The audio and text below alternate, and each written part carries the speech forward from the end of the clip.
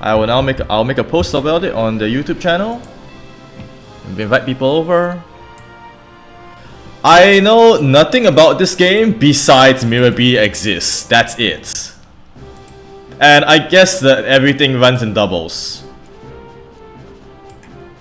Like, that's all I know. The game is doubles format, and Mirror B is a character that exists, and it's an amazing character. Yeah. Let's get this started. So that image from YouTube post.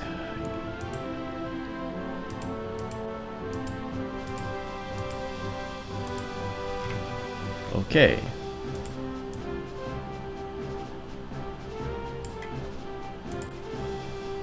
And link to Twitch account. Twitch.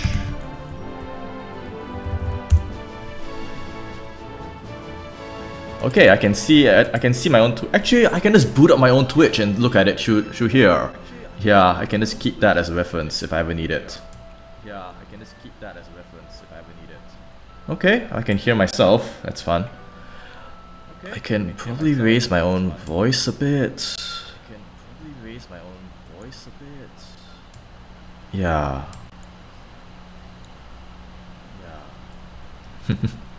Okay, there we go.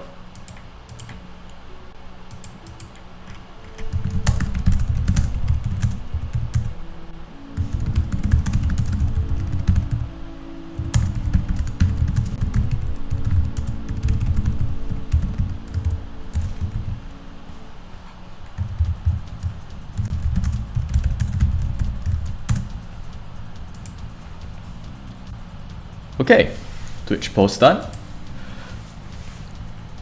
Let's close all this and let's get to playing the game. The game is a spiritual successor to the Stadium game, so please bear in mind that it's an arcade game first and a proper game second. Yeah, I'm not sure what to expect from this, because I do know that the Stadium games were basically glorified battle simulators. This is their first time they made it into a proper RPG game, so really anything goes here. Yeah, so for context, this is the first time I've ever played this game. I know nothing about Colosseum, and this is my first time doing any streaming for anything ever, so it'll be interesting for sure. That's all I can say. I'm glad you all. I'm glad people are here to join along. It'll be quite interesting to go along with this. I've never played these games, so okay, lower the voice. I've never played these games, so I'm wicked excited to watch this. Yeah, I'm excited to play this too. I've heard a lot of good things about this from a lot of people, because people always hype it up as being a very edgy game. I'm trying to shiny hunt in this game. Is it possible to get shinies in this? Oh. But yeah, I'm entering this game completely blind. I know nothing about, I have no idea what to expect. I know nothing about anything except that Mirror B exists. Shinies are a different beast. Yes, I don't expect anything out of shinies. Shinies are a very interesting aspect of game design. They've gotten out of control in the modern times, but yeah. There's an infinite item glitch, of course. I'm not surprised.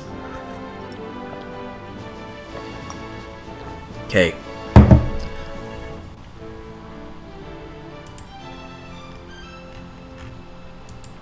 I believe shinies are catchable. Okay, that makes some sense. Well, I think we'll give it about another 1 or 2 minutes to see if anybody else shows up. I'll quickly go and get some water, and then afterwards we'll get started in about 1-2 minutes. Can anybody hear anything else though? Like there's no static from the room or anything? No? Okay.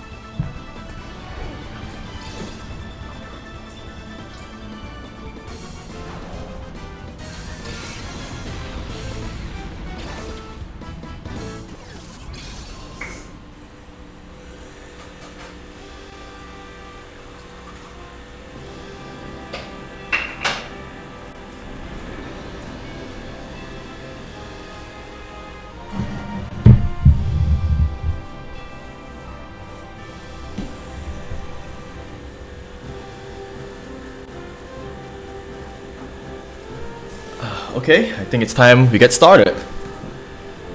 Is everybody here ready? Is the audio okay? Is it still okay? I don't know.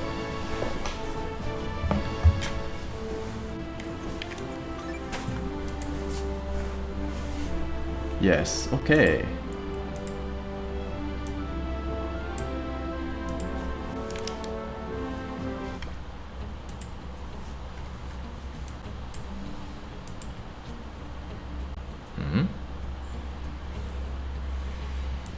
But where is my own audio? Fantastic, I can't hear anything.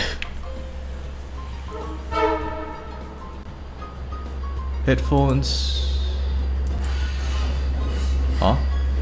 This device is already selected. Do you want to remove this selection? Okay, there we go, it's fine. There we go, it's back. Not sure what happened there, but it seems to be fine now. Yes, well, minor bugs happen.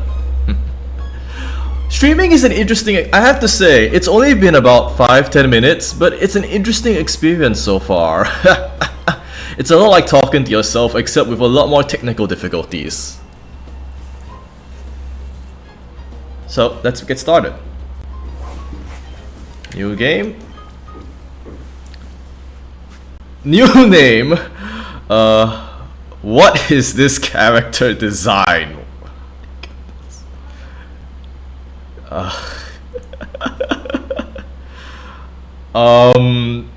This is...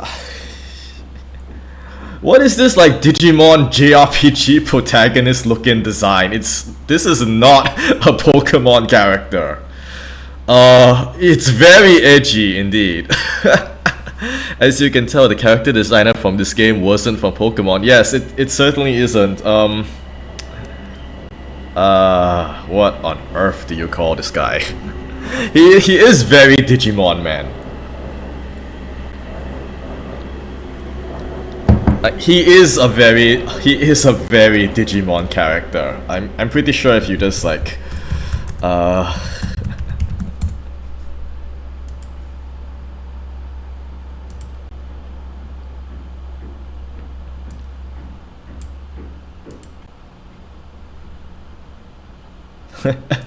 like, give me a second.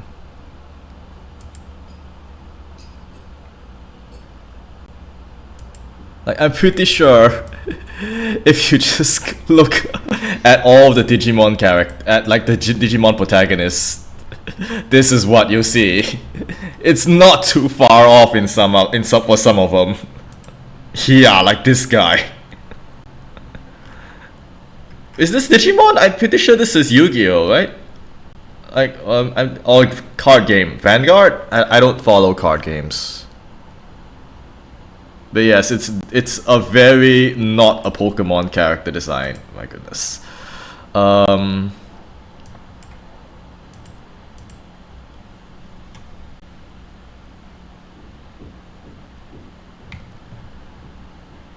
Call him Mike. Wes. His name is Wes, as in Western, since this game region is based off Arizona.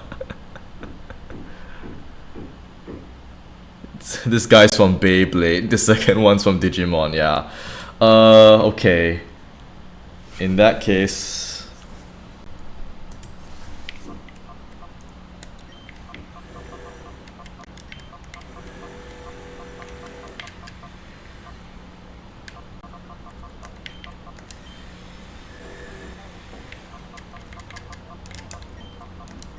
In that case, there's only one thing to call him. No, it's just... It's lowercase.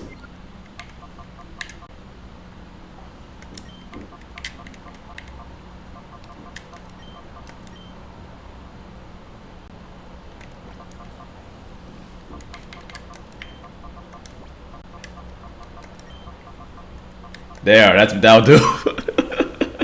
Digiman, okay. You know what? That's better. You know what? That's better. Right. Digiman it is, I guess. Emphasis on them. No, it has to be.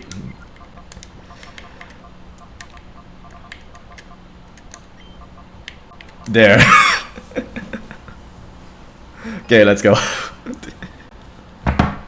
Why not Taichi? Because I don't know enough about Digimon to actually make a name, so I'm going to go with this.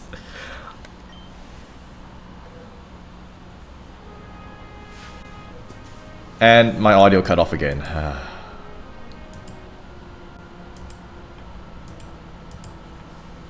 Let's see. Okay.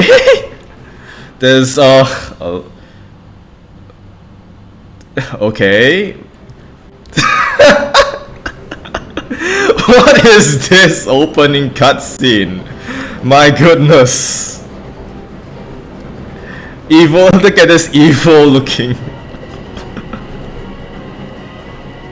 And then there's a bike with an Espeon in it, sure.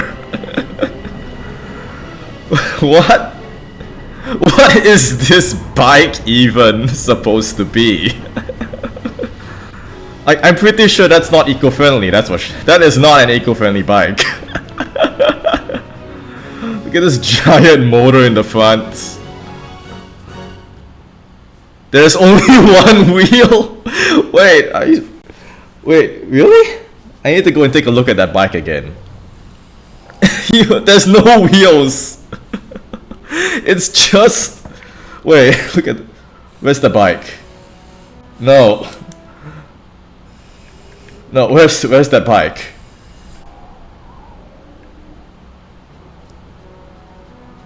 God damn it, never mind. It has one wheel in the back and a jet in the front. Yes, it's certainly a bike. This thing has no wheels either. What is this? It's a glorified unicycle.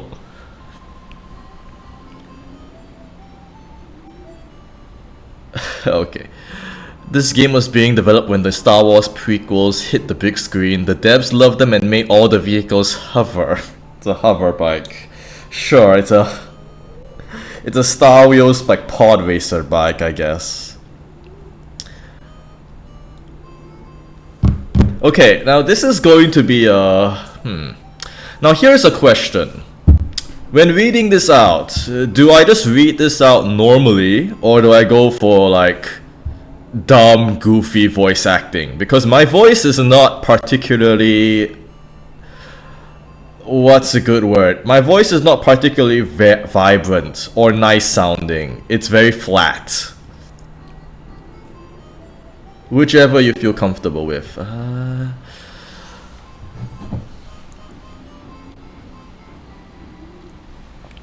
Do as you please. I guess I'll just give it a shot. I mean, maybe.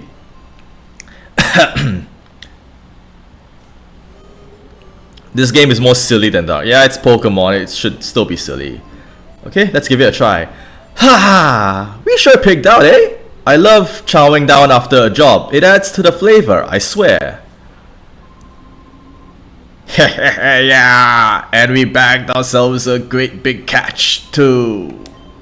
Boss'll be sure to fix us up good with big rewards too. It doesn't get any better than this. I am not a voice actor, as you can see. Yeah, look at this thing. It just floats. What is this? Like, are there any other bikes in this game? Does everything just float down here? Yeah, I guess just forget it. I'm not a voice actor, it really tell, and it really shows. I'll just be normal about this. Okay.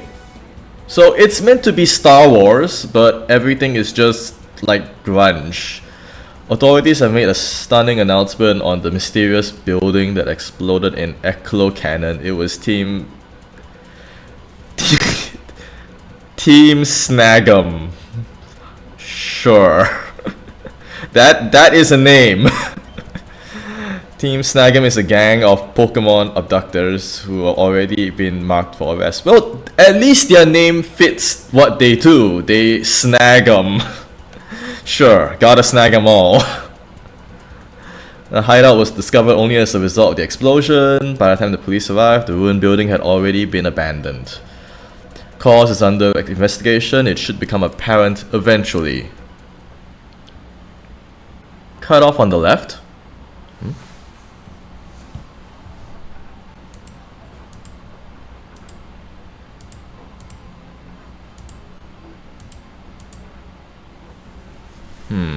Okay.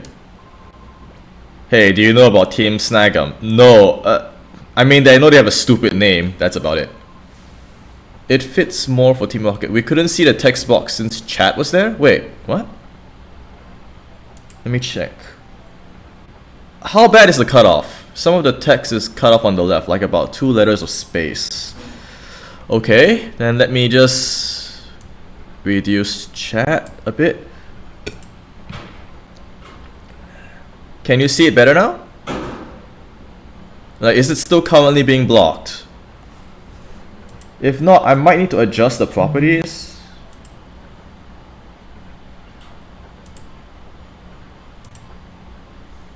You're not filling up the space, okay. Oh.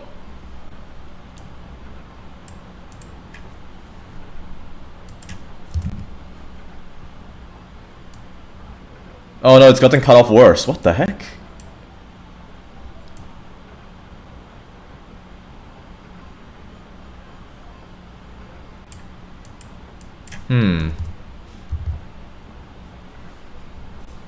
No, I may change it to 185 and 185 in the crop. You're close. Strange. I was fairly sure I tested it at some point before.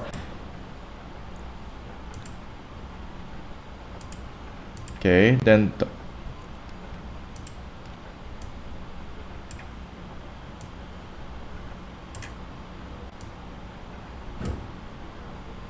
it's good on the left now. Well, now there is this big open space in the center. I guess it's not too important.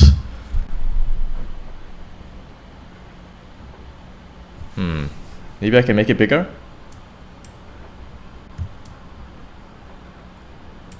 Like, this just covers the whole screen though. I mean, I could do this. This gives me the maximum amount of screen space.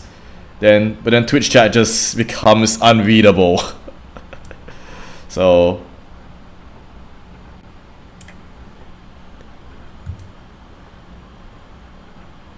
I guess we can just do with a little bit of like the background. You can see the back of the room a bit. It's the back of the digital room. It's fine.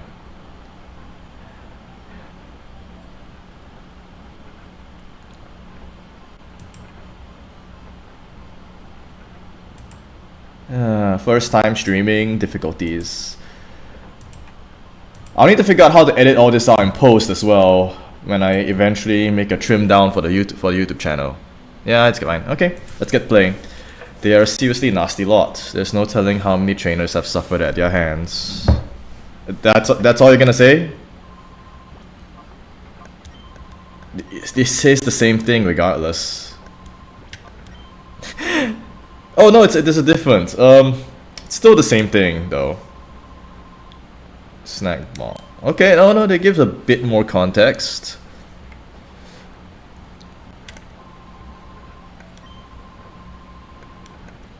So typically games normally give yes or no dialogue, mostly for the sake of giving variety in dialogue options. Sometimes it gives you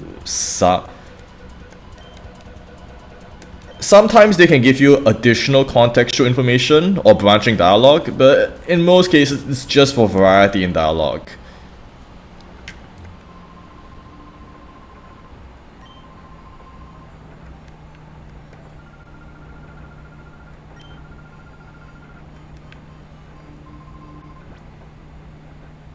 I guess so.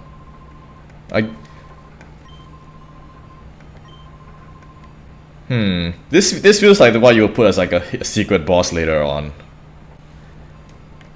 There's nothing in here. Okay. I guess we exit back out and go somewhere? Oh no, I see, so... Name's Willy, okay. Sure. I'm guessing this is going to be the tutorial boss.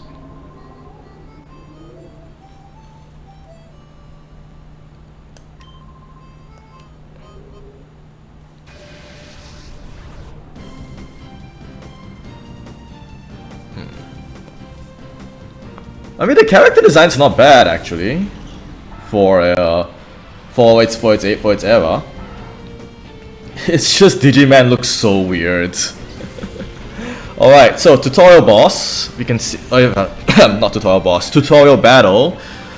They just throw you straight in, huh? There's no. So the game just throws you in under the assumption that you already know how to play Pokemon. That's certainly not common. You just get thrown. You just here's a battle. Okay. Okay. There's not much we can do right now. Sure.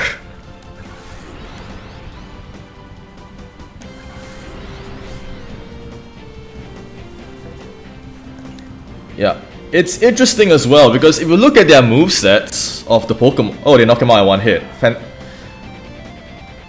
Actually, that's pretty good for a tutorial battle, honestly, because it's the enemies here can't really hurt you or do anything. So this is a good way to teach you basic mechanics in a battle context without having to like give you instructions.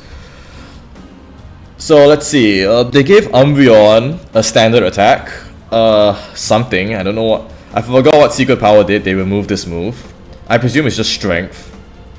So they gave him 2 attacks, a support debuffing move, and another support like buff stealing move.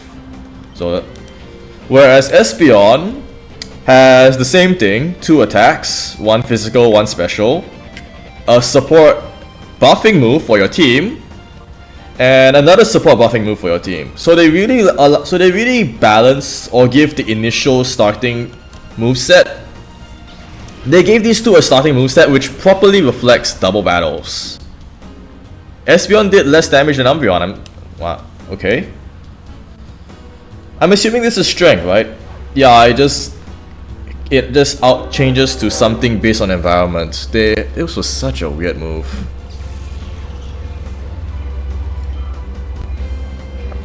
Oh, Umbreon had a crit? Okay. That makes sense. Rider Willy. Wiped out, I still need seasoning. Yeah, you need to cook more. On your server in stream chat, I posted a thing about fixing the aspect ratio to force 4:3. For future streams, I recommend changing Dolphin's aspect ratio to force 4:3 as shown here. I mean, I guess I could just adjust it right now.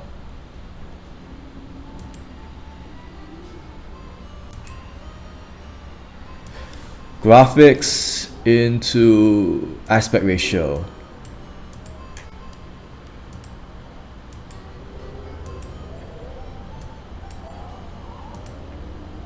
Okay. I don't know if it changes anything on the stream right now though. Probably doesn't. Yeah.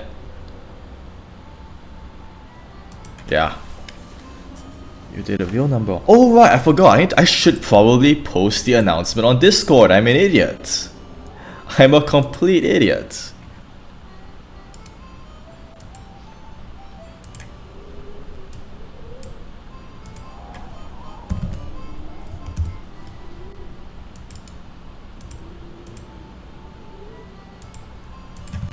We are now live with Colosseum on Twitch.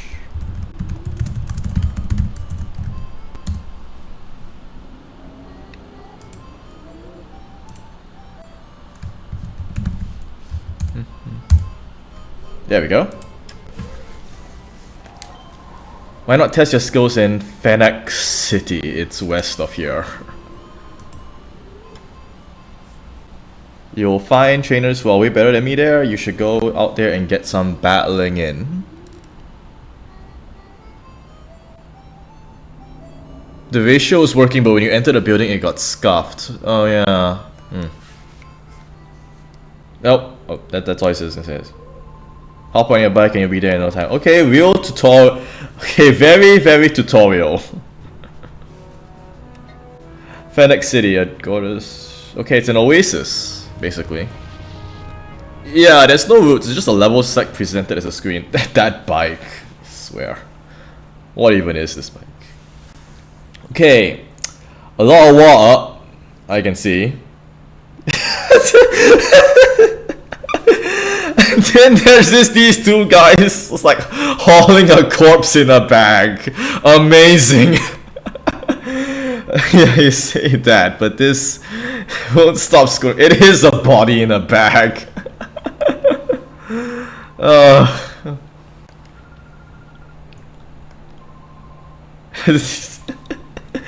are they just like about to... Are they about to like pull a Yakuza style execution? Just drown this person in the water? Oh, dragged it the punk. Here, all that. They're right at the entrance too. Since you overheard us, we don't have any choice. Blame it on your own bad luck. What are these like Yakuza henchmen? Shady Guy Folly. Well, great name as well. It's just Whismers.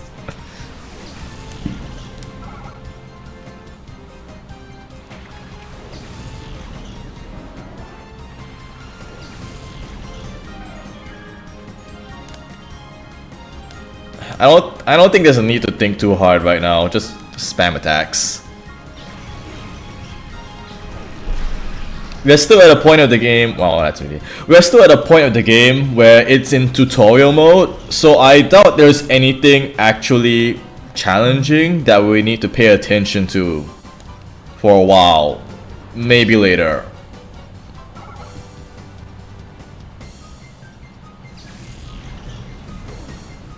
They just dropped the corpse, yeah. Sure.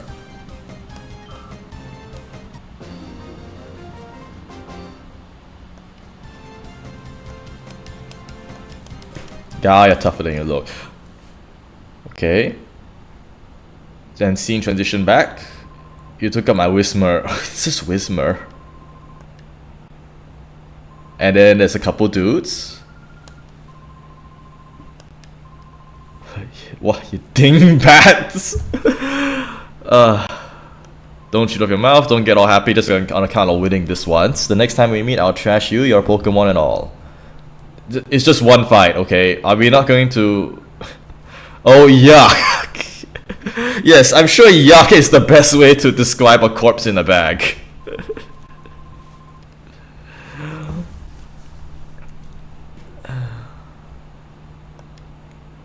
Okay. It's the cutscene ended. Huh. There is no indication the cutscene ended, huh? Can I just like ignore him? No. Can I just... Nope. Okay. Okay, I guess we need to like pull out both of the ropes. Okay. Oh, that does not look good. Where is this? Where did those two bring me? This is Fennec City, the opulent city of water. This person saved you from those thugs. The way he battled those goons, it was truly superb. I wish you could have seen it. Oh, is that so? Thank you. And you are... I see you on Digiman. Right. I am... it's the second character. So... Uri, Anka, Yuki. Come.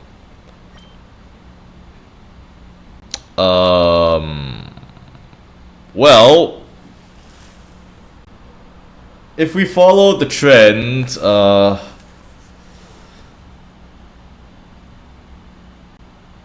okay, what does she look like? Honestly, I have no idea what to make of this character design. It's so, I mean, yuck is the best way. Yuck is an accurate description to it. Oh, yuck, indeed. I don't know about what this is. I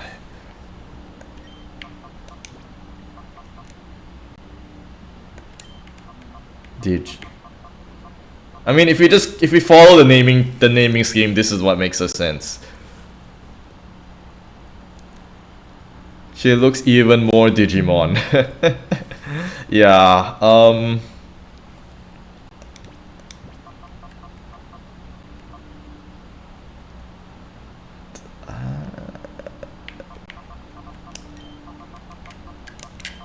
Sure.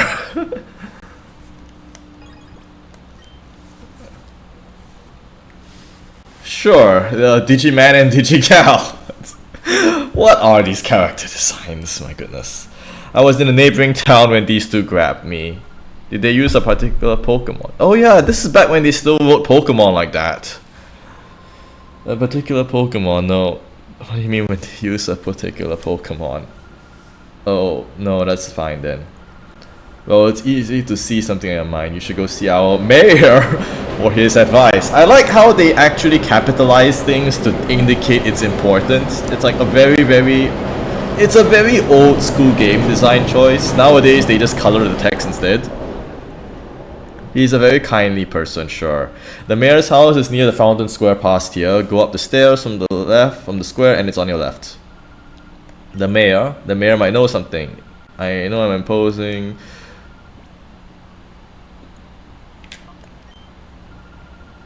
Oh, but those men might come back. No, I don't want you. Can you not? Yeah, you see this every once in a while in games. You have to pick this option. It's the illusion of choice. It gives you the impression that there's an option, but it's mostly just to give you like funny dialogue options. That's it. Sometimes you get like comedic dialogue for this. Oh, she follows.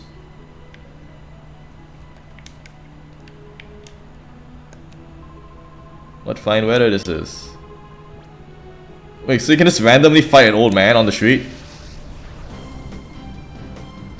Fun old man drink. Ah, that's great. No, I've never played this game before. This is my first time experiencing it. She can also get in the way sometimes. Hoot Hoot and Centra. Oh. Okay. Still very tutorial with the Gen 2 Pokemon. I like. Gen 2 has a lot of really... You may notice this game uses a lot of Gen 2 Pokemon as they were not available in the Hoenn games. Yeah, that's cool. I think it's great. Gen 2 has a lot of really cool designs. Hoot Hoot used Hypnosis. Really? Oh, for real?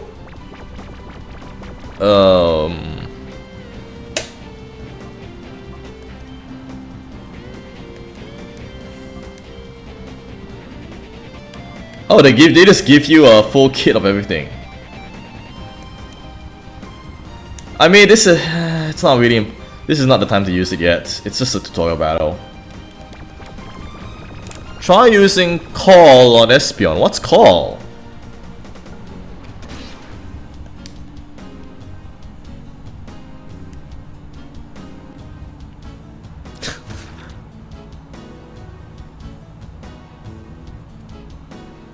Call. What is call? Actually, you're right. I did not see that earlier. Okay. You. Oh, wait. What? It's just a universal wake up. That's weird. That's weird. Call is a command that usually does nothing on regular Pokemon, but it serves as a free awakening. So why does the awakening exist then?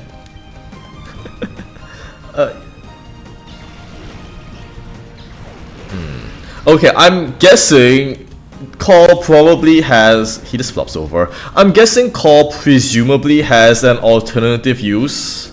Because there's no way because there's no way they'll put 1/4 of your options just to have a glorified awakening. It's for the Shadowmons. Yeah, it seems... I wouldn't be surprised. The Shadow Pokemon are meant to be like a big mechanic of the game. So it would make sense that they are the ones which require this this. Okay, that's the Poké Center. Again, I don't need to go there yet. Shop in big letters, sure. I mean, it's a good way to... Oh, you don't even walk in. You have to manually walk in. Actually, that's...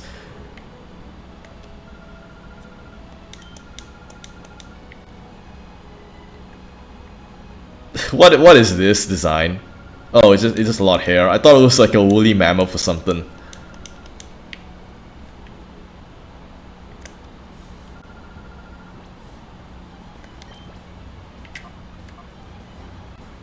It's just items, sure.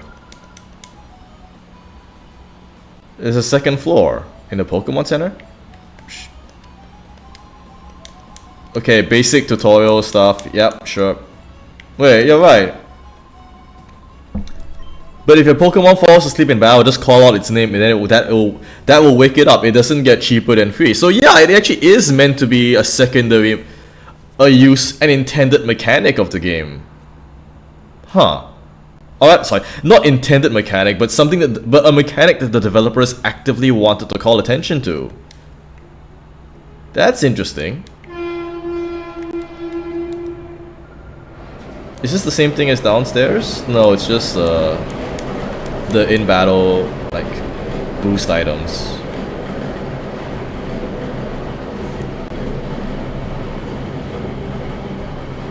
You do have to talk. Yeah, I kind of like how games and RPGs kind of hide their mechanics behind a bit of their mechanical detail behind NPCs.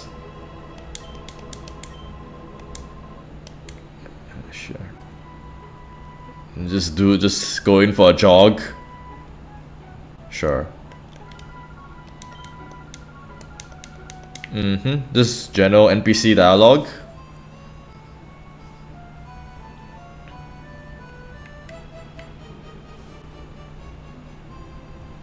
I think you can use items with one Pokemon on the other. Oh yeah, right. This is Generation 3 mechanics. Before, when items and turns were a bit operated differently. Okay. Sure.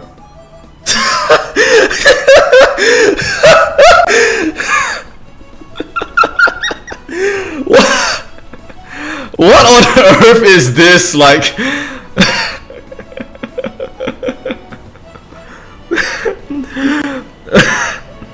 What is this Kingdom Hearts like Riku ass design?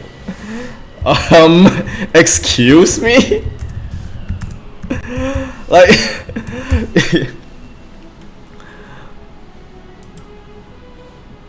nah, it's Sephiroth. Nah, man.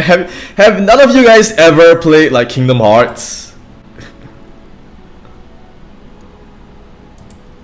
Like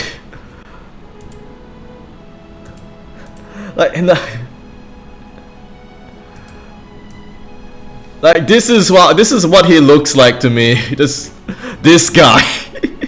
It's just Kingdom Hearts Riku. But just like way taller and fused with Sephiroth's hair. Like, this is not a Pokemon design. What is this? Like, no, it ain't Sephiroth. Sephiroth's got like way more drip than this. Like, Sephiroth actually looks good in an ostentatious kind of way. This is just... what on earth?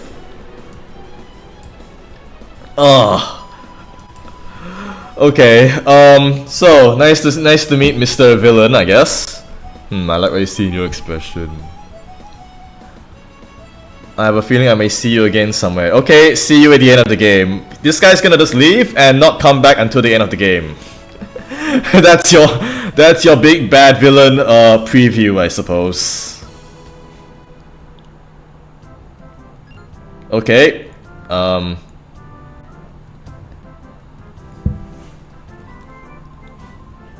am Escade the mayor.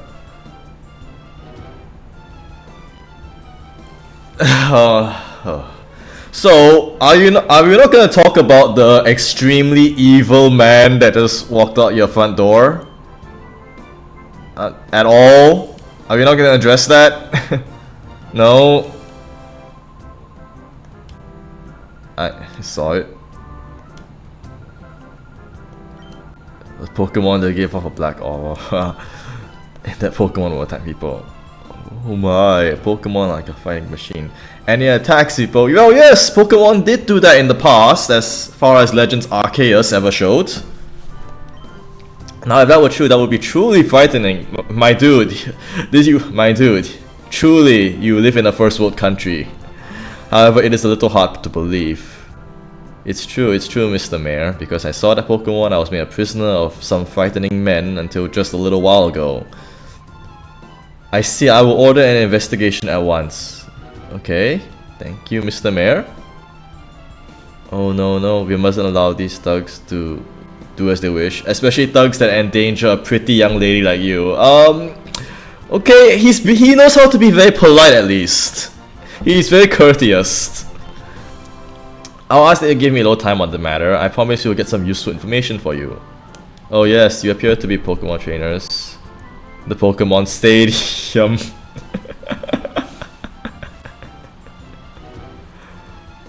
Are we not, you could have just like called it the Pokemon Colosseum. That would be like, okay, that would be a roll credits moment right there. It's a breathtakingly beautiful stadium befitting our Oasis City. Okay, sure. I promise you we will obtain useful information about those sinister Pokemon. The game's off to a very odd start as far as stories go, I suppose.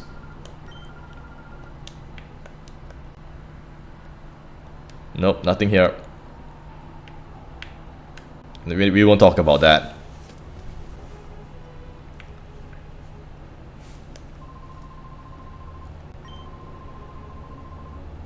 Sure, but are we not going to address Mr. Evil that just walked out at all? Excuse me? No?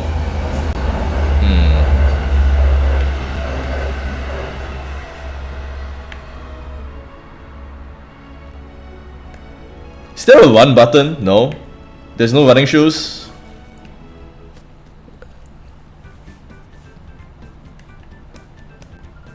Hi, welcome to Pre-Gym. This is a place for trainers and Pokemon to not only sharpen their strength and skills, but also their body and spirit. Okay, you look important, I guess, since you're sitting here. Hello, I'm Justy. I'm in charge of running the Pre-Gym. Judging your appearance, and I'd say you're traveling. Well, what do you think? Since you're already here, do you feel like having a battle? No. There's no need to be shy, you're not imposing. Okay, it's gonna be but thou must moment. When you're ready to go to the battle area in the center and stand at the left hand side.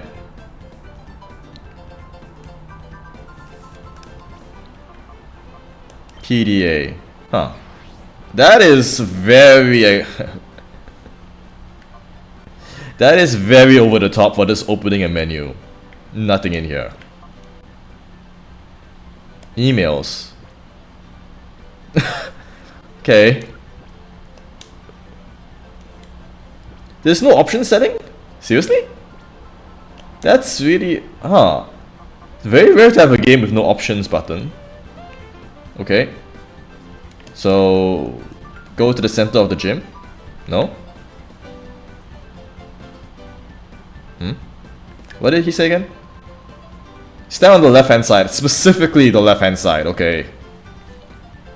So that means the trigger point is right here. Okay. I'll be right here cheering. 4 trainers. Is this still... Are we still in the tutorial?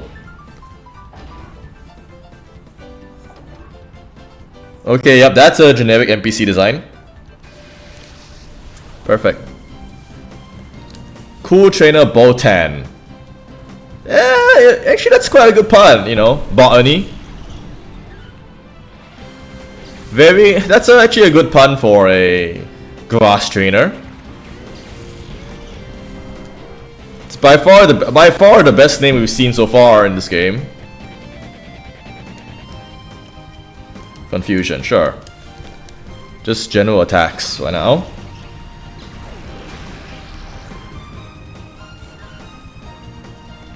I've definitely heard some complaints that the battling in this game can become a bit monotonous. Yeah, it tends to be a trend for JRPGs in general to have battling be their most lackluster aspect of them, because you do a lot of battling in any JRPG games, especially in the older ones.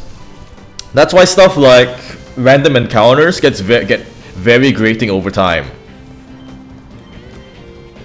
because you're just fighting non-stop. Nowadays, modern JRPGs tend to have ways to optimize and speed it up. For example, they have things like battle skip functions, or fast battle, or you know, other conveniences to help offset this. But this is very old. This is quite old school, like Generation 3. Cool trainer Bond. How do you like that? You're more than strong enough. Mine too. You threw out 2 Hoppips. A Hoppip and a Sunkern. Yeah, 2 times speed. I'm going to toughen up some more. I'll help you keep working too. Yeah, like 2 times speed. All these things you expect to see in modern games. You even see that especially in mobile games. Mobile games love their extra speed. Yeah, I'll keep going.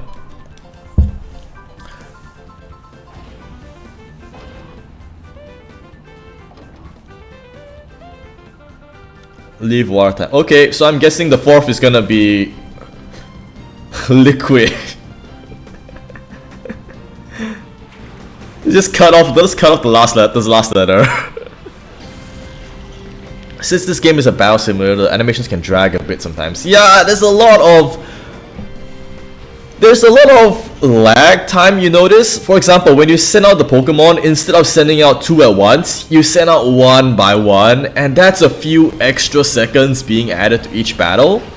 And over the course of a whole game, that really adds up. Bite. Yeah, sure. I think as the game goes on, to offset this, I will most likely when we get further into the game, I'll most likely start double speeding and fast forwarding through it myself using Dolphin. Because Dolphin Emulator does have a fast forward button somewhere. I'll have to figure out how to do it. Right now it's still okay because it's early in the tutorial. But I did hear that there are a lot of trainers in this game. So for some of the unimportant trainers, I'll probably just fast forward it. You can set it to a hotkey. Yeah, there's a lot of unused buttons on this controller I could use.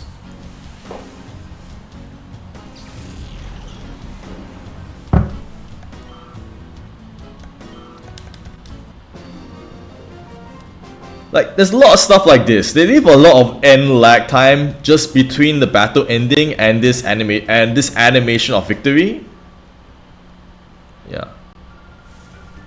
My goal is to become the ultimate water type battler. Back to more training for me.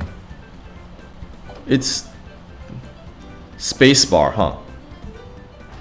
Nope, doesn't do it. No, I have to go and like set it on later. So is this next guy just gonna be called Fur? Like, hello Fur. Is that your name?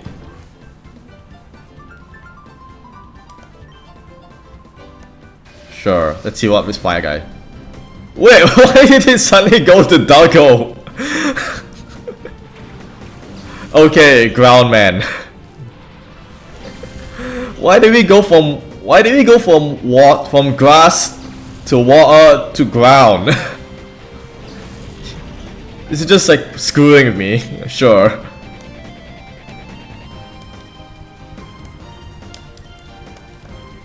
Just messing, just subverting expectations. Breaking the rule of three.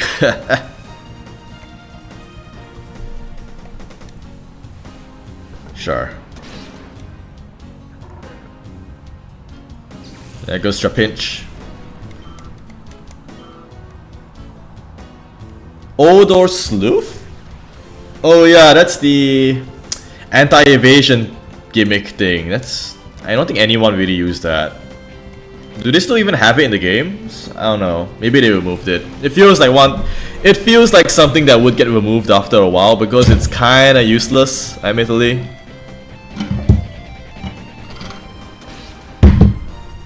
Yep, just go fast forward through this.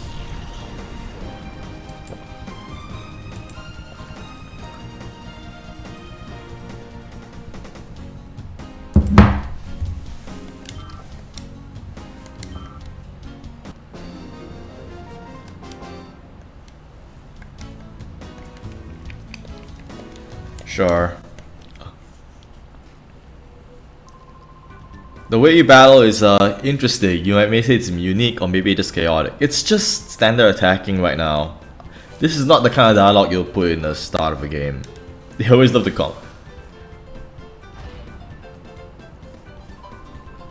So what's your plan? Yeah, keep going. Okay, after... Is this gonna be fire then? Straight into the point. Gwyn. Oh, this is a flying trainer. No, it's rock. Why? Why? What? I thought this was like a pun on wind. Why is it suddenly rocks? Is this just like developer trolling? It feels like it. Let's reflect.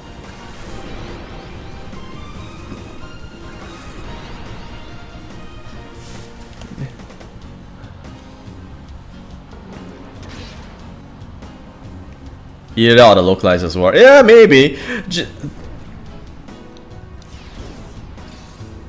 Ooh, that's quite a fair bit of damage actually. I mentioned in the past, in the previous video, that game developers typically do not design things around the lore, which is true. But at the same time, a game developer will 100% go out of their way to design stuff just to be funny. And I wouldn't be surprised if this was one of the possibilities. Oh, that's a... Yeah, Geodude does have low special defense.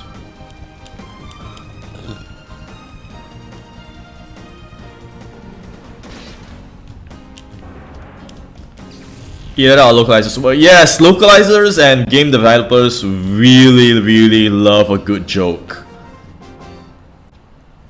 Player defeated Lady Gwyn. I must commend you for a battle well played. Yeah. Very formal Elder Souls kind of dialogue. My battling style must have been too sophisticated for you, sure.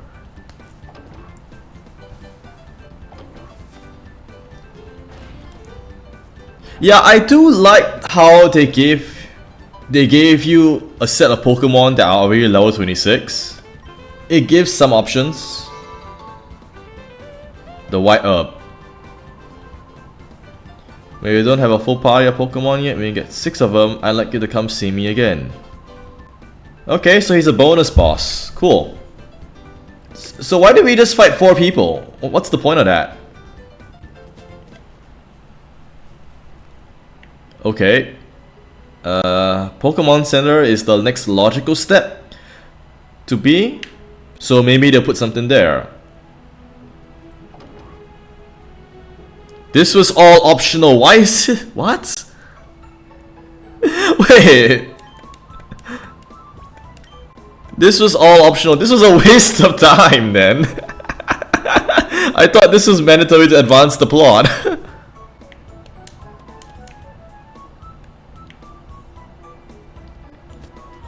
Okay, so the story flow. Okay, if that was optional, right? By the way, save the good points. No,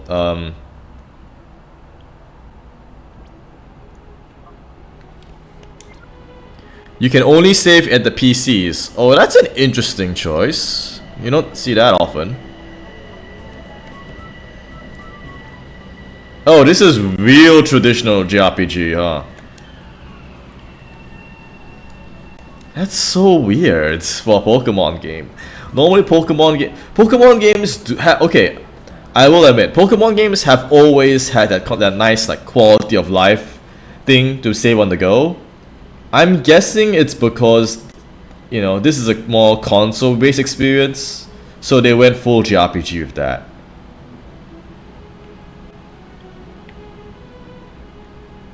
Oh wait, that's not the stadium. This is that's the pre-gym, right? This is the stadium. I'm an idiot. I did not notice the giant AF building right at the center.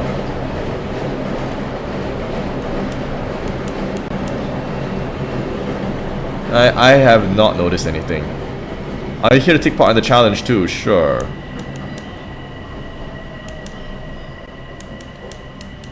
Okay, they give TMs here. Nice. However, the current challenge is now started, so you're no longer accepting. Please come back. Okay. Okay, that's... Can't go in here. Look at all this water everywhere. It's like Las Vegas.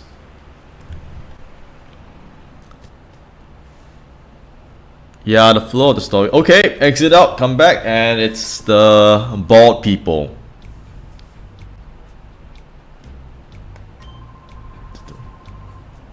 So you rip off the snack machine, you got some nerve.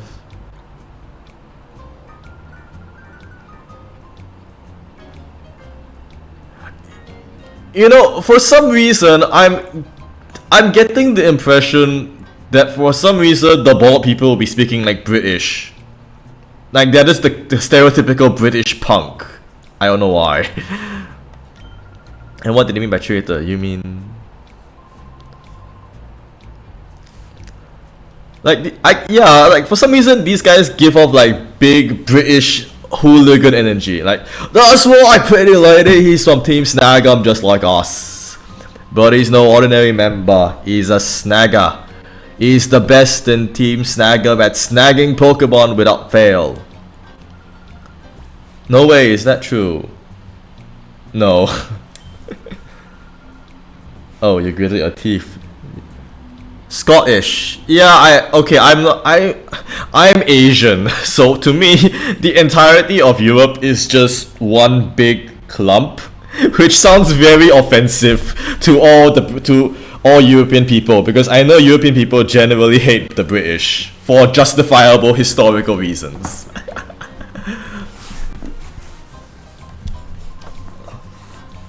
Like, goodness, the British were pretty much assholes to...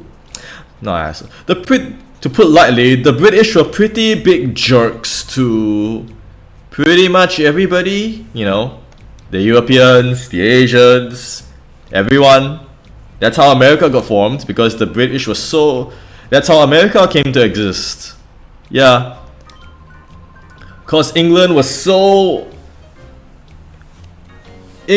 such an ass that people left and went off to Wakin. That people went off to sail to a whole new country, whole new land, just to open up shop.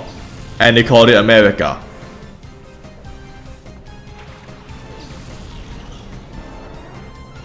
By the way, how do you feel like having an ex-criminal as a Pokemon protagonist? It's an interesting concept, and I would likely care a lot more if our protagonist actually has a voice. You know, I understand that silent protagonist is a common trend for a reason, because it allows people to emphasize, to put themselves in the place of the character better. But when your character can't talk or say anything besides yes or no, it makes it very difficult to get a sense of what their personality is. And it doesn't necessarily need to be that way either, because there are games out there where they can run a silent protagonist very well, but the protagonist would still convey a lot of personality because they through dialogue options. And earlier on I mentioned how dialogue options are used for funny responses, and that's true. No, am I not good enough? No, you're not walking. And that's true. Dialogue options do allow for funny responses, but it also allows for some amount of self-expression. You know, because you can have your protagonist say the weirdest things through dialogue options. Yeah, Persona 4 is one of the best examples of that. Yu Naokami is a character that exists on his own terms. It's okay, Digiman, it doesn't matter. These are great names. After all, you're my gallant prince who rescued me while I was in trouble. No, I'm not. I just untied a sack. So it doesn't matter. Besides, I thought of something. I like how Digiman is just staring straight forward. Like, just look at where he's looking at. He's just completely ignoring her. It's like, not even paying attention to her in the slightest. You should go shopping for some Pokeballs, sure.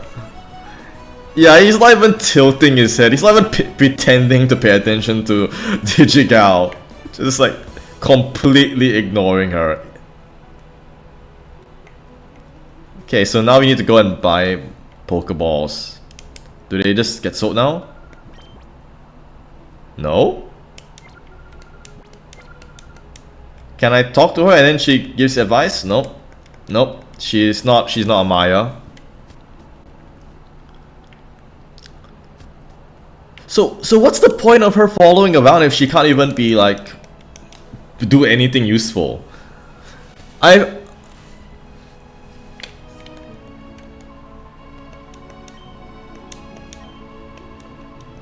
Okay.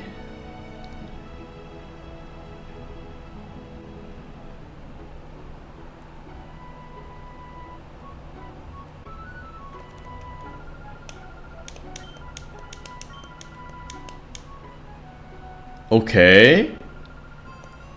At the Pokémon. It's so weird to see a companion following character in a Pokemon game because you're usually by yourself. Ordinarily RPG characters would follow around, but they would still, you know, actively fight. Outskirt stand, okay.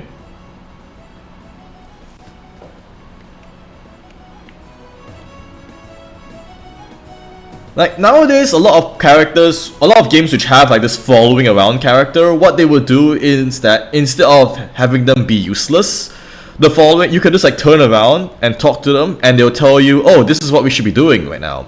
It's a very useful and natural way to ensure that players will never... Oh, she sits in the car. Well, so what? Do Espeon and Umbreon just... Okay.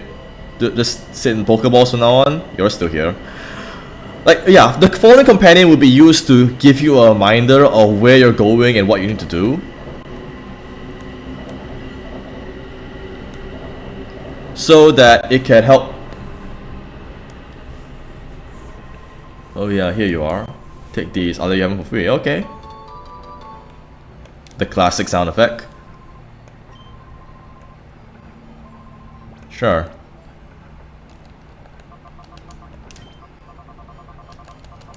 One premium ball, please. Thank you. Yep, there it is. Even when there's no cost for Pokeballs in this universe, they still give you the premium ball. Buy grades, sure.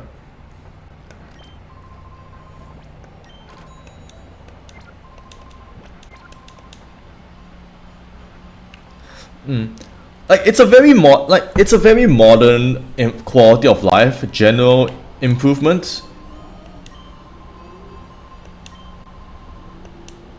Because most Pokemon tend to, most JRPGs tend to be long, very drawn out, and over the course of many, look at this bike, and over the course of many games, you'll tend to players will get lost. They'll forget what to do. You know, I think I saw those two creeps took off in a truck earlier. Okay.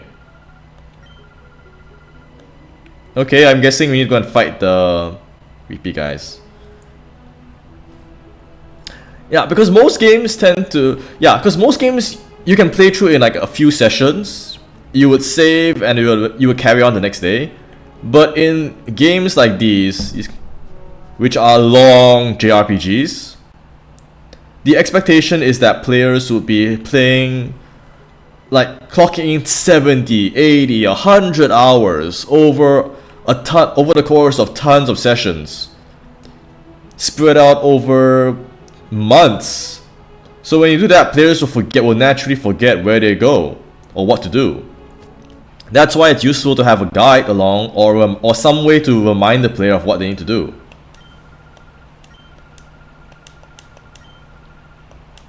Nowadays, a lot of games tend to, put like little quest markers. You would be able to like press start, open up a side screen, and then display like some kind of quest list that would remind you of where to go. But back then they didn't have that, and I think there was a period of time in the middle before the modern quest list, and now oh yes, it's the best character. It's the one character I know from this game's existence, and it's him. He's here. Master Mirror B. He's the one that took the girl from us. Oh my god. Oh, that looks so awkward in this art style. The models and everything. Like, you can tell what he looks like, and he's amazing. But look at that winning smile. Oh no, aren't you boys frightfully pathetic? You mean to tell me you were bested by these darling infants? Darling, did you say your name was Digiman or something? We don't approve of these sort of names around here. I so don't like saying this, but we are not at liberty to keep your lady friend at liberty. That sweet young thing, she can see things that ordinary people aren't supposed to see. That will just not do for what we're planning. So if you don't like pain, boys, oh boys, what are these, like Power Ranger trio? Boys, I shall make my return to Pyrite now.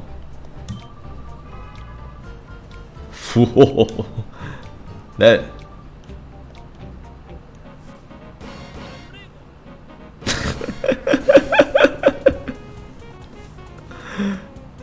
And then the tree guys just walk off, sure. And that's it. Last time. And then we just fight in the house. Mirror BP on Folly. He's been promoted.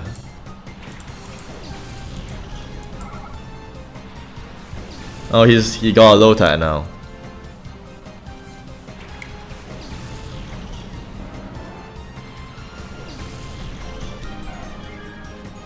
Okay. Same as before, I guess.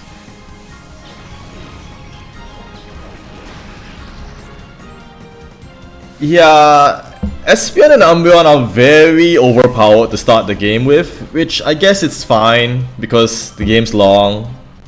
So it's good to give you like, a pair of good starters.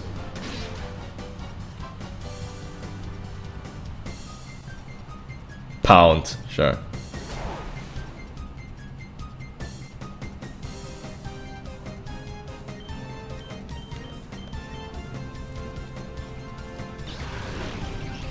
Vaccinating? Nah, it's fine. I glance over at chat once in a while. It's great to see. Sometimes it's good because it's useful to know where things are, and that's fine. Mirror VP on Folly. Oh.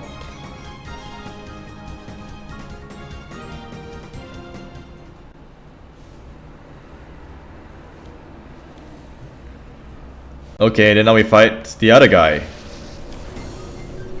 Trudley. What is this outfit as well? Ugh.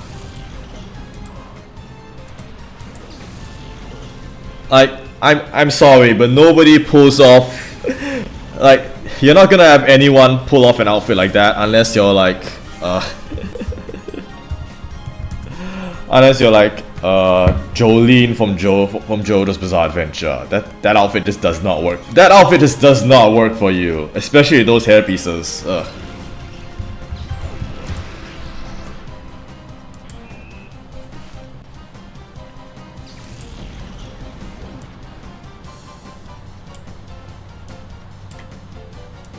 Like, my dude, you are not Jolene Cujo from JoJo's Bizarre Adventure with those like funny hair things on your head.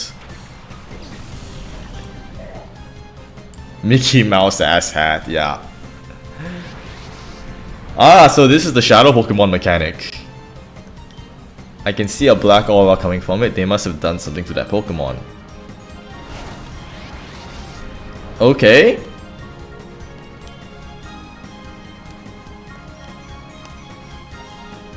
So this is the game's primary gimmick, besides being a doubles battle simulator. This is the other thing I know about the game. You have to capture Pokemon from other trainers. And I assume this is where the game's actual difficulty will lie. It's level 27 as well, huh?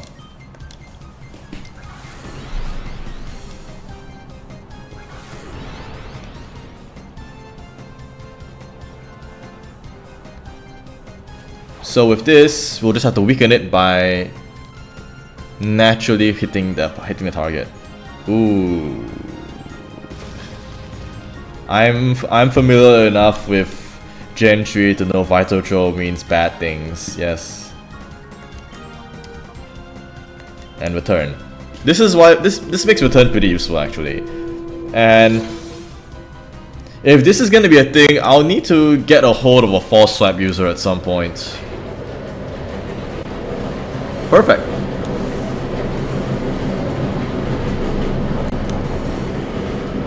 Perfect guesstimation. So I will use. Oh, the UI is so fast compared to the other thing. I can't do anything here. The snack machine is charged after use. It can't be used again right away. Okay, so you can only throw one Pokeball per turn. Got it.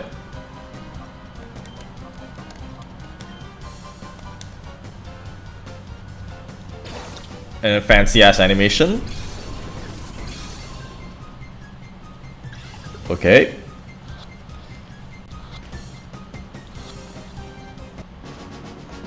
Okay, Makuhita. I'm surprised they gave you Makuhita as the first. They didn't give you something with an easier catch rate. Because that feels like the natural thing to do. You know, teach you into the but it's fine. Makuhita's got pretty alright. I don't think it's got a very high capture. I don't think it's got the highest or the lowest capture rate. It's a fixed 100%. Oh, it's fair enough. Tutorial battle. We got flattened again. Mirabee's gonna chew us out. What do we do? What is there to do? Run away, yes. You're not Jolene, shortly. But he does know the Joestar technique. Let's get all of them back. Okay, so now we have the basic mechanics, and we actually do indeed have a very basic dark psychic fighting trio now. 1 HP.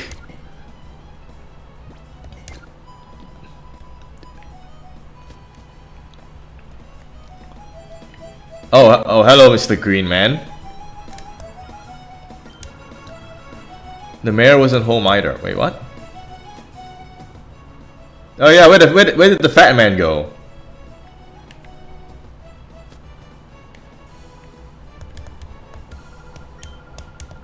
Nope, nothing here.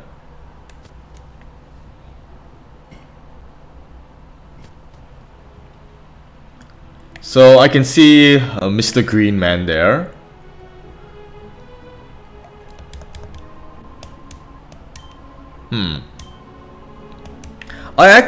Okay, this is actually one thing that's pretty cool that you rarely see in Pokemon games. NPCs just have dialogue that changes based on circumstance. So there's event flags in this game. You don't really see that in, you know, conventional Pokemon games.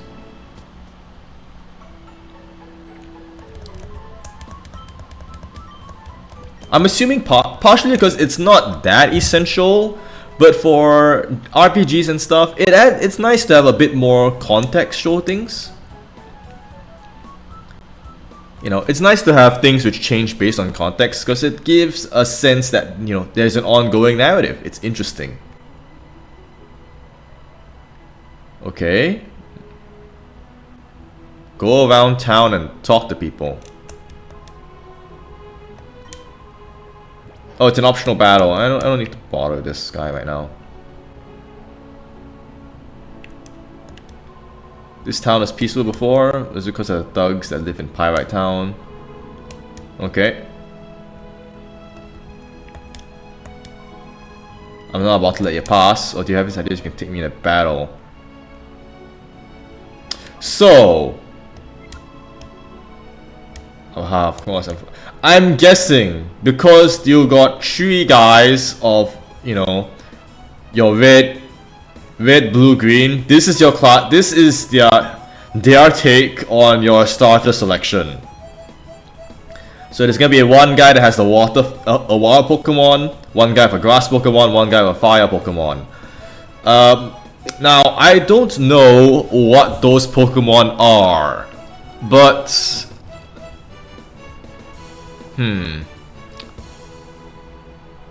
Generally, I would probably go... I don't know, grass is the most grass is an easy one, but it's not also, at the same time, it's not worth thinking too hard. So fire is always a good option. But also I have no idea what these Pokemon are, so it could be anything. Yeah, let's just go. Like this could be anything, honestly. Rosso. Mystery Troop Rosso. Kulava and Grimer. Wait, do they give you a Johto starter? No way, right? That'd be a bit much. Oh, let's see what are the starters they designate for us. Kulava. Ooh. So are all 3 gonna be just the three Johto starters? That'd be pretty cool.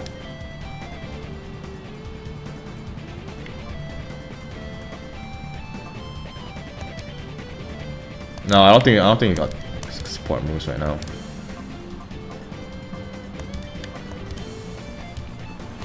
The other 2 are Bayleaf and Croconaut. Yeah, that's pretty good. Let's quickly knock you out. I mean, I don't remember much about what they were like in Gen 2. I'm pretty sure they were alright though. Doggo, oh. Well, color me surprised.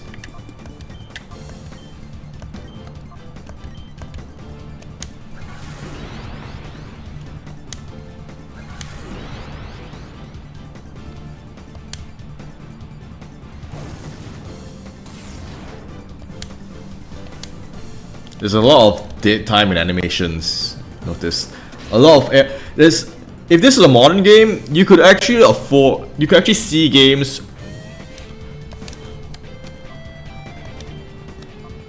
Now let's get you.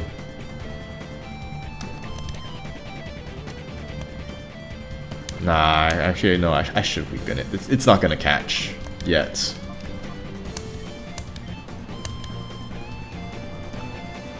Because you couldn't transfer Pokemon from Gen 2 to Gen 3, this game provided a lot of those Gen 2 Pokemon that got left behind.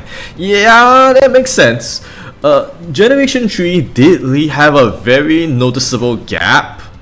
Oh, this thing's got takedown.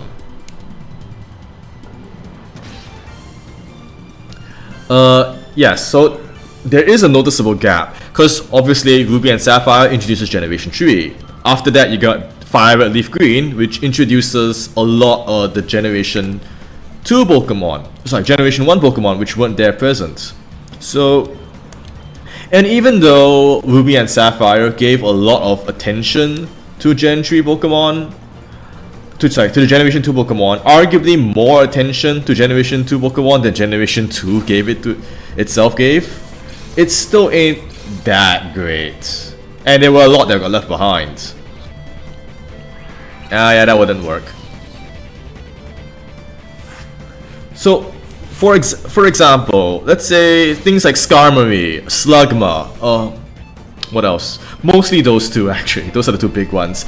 People always tend to think those two Pokemon are Generation 3 Pokemon because you don't see them anywhere else.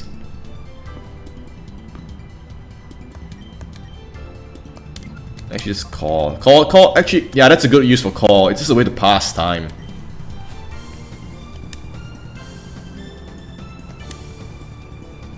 And Fanfy, yeah, Fanfy's still doable. At the very least you can get Fanfy, you know? Ooh, okay, so Shadow Rush is a takedown style move. That's...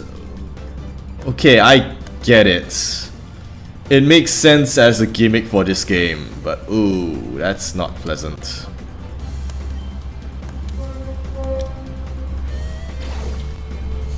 Yeah, when they get to low HP, they start to spam Shadow Rush. That makes sense as a way to artificially make this game a bit tougher, because you can't really get... it makes it difficult to snag things. It's like every Pokemon just becomes a Beldum.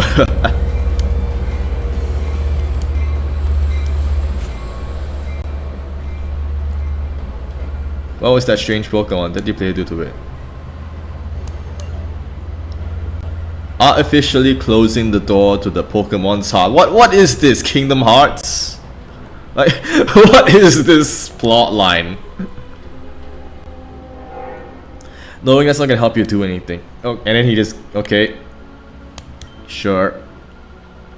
They say if any Pokemon closes the door to its heart, they can be gradually reopened by battling together with it. This is really just Kingdom Hearts, isn't it? Do I live near a train station? Yes, I do. Can you hear the train? Is it particularly problematic? After I was in Pirate Town after they catch me. Yeah, I mean they already got like discount Riku as the game's big villain, so you might as well go full on Kingdom Hearts, I suppose. Yeah, darkness. We just need to have about like 20 more mentions of the word darkness. Oh, so did somebody subscribe? I didn't notice. I should probably open this. I should probably like put this on the side so I can actually see my OBS stream. I did not pay attention to who followed. There's a display somewhere I could use, actually. Ah yeah, Twitch stats. No, this is not it. What I need.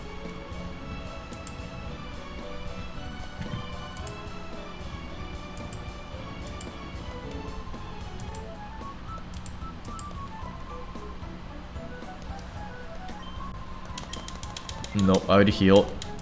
So stats. Nope, this is not it either. Whatever. Yeah, there we go. Xander 7991. Cool. Yeah. Welcome to the stream. I hope you like that funny image I always put up.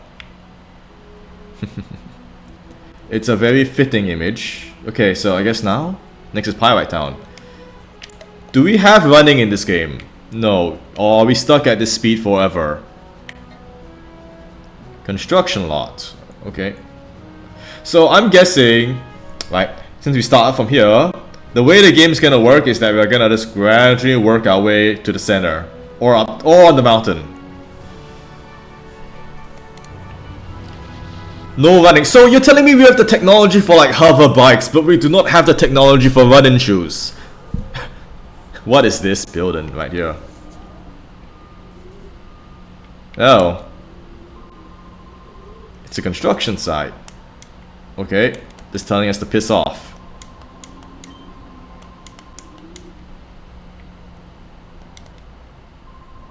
Been working hard, I have.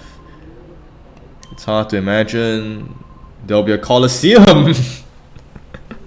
Well, there's the title drop. You can just close the game right now, I guess.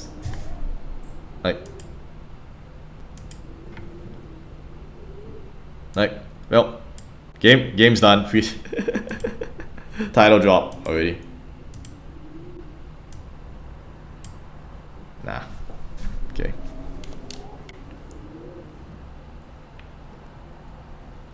Can we go in? No? Okay.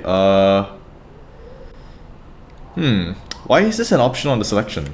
Oh, it's just like a stopover. Oh, it's... Okay. In that case, this is most likely going to be the end of the game. They gave us a little hint about what's to happen, then afterwards we'll come back here later. Pyrite Town. It is said to be home to sinister Pokémon.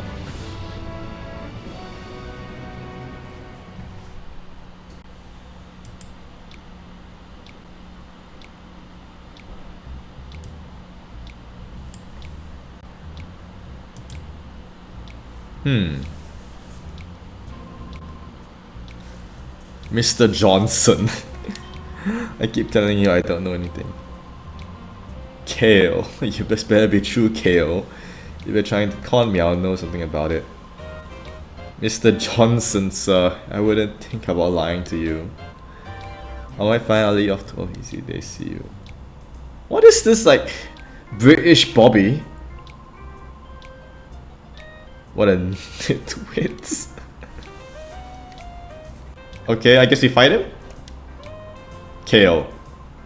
What are you looking at? I haven't seen your faces around these parts. What are you, tourists? If you don't want to get hurt, you should get lost and quick for the good of your health. Okay, I guess we don't fight him. Fortune telling. People call Fatin the mother of Pyrite. Her ability as a fortune teller is highly regarded. Just a little while ago, she even determined where my wife is living since she left me. Ah yes, the divorce arc. This guy is going through his own personal, like, divorce arc right here.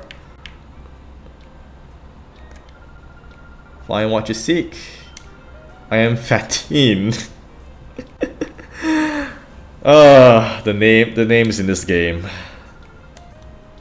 It doesn't help me with anything.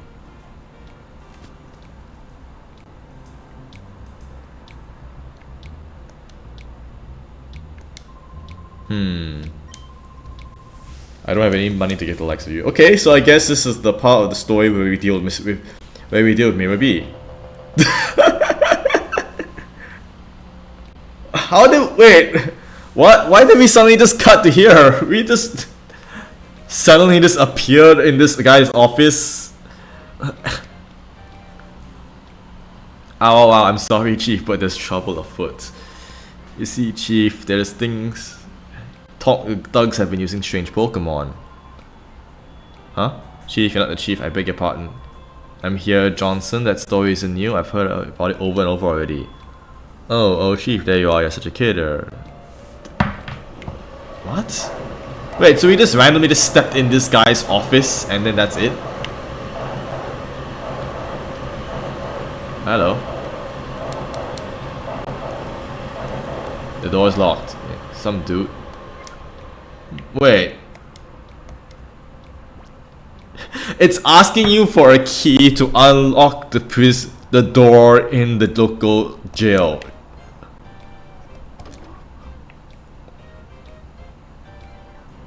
Oh, it's these two. How did these two get caught? Don't tell Mirror B that we are hiding in jail. So we turned ourselves in for stealing that truck, and there we are. I mean, no one's gonna look for you guys here, that's for sure. If we stayed here, we'd be safe from Mirror B.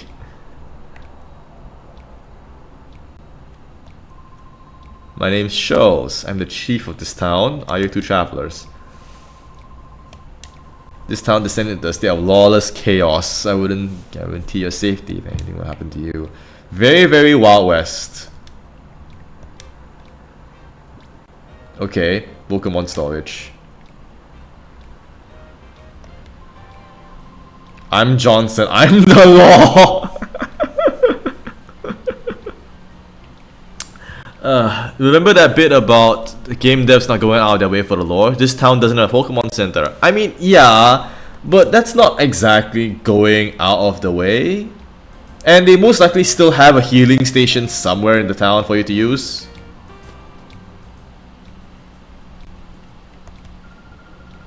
Are you trying to sell me something? Nope. Pyrite towns always had a history as a rough town. But when Duking was in charge, there wasn't any of this lawlessness you'd see today. Let's come up with Duking.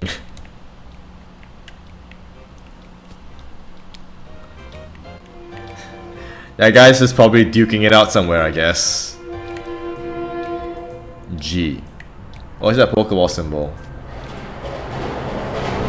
Hello? The name's Duking. Yeah, this guy really does look like as if he would duke it out with somebody. Look at the size of this man. I run the Colosseum here. If you want to enter a Colosseum, go see the Colosseum receptionist. Now if you excuse me, I'm busy. Okay? I'm the lookout.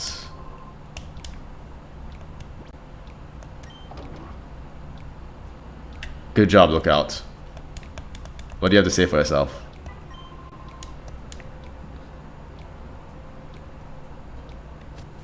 Very stereotypical. Wait, isn't this very stereotypical, like Team Rocket?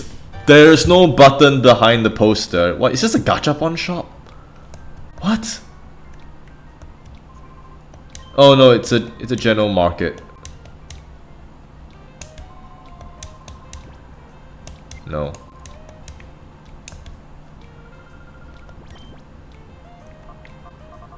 They don't sell. Yep. Okay, so that means if you want balls, you gotta go all the way back to the. Oh, that's interesting.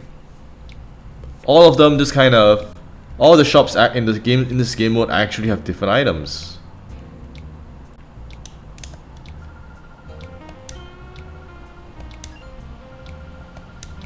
A wallflower. That's an interesting choice of itself. You don't hear that often nowadays.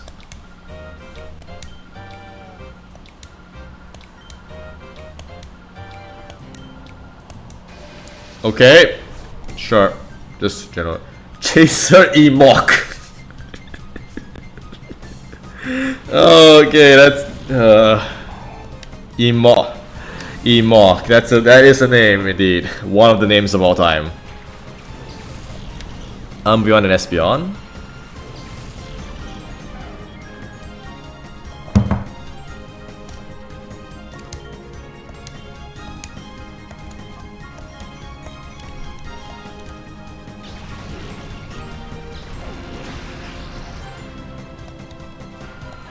Espeon's pretty good for this in general. I don't really see a need to change off him yet. Maybe later.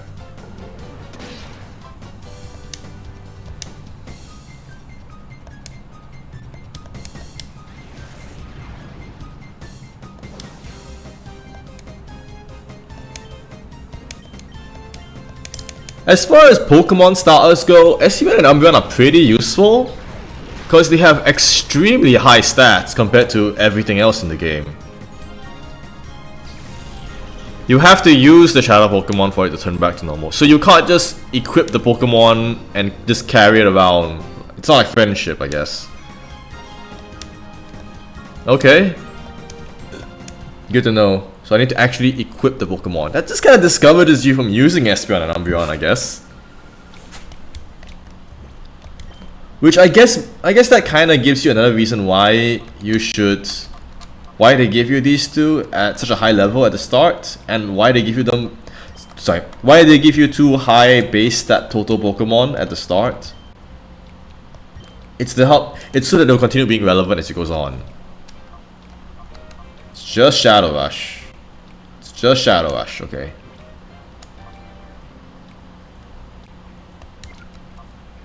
No, they're the same HP or so. Walking helps, but slightly. Oh, I guess it's something.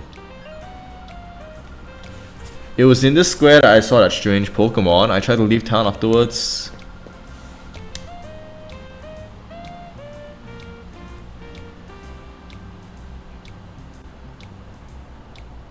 Okay.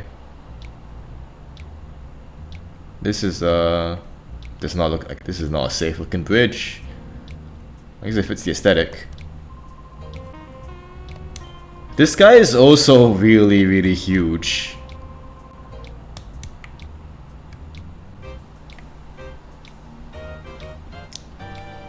Yeah, it really does capture the Wild West look of this whole game. Pirates at Old Mining Town, okay. A bit of background lore. One giant AF chasm. That does not look like a safe bridge at all. The door is locked, can't go in here.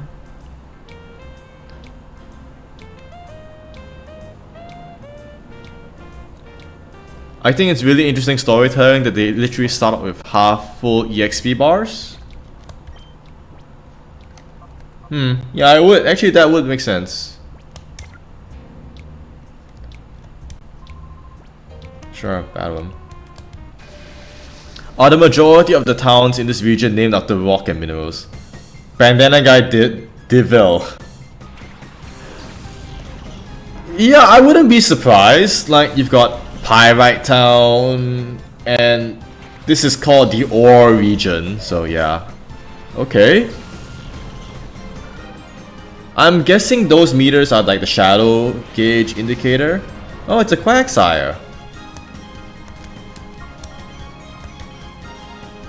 Smoke screen. Let's get the side up first.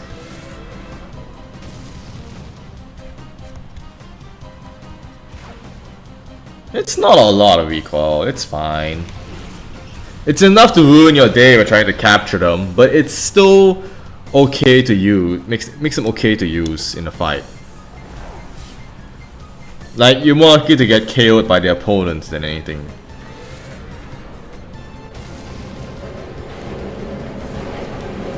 It's like 4 damage.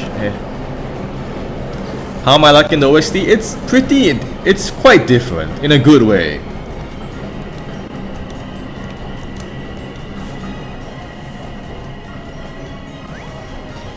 Oh, it's like it's the old Gen 2 animation where they threw a little ball of smoke. That's cute. Amnesia. Okay, he forgot.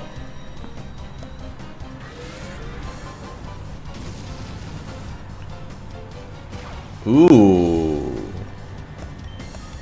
That's tanky actually. Surprisingly tanky, this thing. Feels a lot more JRPG than normal Pokemon. Yes, it does. It's very different. Surf? Excuse me?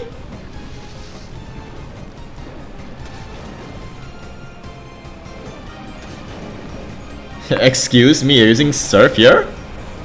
Hyper mode. That's new. Makuhita's in hyper mode. Okay.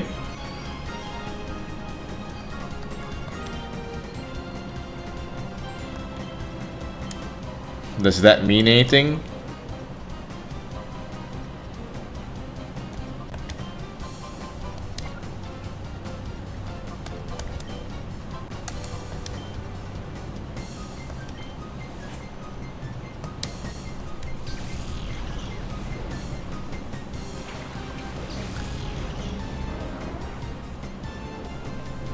Shadow moves at the physical special split. I don't know if the physical. Ooh.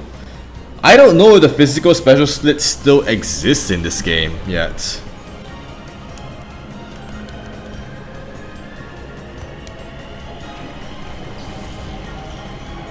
Because it is generation 3 mechanics. You know, physical special split might not exist. Just period.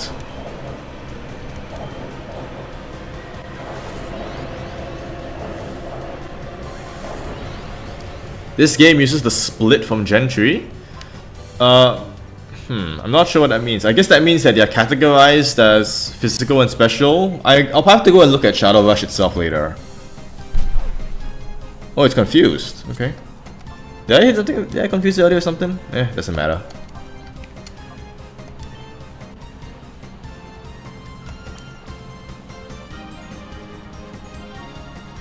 Capture.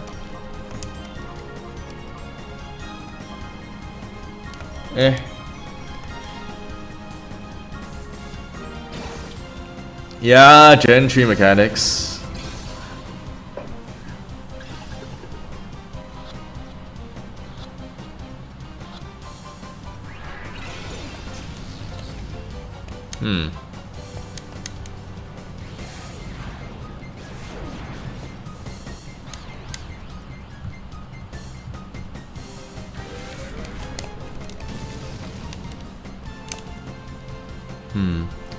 Dark is always special. Yeah, this is Gen 3, so it was back when those mechanics were a thing.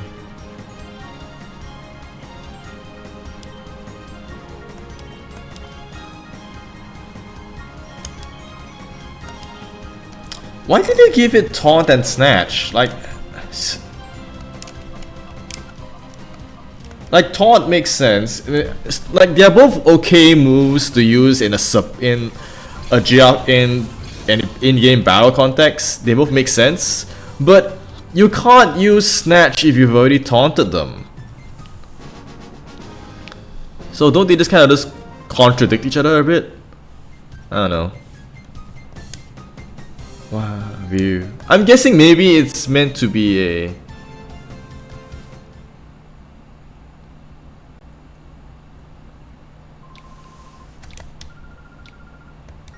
I'm sure I've been out of the house. So are you not gonna? You can just ask him why he doesn't explain. No. Okay. Wow. Okay.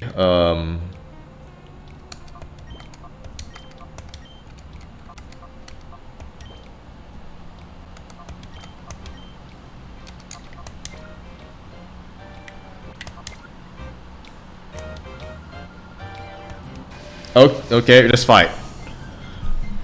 Rider labor.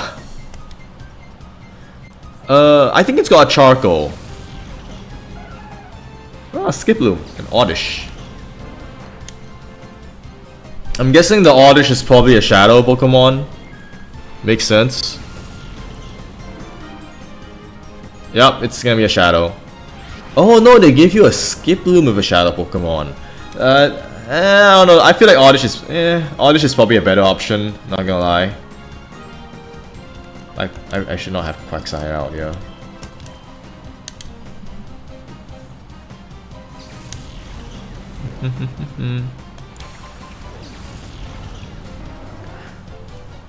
I will admit, this is what Colosseum has one of the better battle themes compared to most Pokemon games. They tend to be quite forgettable. I actually kind of find that trainer battles in the trainer battle theme tends to be a bit forgettable.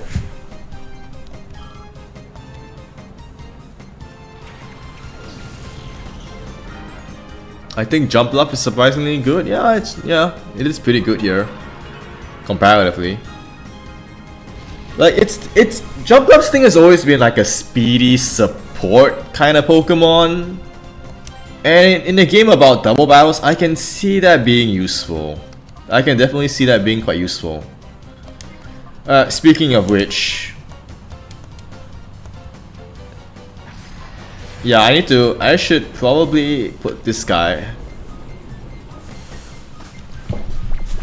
Yeah, see, this is what I'm talking about. It's a speedy support Pokemon. It's pretty good in a game where it's all about capturing things.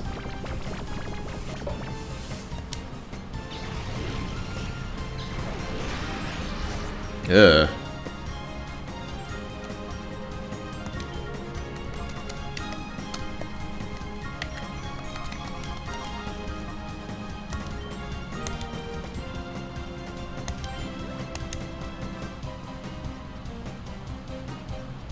Huh. So you still get your move. So wait, are you... Oh. So you get to use... So the awakening doesn't take up a turn. That's interesting. Oh no, it takes up... It takes up Espion's turn. So what's the point of the awakening? I guess it lets you wake him up when you're out of battle, but... eh. That's a lot of damage.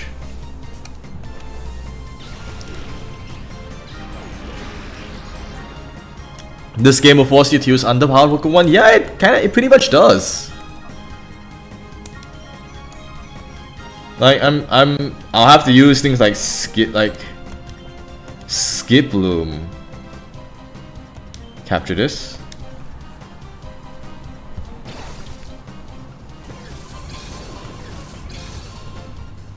Because of the move pool. Yeah, a move pool would be a problem. I can use Awakening if one Pokemon attack with the Pokemon that was awakened on the same turn. I tried that, it didn't really work earlier for some reason. But it's cool. Espeon and Umbreon can hard carry.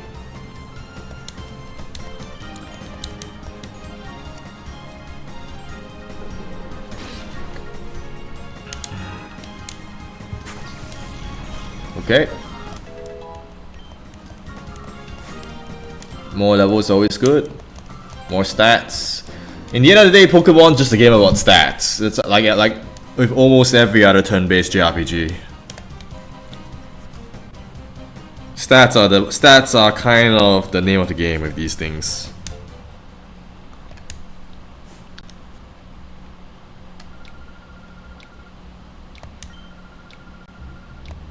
So we can rematch her? I'm guessing there's probably trainer rematches somewhere in the game. Hotel. Super Grand Hotel. 100 per night.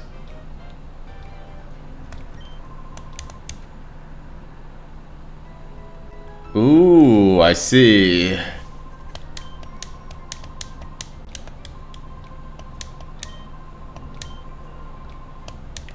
So you have to pay money to heal your Pokemon in here. That's interesting. This guy's past it. This guy's wasted. I will want a tip. Sure. What is it? What is your tip? Why not?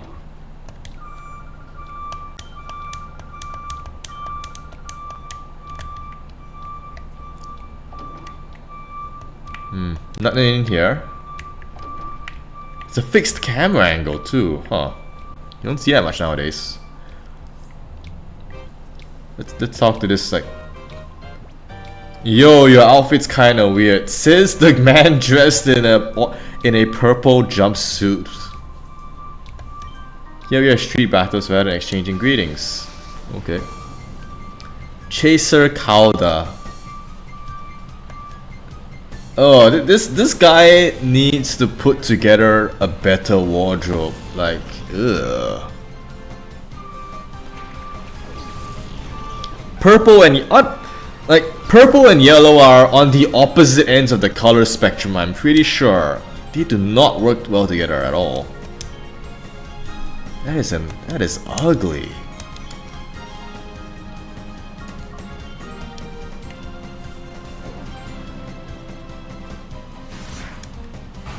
There are moves which are especially useful in this game. Yeah, I can see that. Doubles, you can do a lot of shenanigans with doubles that you can't in singles, and I find that it's way more interesting as a result. It lets you do a lot of cool things with this game.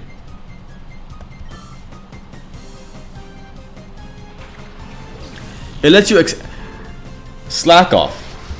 Hyper mode. Can I catch the slack off? Nope. Ah, slacking would be really cool. Oh well.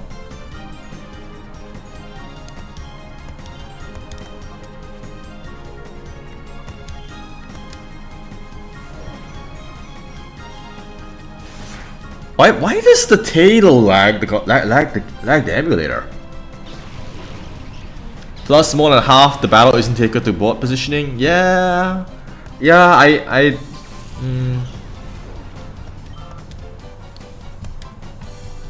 Actually, on that subject, one thing I noticed is that there is no switch mechanic. Cause normally in the main games where it's singles, they have that notification which tells you when a trainer sends in a new Pokemon, they tell you what that Pokemon is and give you the chance to switch in advance. But here, no, there isn't. They just send out the Pokemon directly and you just gotta deal with it.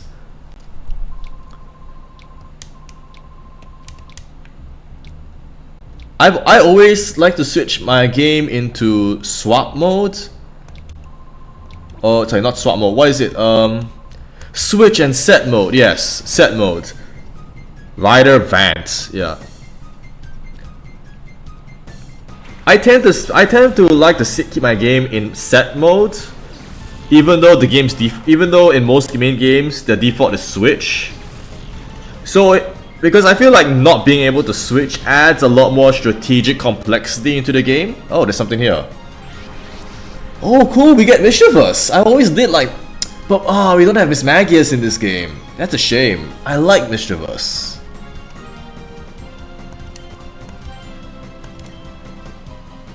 Only Shadow Rush.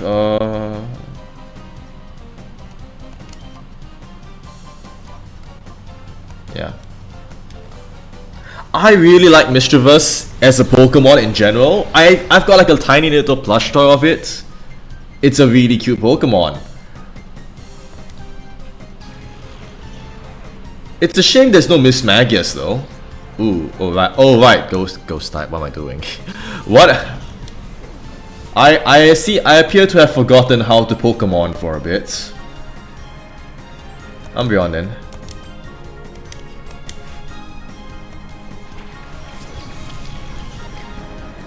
Yeah, it's a real shame that this is Generation 3 and we don't have Miss Magius, because I love to use Mischievous and Miss Magius. I think it's one of the cooler Pokemon they gave an update for.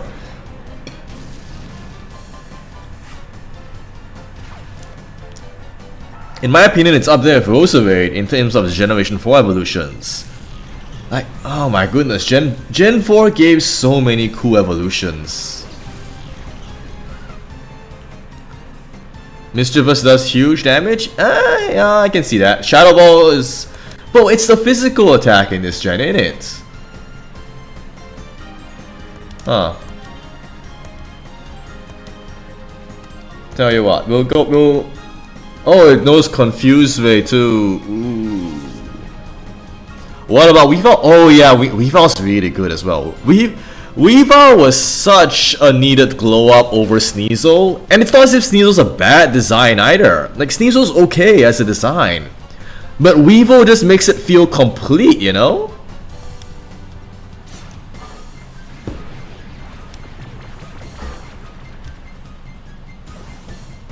Attack fail. Oh sure, that's good. That's actually quite good.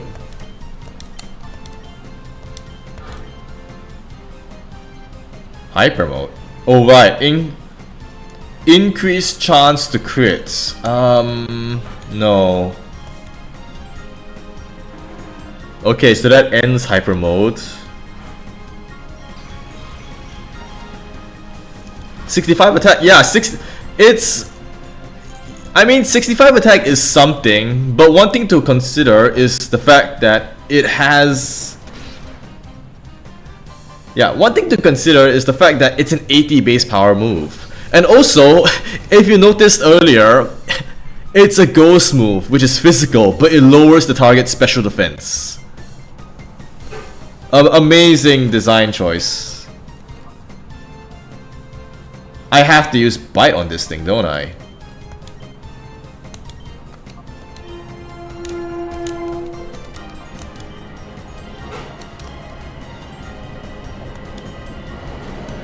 Okay, let's send up Kulama. That Mischievous is also carrying a spell tag. Oh, that's pretty cool.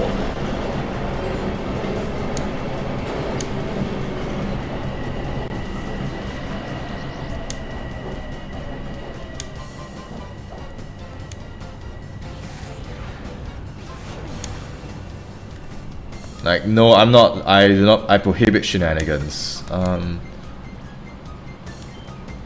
Let's just try to get it to get in the battle right now. Actually, smoke screen. Shadow Rush.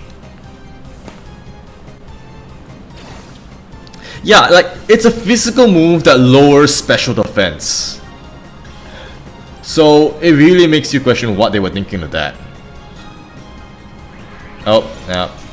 It is not that easy. Whenever I hear that little musical flare, I immediately hear something. What is this?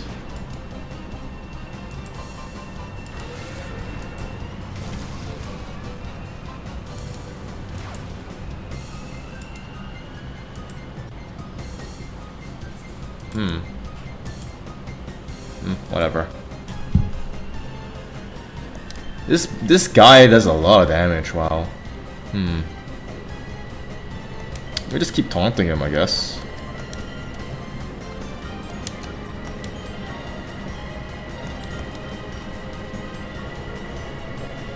Crunch lower speed, yeah. Oh wait, did Crunch lower speed back then? Maybe? I know it lowers defense now, I don't know about back then. What is this? Oh, the Battle of Evolution, yeah. This guy's still going, huh? No Thunderwave or Hypnosis. No, I don't really have anything yet for disabling targets. I have a Skip Loom. And I know this thing has Sleep Powder. I don't think I can use it yet, right? I'll just taunt this guy to stop it first. I can't do much here. Secret Power work? Does it go to Strength? Shadow Rush it is. Hyper Mode again.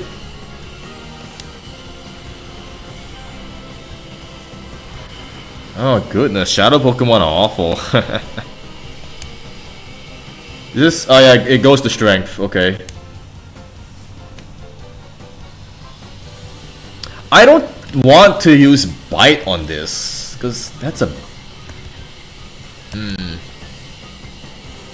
Like, if I use Bite, it might knock it out. I'll just try to use Shadow Rush.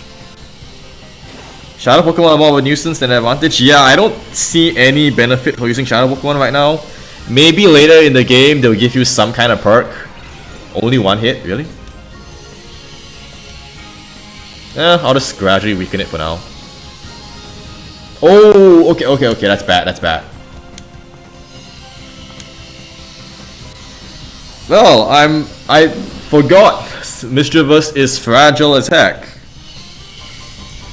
It's probably got it likely has really low defense.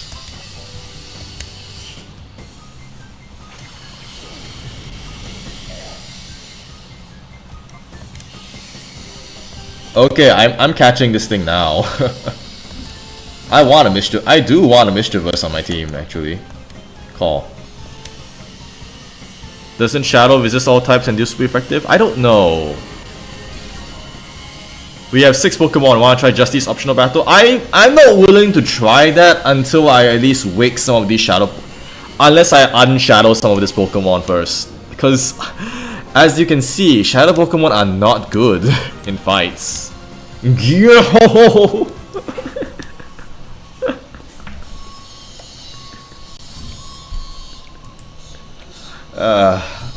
Where am I talking? Yo!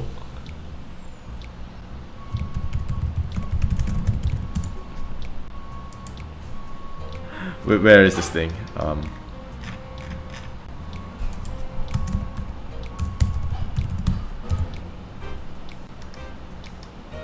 Like, where? No, this is not it. Where is it?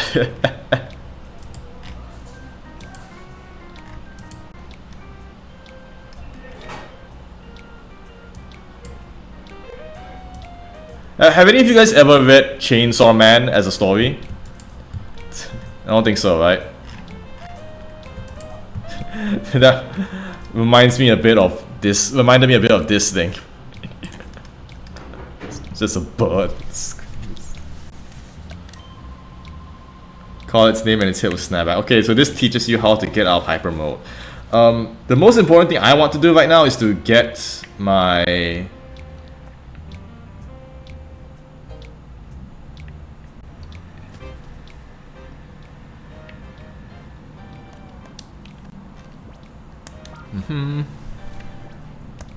yes, a spell tag. I want this thing on my team. I'll ditch... Oh, these are all useful though. I'll ditch Quagsire for now. Nope, that's done the box operations for now. Sure.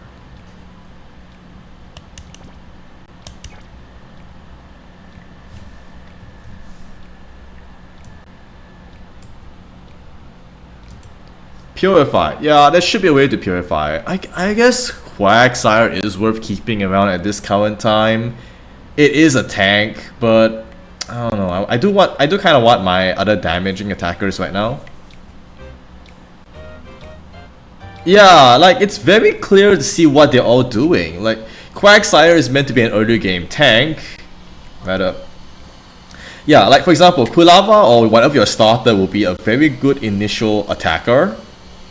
Generalist. Skiploom's gonna be a fast status supplier, which is important for, you know, capturing, because I saw that sleep powder. Makuhita's a general like bruising, you know, brawler character. Mischievous is gonna be like your mage character, high DPS but squishy. And then Quagsire's a tank. So all these are really good early game poke. There's a free heal elsewhere in this town. Okay. I mean, 100's not a lot, but I'm guessing it'll add up really fast.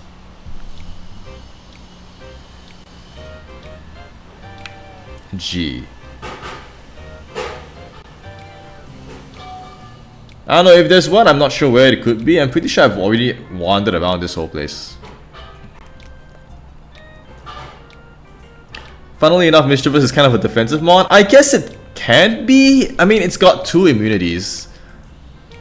I mean, 2 immunities does add up to quite a bit. It's not bad for that reason. Oh, there's something in here. But at the same time, it is kind of squishy, so you have to be careful. Spin gears? So you can't... Wait, this is just another like funny dialogue option. Okay, that's cool. Yeah, it's not atypical for mages in games to be like that as well. You would tend to have a few games where you would have mages which would have like 1 or 2 things which it's really good against, and then it's kind of useless, and it'll just die if not for that. Like that KO did. We should ask him. Okay, so I'm guessing he can come back here later. Oh, so this is to continue the story. Okay.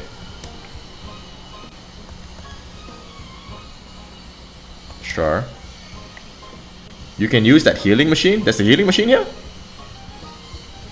Oh, this thing's a healing machine. Okay.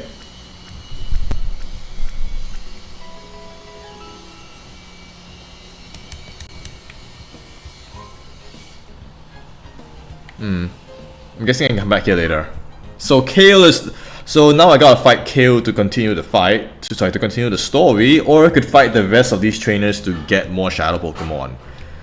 I think by having a limited pool of Pokemon, their roles are better utilized. Yes, yeah, you're right. It's... In the main games, it's a bit more difficult to, you know, make... It's a bit more difficult to designate roles akin to a traditional RPG. Because in... Oh, it's Dio Geo! You are not Dio. Excuse me. Yeah, like most Pokemon tend to have very, very clear designated roles in this game. because they limit the pool of options you have. So it's very easy to get Pokemon which are specific for one or two purposes.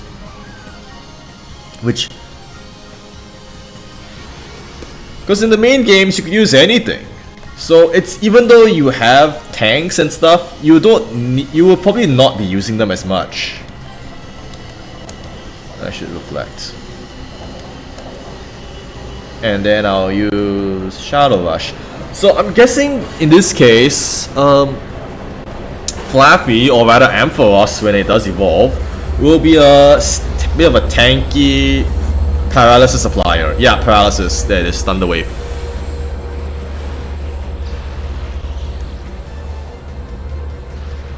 Espeon is paralyzed. Oh, yeah, paralysis is good.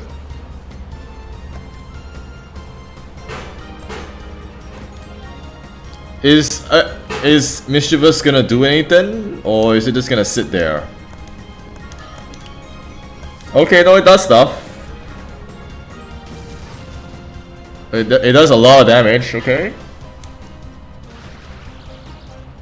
that's a lot of paralysis. Confusion. Also, your starter choices matter a lot in team building because they have weather moves. Yeah, weather moves would be useful.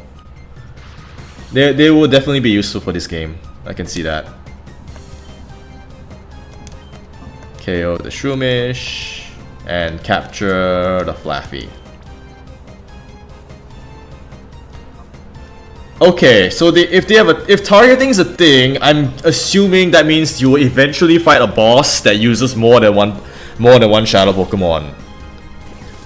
Or you'll fight opponents that have multiple shadow Pokemon on field.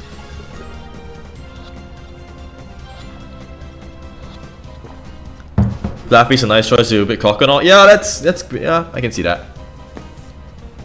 There's a lot of funny options here you can have.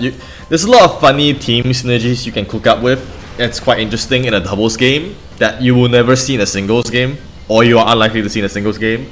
Like Chlorophyll and Sunny Day. You can use that in singles in a main game, but when will you really be doing that? Maybe. You outperformed me.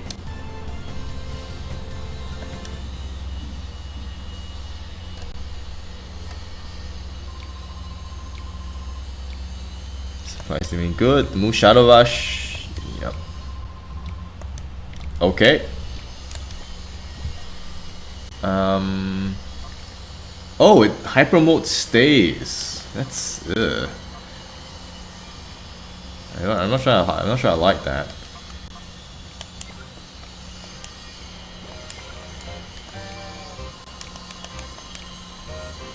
I guess we'll see what the last guy has. Maybe he's got something useful. Rider Nova. It's Nova. Noctowl and Ladybug. So I'm guessing it's the Noctowl we get.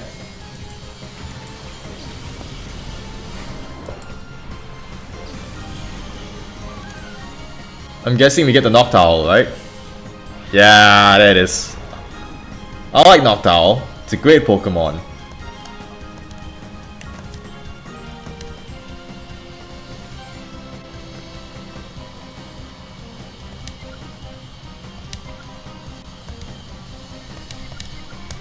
I find Noctowl is a really cool Pokemon. It's a shame it's not good. I know it's got Hypnosis, so it's probably good for it's probably a good support, and it's decently fast. And is it fast? Maybe not. It has special defense. Yeah, it has some special defense. It can do tank things. I don't know whether it can actually do a. It's actually fast. Probably not. Oh, paralysis, and it's in hyper mode as well. Right, hyper mode.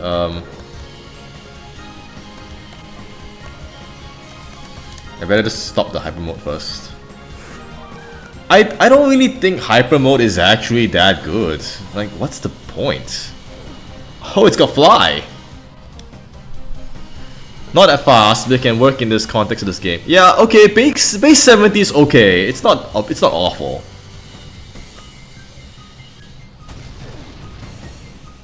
Base 70 is alright.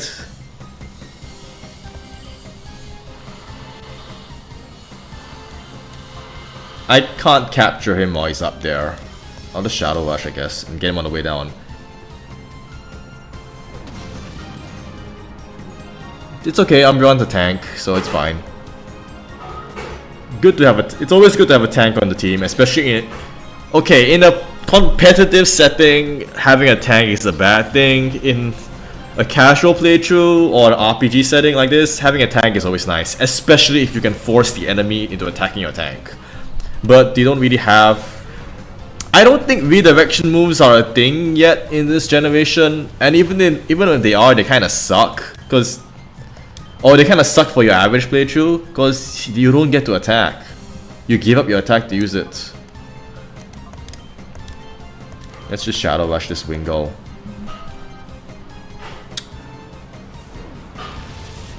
Wingull is also another Pokemon I quite like. It's in the past when I played Generation 3, like Ruby and Sapphire, I thought Wingull was really cute. And I wanted one, and I caught one. Then it evolved into Pelipper, and Pelipper is kinda... Let's do this hit with recall. Yeah, it's okay. It's all good.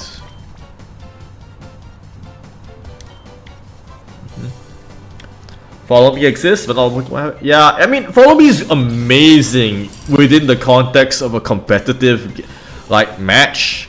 But in the context of a average playthrough JRPG, it's pretty bad. Like, you want your tank to ideally do things besides just sit around and tank. Or just sit around and just, you know, give up your turn. Yeah, like, it's a great for yeah, like, normal gameplay is not great. It's fine in competitive though. It's fine for perfectly good for competitive. In fact, it's amazing in competitive if you can actually get it on anything.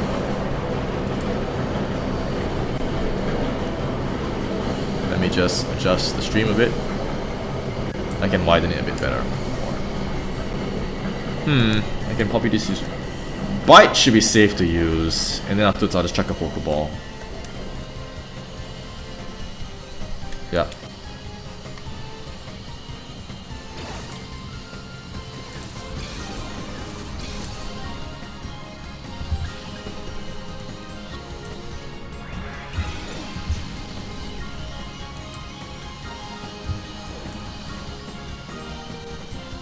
Yeah, this looks better.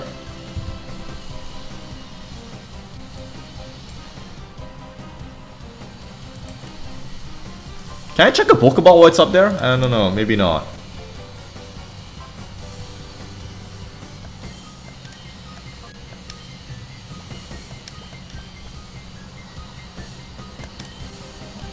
I think you'll miss, right? I can't check. I don't think I can catch a flying Pokemon.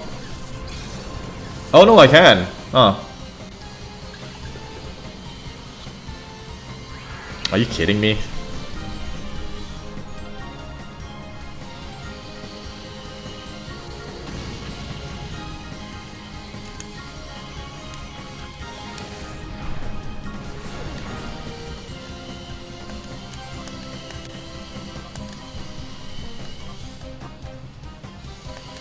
This thing is surprisingly annoying to catch. Then again, I could lower its health more, but eh.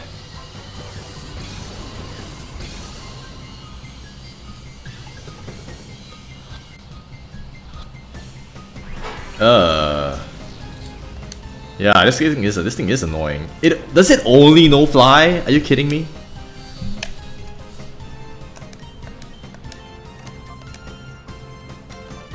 Oh boy.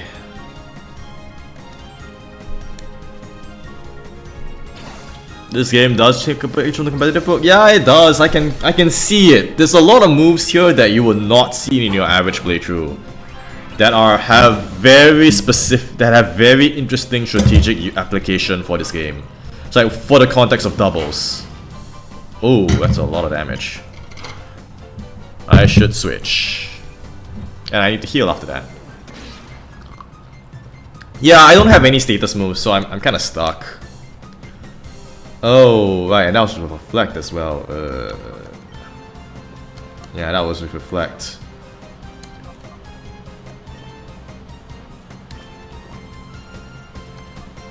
I can't Shadow Rush this thing. It's gonna take so much damage if I do that.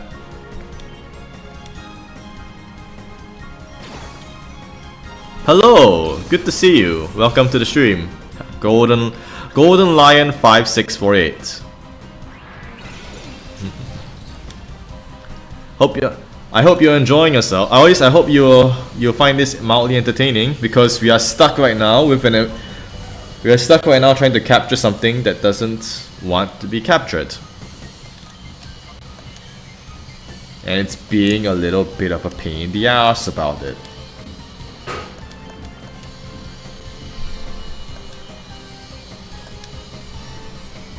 Maybe I should just chuck a Great Ball and just call it a day. Like, I spent way too much on this already.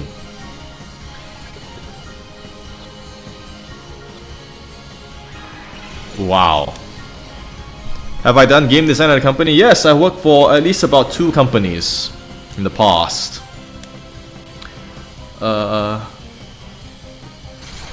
that was a long time ago. And especially now in this current economy, yeah, working in a game company job is not a great thing. I'll just screw it, just chuck a Great Ball.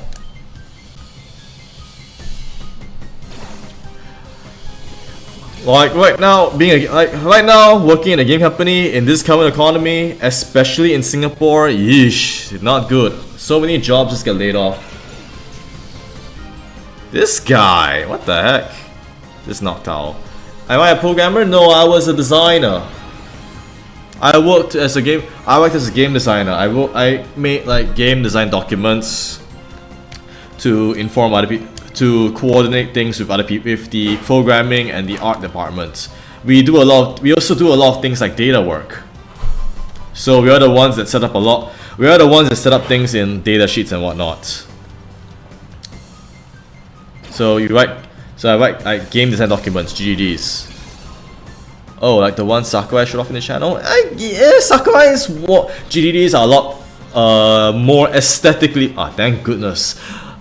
Sakurai's GEDs were a lot more presentable, because they were meant for, you know, to present to the general public on a YouTube channel context. Normally, the kind of GEDs you see are a lot drier, less interesting. If a Pokemon goes into hyper mode, its attacks become more likely to be crits. That's not necessarily a good thing, anyway. Depending. I'm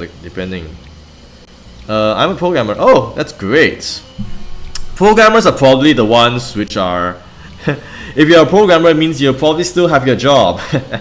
Programmers are the ones which are always needed for any game, or at least the ones which are more or less agreed to be non-negotiable for a game. But for things like designers, unfortunately, production and upper management always tries to go and reduce our headcount as much as possible. So you tend to see like QAs and stuff. Sorry, you tend to see stuff like the QAs, the designers, and even the artists. They sometimes get laid off, or try to be reduced if possible. I don't think I want to use Jump Bluff. Like Sleep Powder versus Hypnosis, but Noctowl I think can do more things.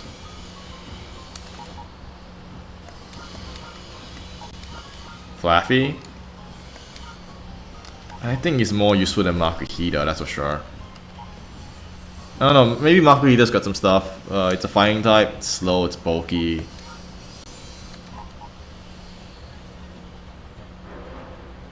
I'll keep Makuhita for now.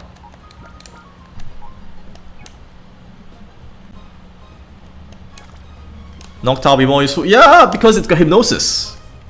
And unlike Skiploom, it doesn't die to a stiff breeze.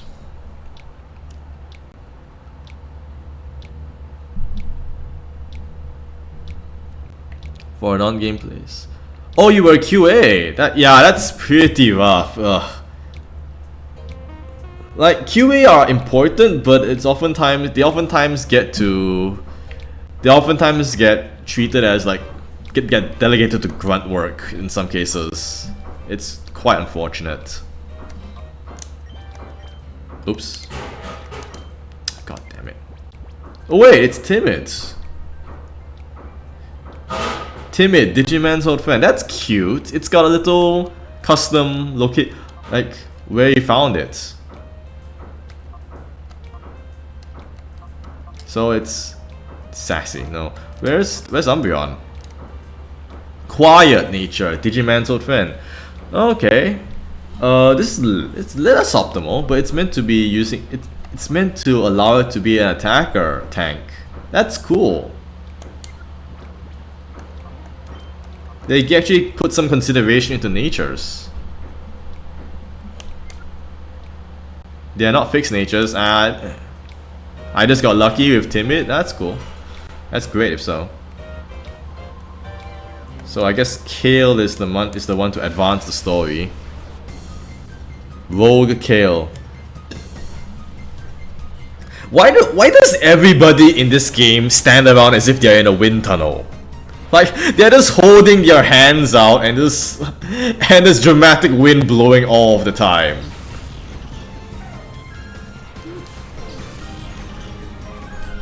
Anime wind, yeah, pretty much.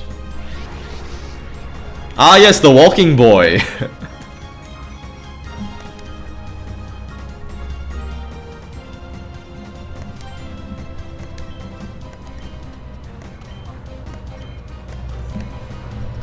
I'm thinking of trying to go indie, depending on where. Okay, being in indie is tough, but if you can make it work, ooh, it's great. Or if you can make it work, you get to have more. You get to actually make games rather than be subject to the whims of corporate nonsense. If that makes sense. Yeah. Unfortunately, the problem with that is that you have to deal with financial difficulties, because going indie means you will struggle a bit with getting your finances in order. Indies do not have a lot of money, unfortunately.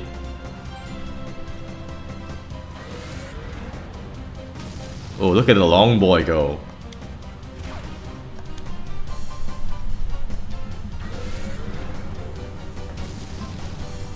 Oh wow, that's a lot of damage.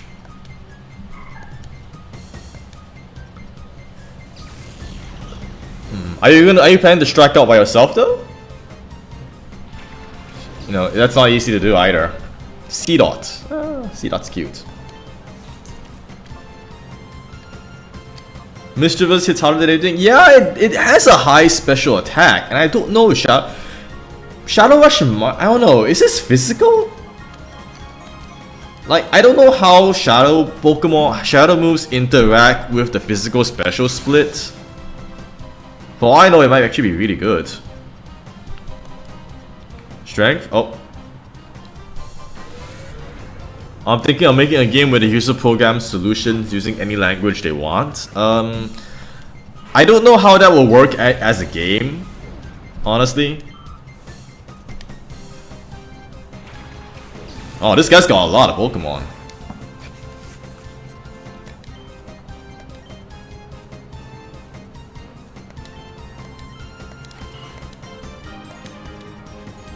Because I mean, that's interesting and solid as a program. I don't know. I can't imagine how that will work as a game currently. Or at least I can't visualize it yet. It has interesting ideas, but it's an interesting idea, but you gotta make sure to keep it fun as well, because people play games to have fun, after all. Not a traditional game. I think there's audience. There's an audience for any game. Or is there an audience for any game? It just depends on how much you wanna. It just depends on how big you want to hit. Yeah, it just depends on what kind of audience you want to hit. Like you can have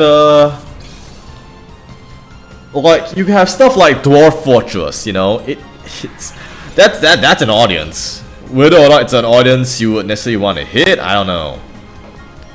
Baba Is You? That's a puzzle game, ain't it? I remember that, actually.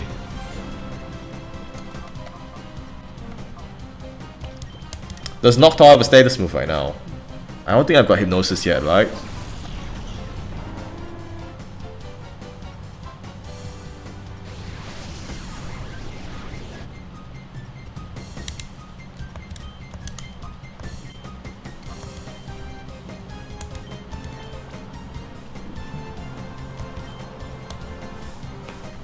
What does this guy think he's doing, getting all high and mighty off a forest?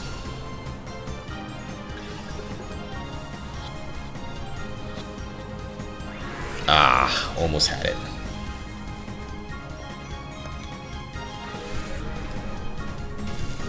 Yeah, I really need to unlock one of these things with a status move because this is gonna be really tough to fight otherwise. Oh, and if you use hyper mode, it gives up your turn.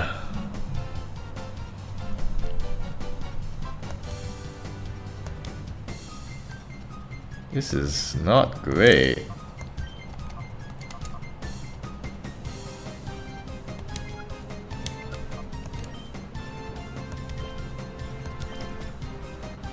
Let's capture and switch.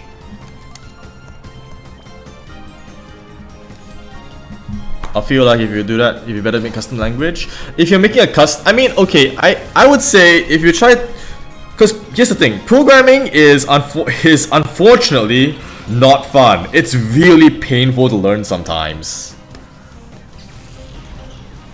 So it's actually, if you do want to make a programming based game, that would actually be pretty good if you can simplify the process in a way that makes it accessible for people to learn. I think if you manage to pull that off, oh, it's intended for people to already know how to program, ah, that's okay then, that's fine. Then in that case, yeah, you don't need to worry as much. You can go ahead and use your existing language. Though again, if you do that, remember that it limits your target audience even further. Because again, programming is not something people necessarily like. But it's also something which people want to learn. So I think there's a lot of market, there would be like market potential for such a game if you can make it so that people will want to, you know, use it as a learning tool. Because games as learning tools are actually really cool if you can get it to work. If you can get them to work that way.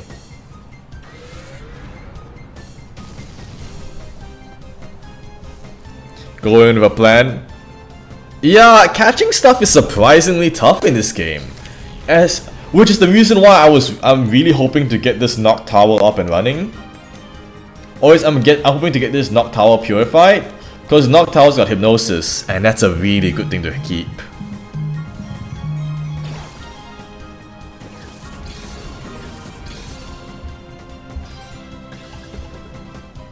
Somebody. Oh, welcome to the fall. Glad that you're following along. Banana Phoenix. I love that notification. Make it be bigger. Okay. What happens if you purposely lose? I would assume you just get sent off. I'm used to using Flaffy early. Ooh, right. Flaffy's got static.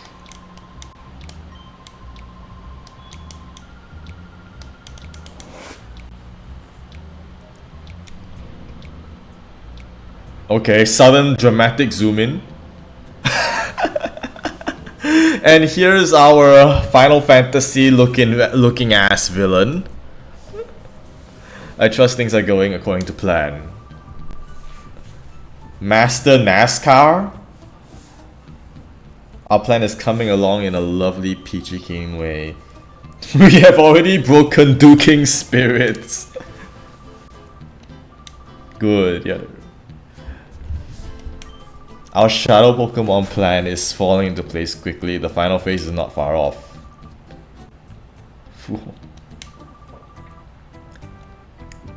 I like how NASCAR is just entertaining Mirrorbee's shenanigans.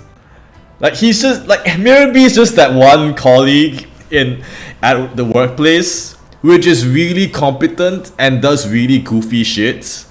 But he's so good at his job that people just allow him to do his weird stuff and they're okay with it. He's having way too much fun. Yeah, Mirrorbeat just knows he's evil and is enjoying himself. I shall make my return to the cave with my darling Pokemon. Let the music play. I like how this is just purely Okay, just 1 second of music. Looks like the Colosseum is a secret.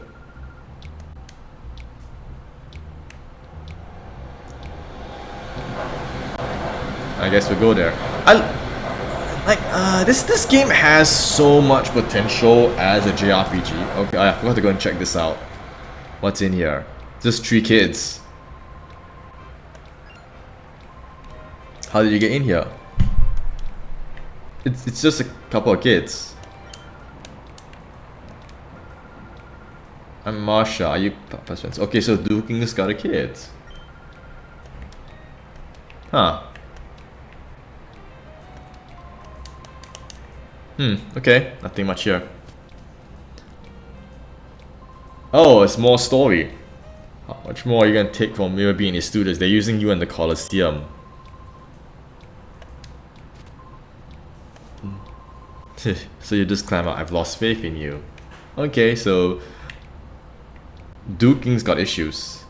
That man that went out is Silver. He's Duking's friend, but he was really angry. His face looked all scary. Okay. Am I supposed to do anything about that? Nope. So I guess that's like a little subplot. But yeah, like this game has a lot of potential. If only you could do things. If only like our protagonist has more of a personality and like an incentive.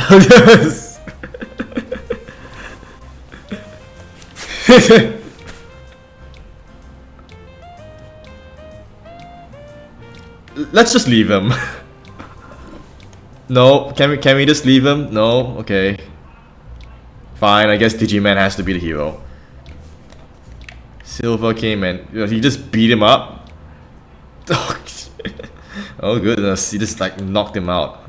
I like how there's an arrow pointing to him as well.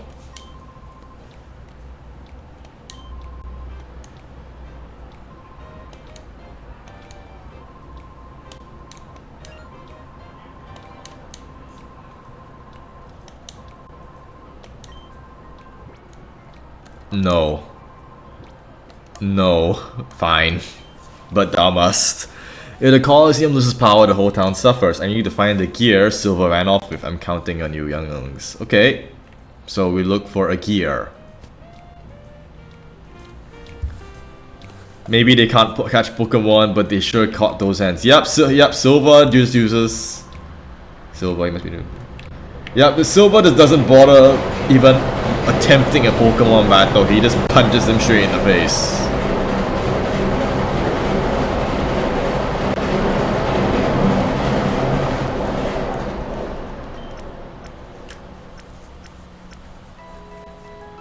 I should use Flaffy, you're right. It's got static. That's really important for this at this point.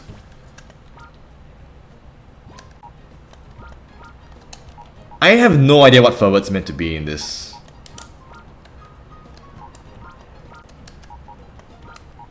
Like, I don't know, Ferret's fast. I'm not sure what it would do.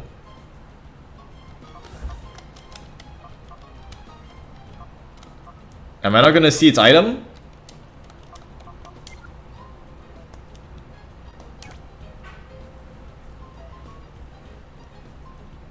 What, is the item just like stuck to it until it's...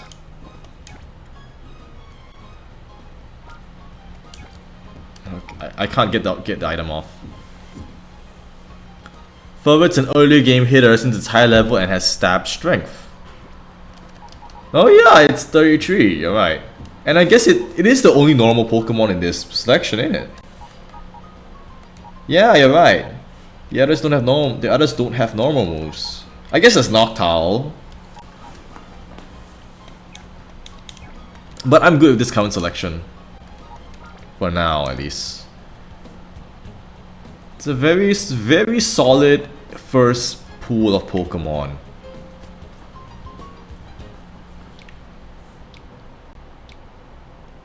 No, we know not to underestimate Ferret. It's got the whole belly drum thing that it's used for years, and that's always fun to play shenanigans with.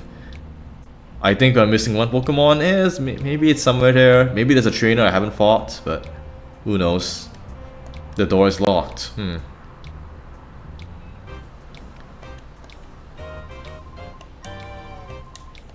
Oh, okay. I think we found the last Pokemon. Rollerby Lawn. Well, I think we've accidentally ran into this guy. Slugma and Azurill. I'm guessing Slugma is the option. It's like a tanky, sort of tanky burn support. Yep. Yep, there's your fire type, I guess.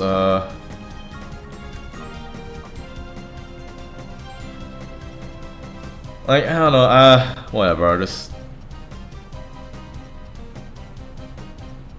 I guess we can get it.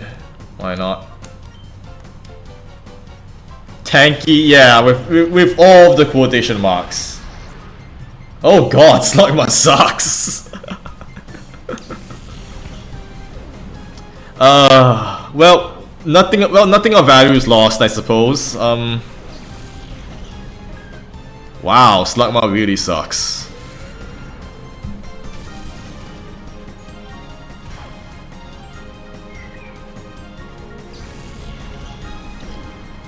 I mean, I'm sure there's a way to recapture the shadows you missed. Yeah, you can rematch them, so it's no big deal. Also, this guy's got really lousy Pokemon. What the heck is this?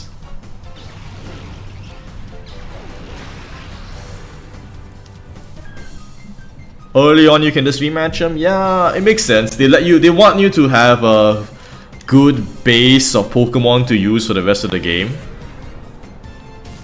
Yeah, like they want to ensure that the player has enough Pokemon to actually go through the whole game with first.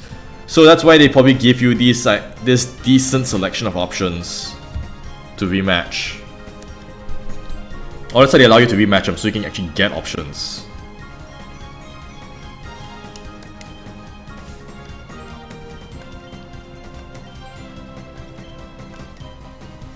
Oh well, let's get it first.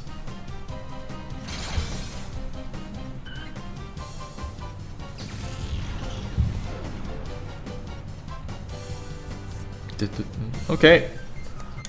I mean, they make for a good source of EXP as well. Now I hope you like my show, but now it's time for me to go. That's a cute. That's cute.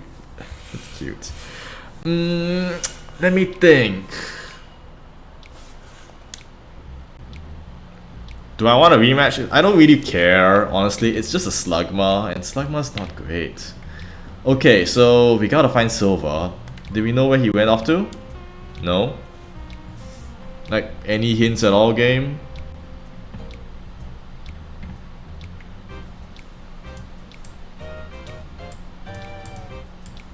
Let me think. Where would... Okay. Where would I put the objective? Where would I put that objective in this game? I would actually put him out of town, actually, since the main point of this town's done. Right? I'll put him elsewhere. No?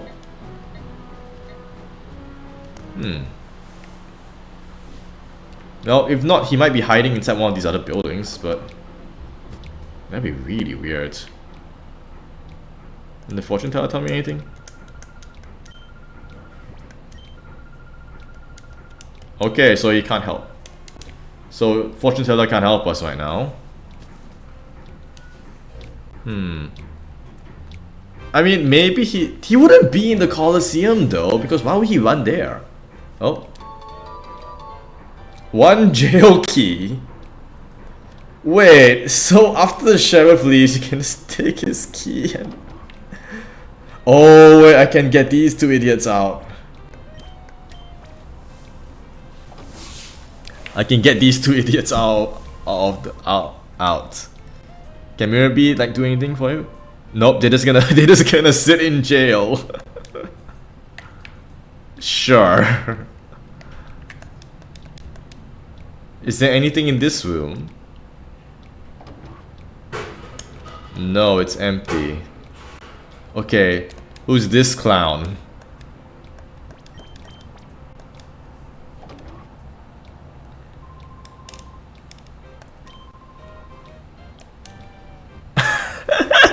He just walks out. One team. I guess Digiman's like not meant to be a good guy, even though he is, but that's still really funny. TM46. What is this? Thief. Okay, that's a good joke. That is a very good joke.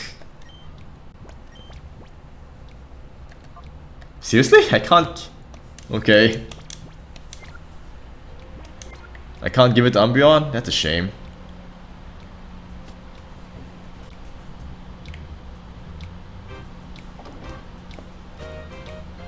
Let's see, anything else in here? No. Where would Silver run off to? I mean... The logical place would be the Colosseum, right? But why would he run there? I mean, from a mechanic game standpoint, I can understand why he would run into the Colosseum, why the developers would want you to go to the Colosseum. But story-wise, it doesn't make sense because he's in here, right?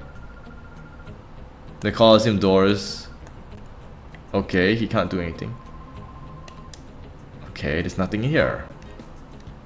Right, so, okay, that's correct.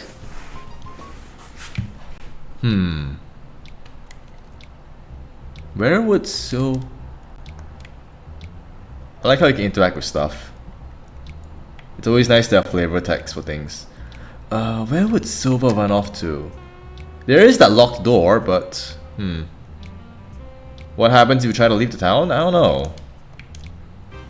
Like, I guess the only option I can think of is that he's not in the town, because like if you would run up here, punch the guy, and take the gear, he would logically just like flee the town after that, right? The thing is that there's nowhere for him to really run to unless he ran all the way back to Pyrite Town, sorry, not to Fanax City. I mean, maybe he ran really far. Yeah, it's not. I mean, they say that the old Pokemon games really that's like the newer Pokemon games really hold your hand, and that's true. At the same time, you do need to give proper guidance, and this is what happens when you don't. Yeah, I need more balls. Money is gonna be important, because otherwise... Yeah, like if you just have one NPC mentioning it, or like walking around that says Silver left town, it'll be great. That would be a very good way to go and help indicate where he ran off to. I can't get over this bike. Look at that engine. Like, I don't know, would he be here?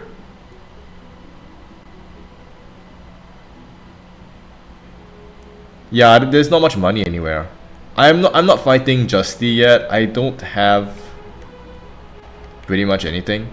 I don't really have Pokemon that can do anything right now. Oh, let's see if Fat Mare's back. Oh, hello. Oh, it's you two. I'm so glad to see you're safe.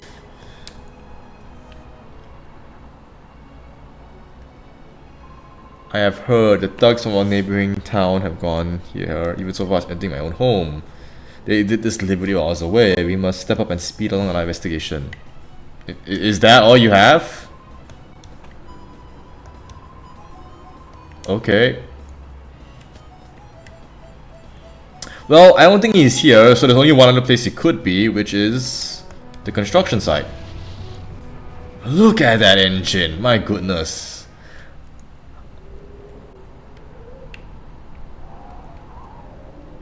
Oh, hello. Yep, shining.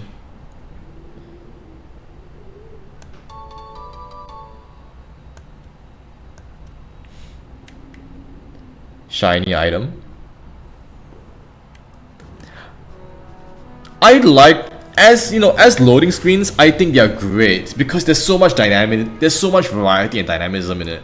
For example, it's just like, yeah, it's just Digimon going across the desert, but there's a few variations to it. And variety is nice, and variety is very important to have when you're gonna be seeing. And variety is a very important thing to have when you're gonna be seeing that same screen for many times across an entire game. Yeah, like they are basically glorified loading screens, but because of the fact that there's a lot of motion, it helps. It doesn't feel like it's stopped. Terribly sorry, Chief. Oh, yup, it's fine. Thanks for not worrying. That's good. That's good. That's over. It's an outrage. I think it also helps that the loading screen isn't that common. It's only if you change to a different town. There are some games that just put loading screens all over the place, and that's quite unfortunate programming if that happens. Okay, let's put the gear back. And then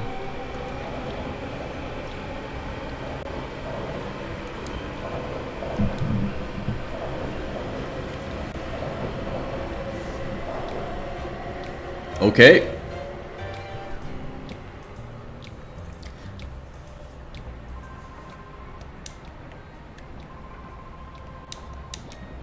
No. Fine. I want to enter the next Colosseum battle.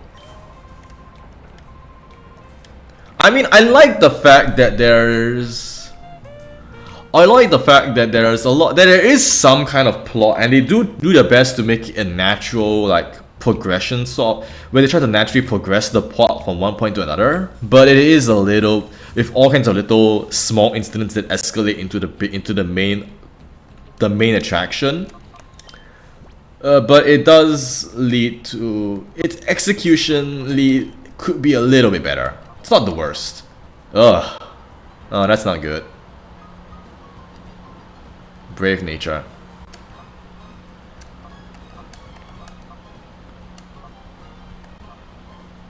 Sassy's not great either. I mean, it could be worse.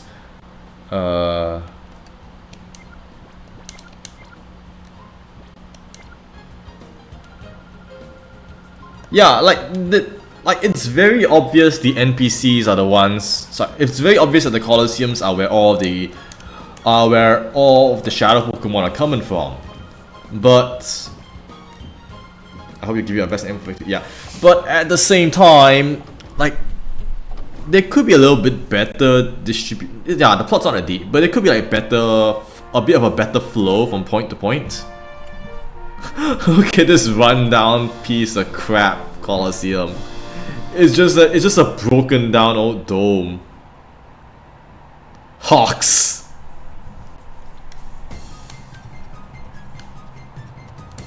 Hunter Hawks. Barboach and Sandshoot. Yeah, it's like Colosseum's kinda jank, but there's a fair bit of heart into it. Like it does a lot of interesting things, and that's cool. You don't really see these kind of things in most games. The enemies are catching up to my level? Yeah, they are. You can definitely tell. In fact, they've already higher level than Espeon. I'm guessing, well, tutorial mode's basically over, so there's no need to really be too... Yeah, like the tutorial is basically over at this point, so they let you... So now the game's actually gonna try a bit.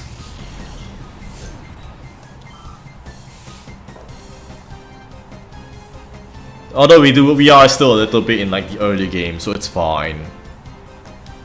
Not hyper mode again.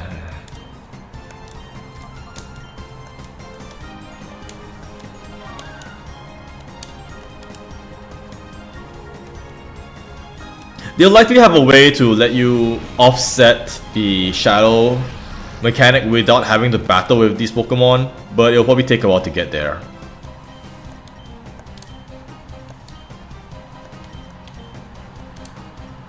Don't expect to stay ahead of the herd curve for most of the game. Yeah, it will catch up sooner or later. This game was what company made this game actually?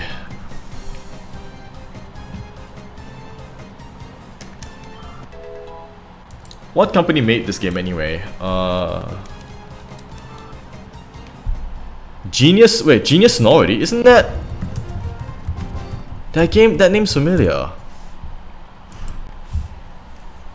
That name's familiar. What else did they make?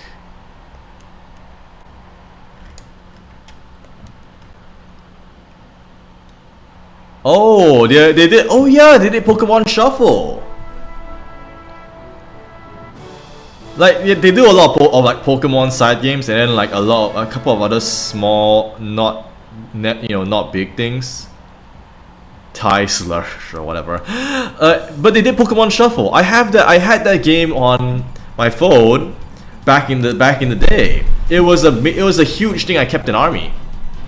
In fact, I was playing it non-stop during my army time because, you know, this was back before there were a lot of great mobile games, and being in army was not a great thing. You know, being in army sucks. So any game is a good game when you're in army. Any game is good to have in army, even if it's a shitty like match 4 knockoff game. Shuffle, yeah, Shuffle was pretty cute back in the day. It was just a simple and cute game.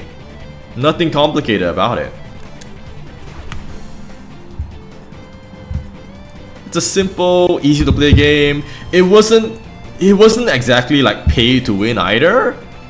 I mean, it had some pay to win elements, but you didn't have to like go and spend money to progress it. It was before gachas was a thing. So it's a really cute game. It's not like you won't really. I mean, you probably would still see these kind of games in this day and age, but less so, especially on mobile. Nowadays, mobile games, everyone wants to make gacha, and everyone wants to make all those like mobile gacha games because that's where the money is, and I can't blame them. To be honest.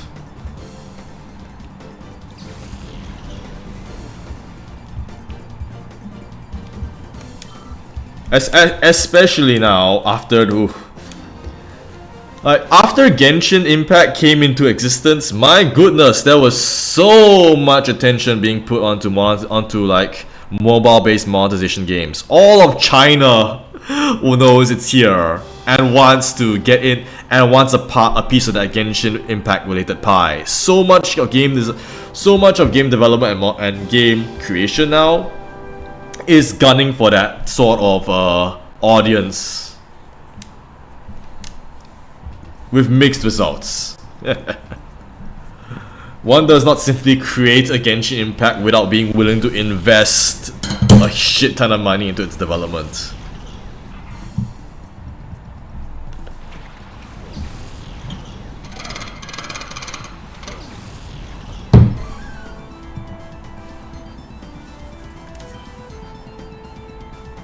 Oh, this is a new theme.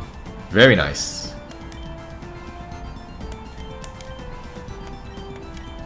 Wow. Like I would I know Genshin Impact tends to be like the butt of a joke most of the time online. Well, often deservedly so. But I would say it's when people often say it's a bad game, I find it hard to disagree. I find it hard to agree because it's a fun game. It's just it just has limitations and issues by virtue of being in a gacha game. This is a great theme. Very, very slow, dramatic.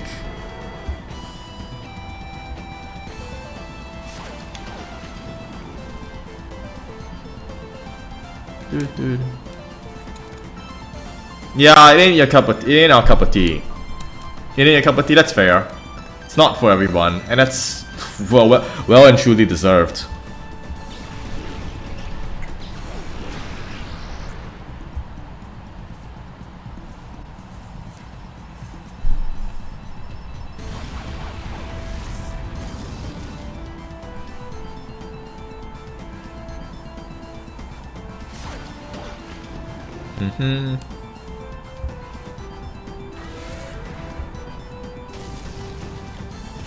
Mischievous is hit with recall. Yep, it's fine. I'll be glad to be done with this shadow mode. Ugh. Also, you had to beat the Breath of the Wild ripoff early allegations. Yeah, it did. That was a really tough thing to overcome. I found it kind of funny though when that happened, because people were saying like, oh, it's the Breath of the Wild ripoff. But when that was happening, I was there thinking, you know, Breath of the Wild's a really good game. So even if it was a ripoff, you're ripping off like the best game, one of the best games that was ever made at that point in time. Like, that's really cool. Like, it's like, if you're not gonna be original, you at least copy from the best. You know, you don't make a cheap knockoff of something else. Or you don't make a cheap knockoff of something really lame. You go big.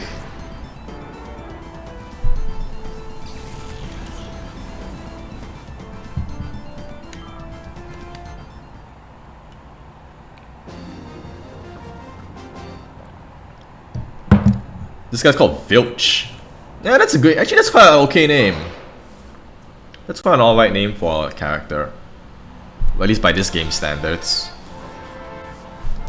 Why not just call him Filch? Because that's like closer to a name, isn't it?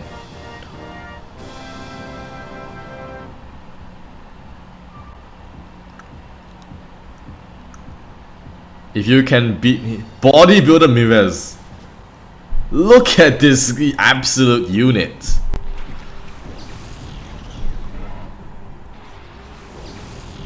Ain't no way they give us big on this early. Like, no way they give us a big on. No, yeah, it's not big. Okay, they don't give us big on. I thought I was thinking for a moment they would. Ooh, we got Shadow Ball now. Yeah. I was thinking for a moment we would get a big on, but nope, I guess the game's not that generous.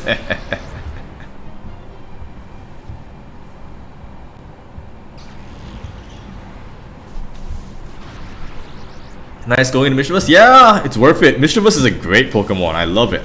I really like it. I liked it back in the past as a kid. I always thought it was really cute. But it kind of wasn't that amazing. But it kind of, you never get to have it. Because you only get it, they lock it to after you finish Mount Silver. And that's really far out of the game. That's all the way in the post game. You can make it work in the same, yeah I could. But I just found it really unfortunate. And you could never use it in Ruby and Sapphire either. But you get to use it in, what was it, in Generation 4, Diamond and Pearl, and you actually get to evolve it, and that's great. Though they do make it they did make it like an exclusive to one of the games, which I felt a bit annoyed by. I can't. Oh wait, no, I can, because I still have this. Yeah, it was which is a shame because I liked Murkrow as well. Murkrow was a great Pokemon. Again, locked to the post game of Ruby and Sapphire. Locked to the post game of Generation 2, and you can't even get it in Generation 3. Please don't give me a Shadow Delibird. What am I gonna do with a Shadow Delibird? Are you kidding me? That did nothing. It's not even resisted, it just did nothing.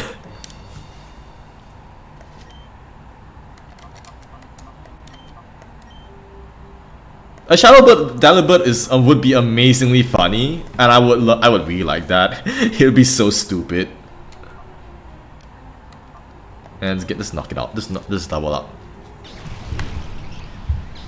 Delibird's a Pokemon I really like. I found it really fun from a design standpoint. It was something I considered. It was a video I considered making at one point. Just a video just talking about Delibird as the main subject. Because it's such a stupid video to make. But the whole point the whole point of that video would be saying that delete and move to move for Swift. Nah. Wait, Swift hits double.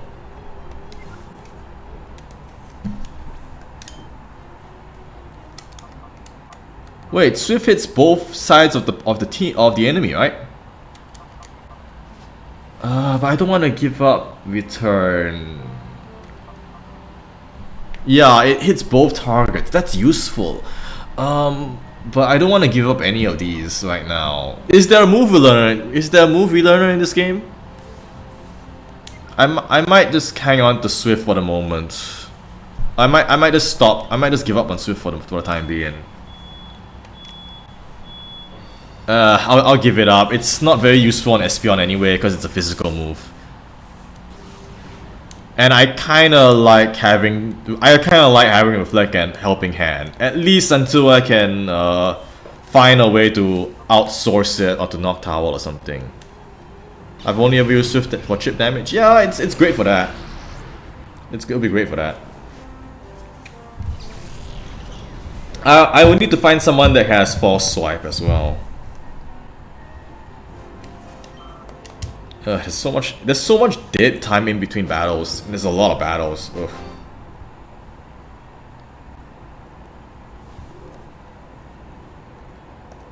So there's no shadow Pokemon in this, huh? I guess maybe we'll get one.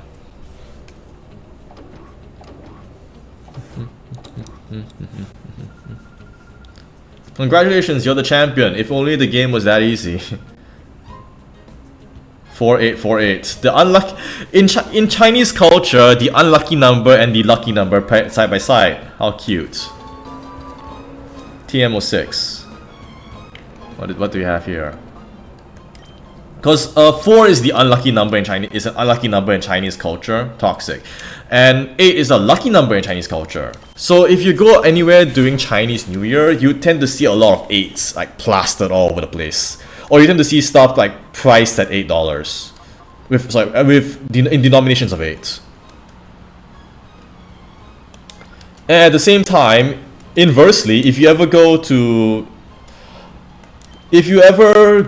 to say China for some reason, and if you go into a building, you'll notice that some buildings don't have a 4th floor. I always thought it was meant to be used on Umbreon. Yeah, it seems like a good stall move, but you're stalling in doubles. Like, it's a doubles game.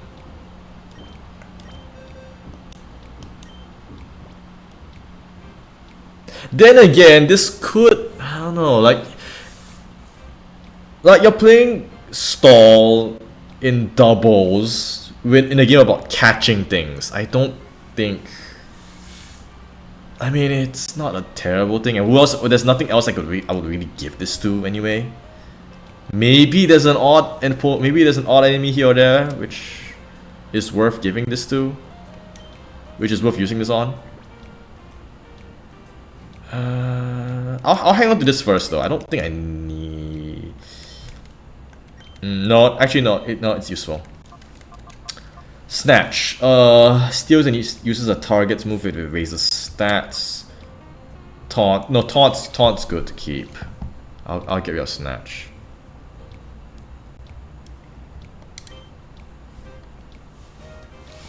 Yeah, in China, yeah, it's because 4 is a homophone with death. Death, or rather not death, die. 死. Because Chinese has like the four ways to pronounce it. So you have 死, 死, 死, 死. Yeah, you must use a verb. Move and shaker. Follow me. Okay. Snatch is only meant to be used in just these battles. Sure, I'll find ways around it. But yeah, so die in Chinese is 死, and 4 is 死. So it's not a very nice statement.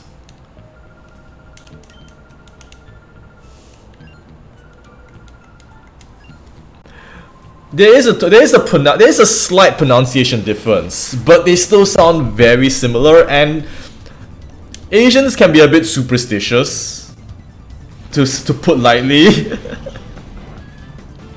So they rather avoid it if possible. It's not an auspicious number.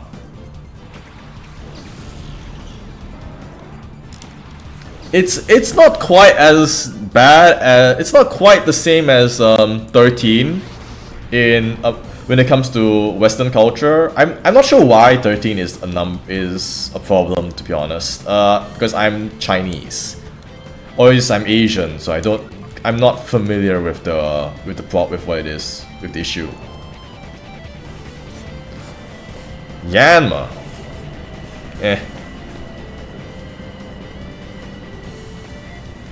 The Bible? Oh, maybe. It's like, is that Judas's number?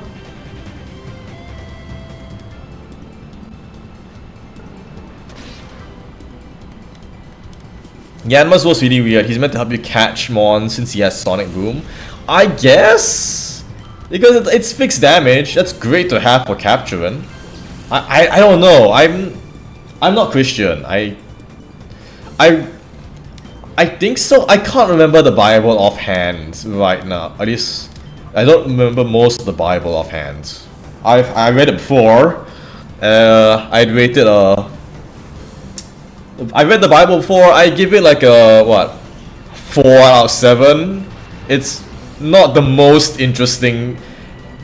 It's not the most interesting like mythological text or religious text. Greek mythology is really funny. The Bible's okay. You nailed it. Yes. Perfect statements. Okay, I'll just bite.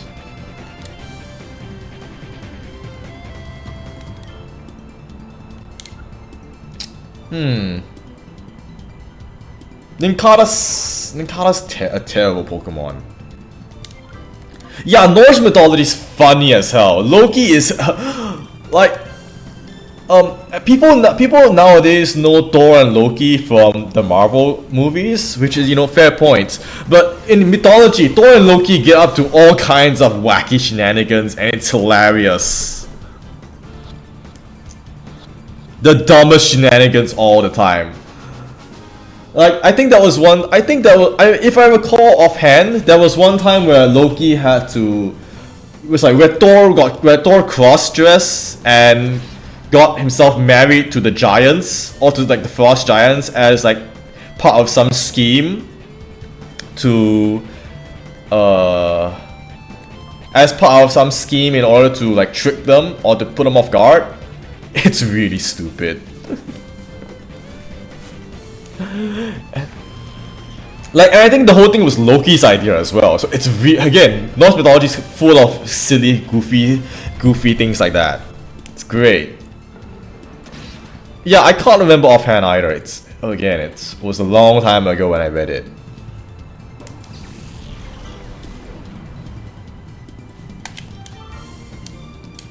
It really could be just a goofy ass D&D session, and Thor and Loki just doing weird shit. Really funny.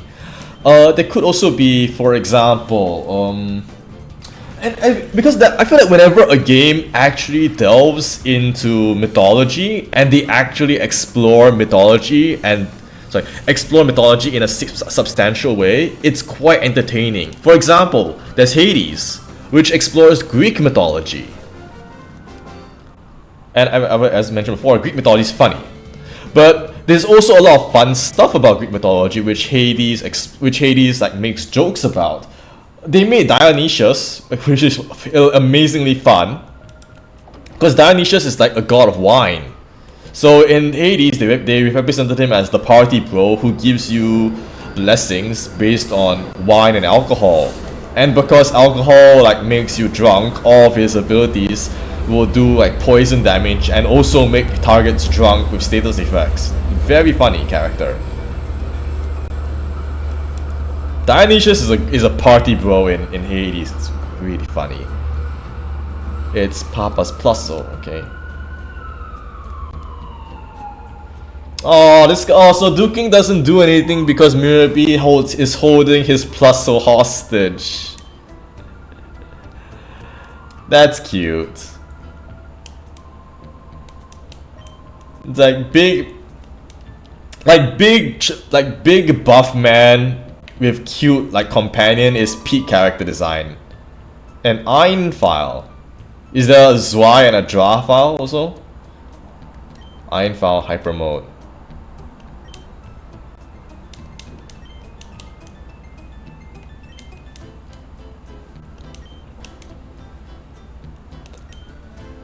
Chief Ein.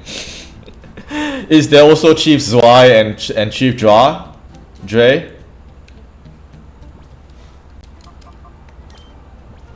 Yeah, Ein is 1, Zwei is 2, Dre is 3. I think it's German, yeah, German. Ein, Zwei, Dra. The Anthem support. Yeah, it is, except yeah, pretty much is the Anthem support.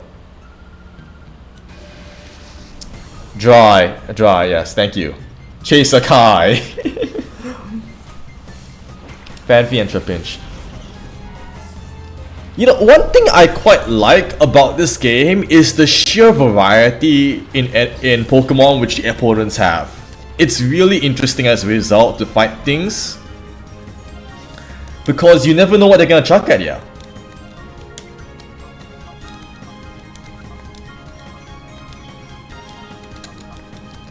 And it's also exciting because these Pokemon are capturable.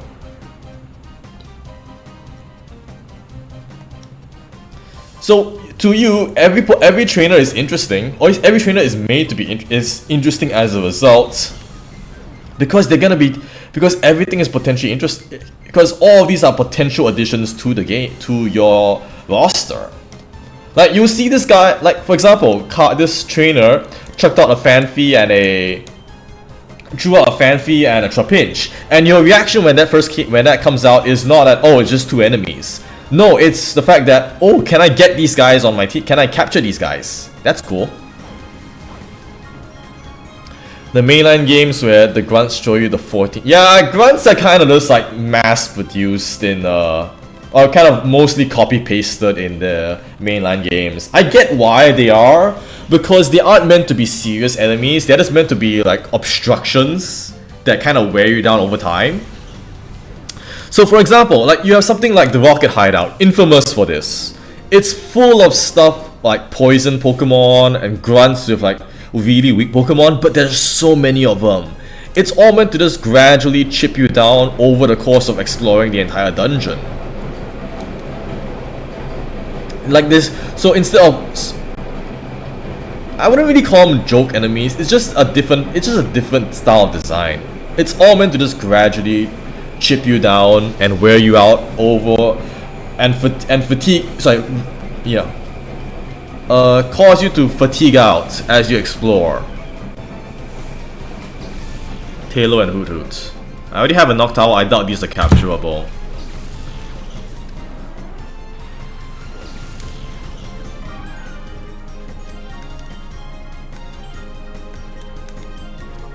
Alright, normal types. Yeah, Shadow Rush.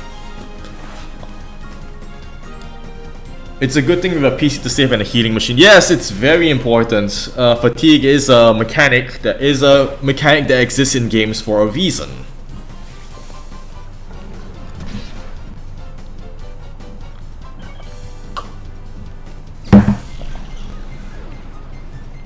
Like it's not a mechanic that can be underestimated either.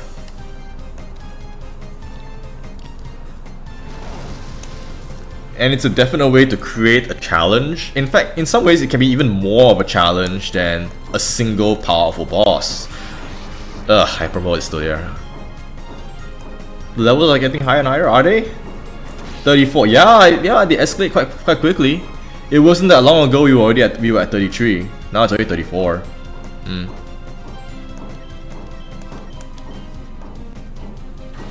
Too bad Shadow Pokemon can't level up. Ah, yeah, it's unfortunate. I think this makes the level problem more pronounced, because you have to it kind of discourages you from using Shadow Pokemon, which I guess is the point. But it does kind of suck. Confuse Ray. Secret Power ain't doing much. It's worth it.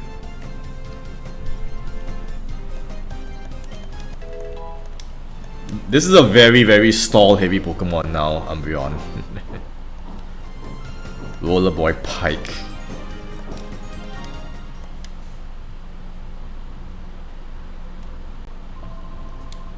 I must level up some more. Yeah, your level's already higher than mine. I think you're good, kid.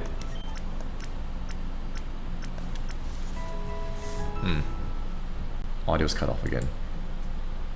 I need to keep resetting these headphones. It's quite annoying. There we go. We restored the Pokemon. Oh, sure. Has my... Nope. Undo the final lock? Do I need to do something for this?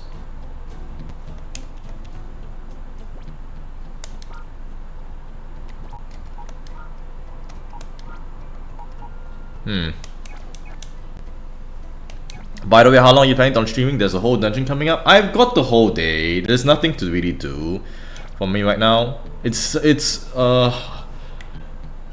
I've got a couple plans. Like right now, now that I've already settled everything, I don't mind just continuously streaming for like more days after that.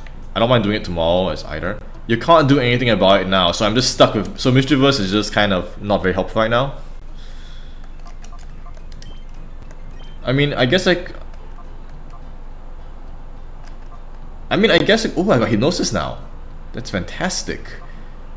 Flame Wheel and Dig. Okay, good. Thunderwave, good.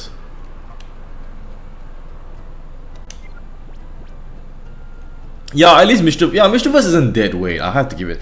Oh, that's really rough if you think about it. That means you're basically playing through this part of the game with all level 30 Pokemon while your enemies are higher level than you. That's really rough. Wow. Oof. No wonder this is pretty harsh that's pretty harsh for the early game. Alright, let's give Noctowl a spin. He's got Hypnosis, that's always good to have. Blah. Mischievous. Flaffy. Does Flaffy have other moves unlocked yet? Only Thunderwave. I'll use Quilava a bit.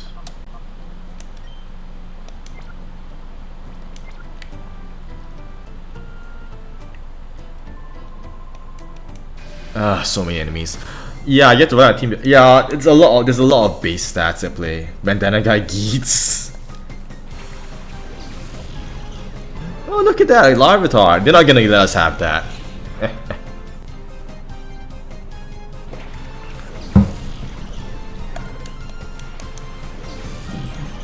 Ain't no way to give us a Larvitar, yeah.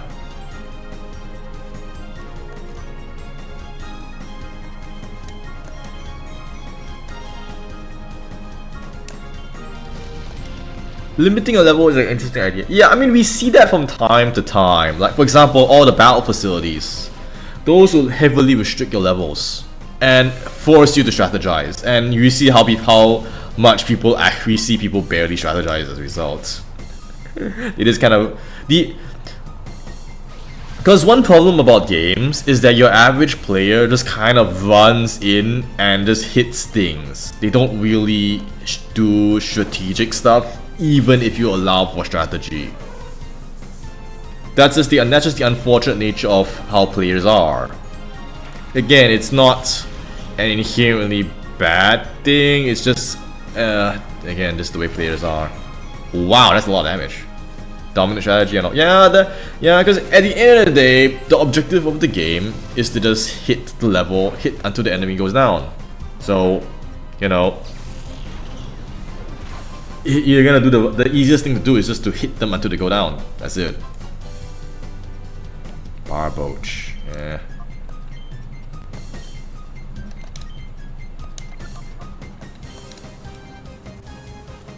Yeah, click the button, does the most damage. Yeah, that's what people do, and it's a legitimate strategy. It's not the most efficient. It's not the most optimal strategy, but it is a strategy, and it's the strategy that is the most spammable because you don't have to think.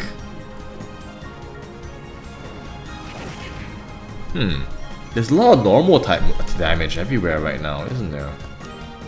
That's...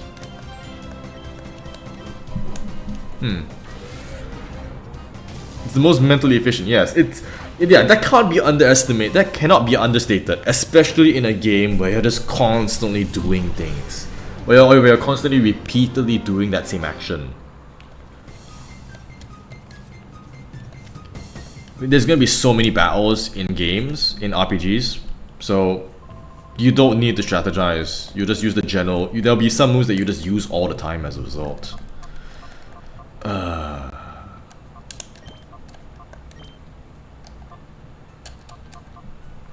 Kolava's got some good damage right now, but unfortunately, knockdown is not very helpful at the moment. Can I just use SP on a bit? Let's use SP on a bit.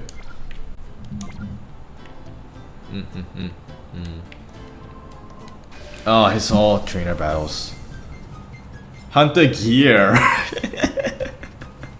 It feels like sometimes they just take an existing word and just tack on one or two vowels at the end, and they call that a name. Like, there's so many trainers they need to go and name that they just stop bothering after a while. Yeah, they really have to make up for. Yeah, they do, because there's no other way to get EXP in this game beyond just like giving you a ton of trainers.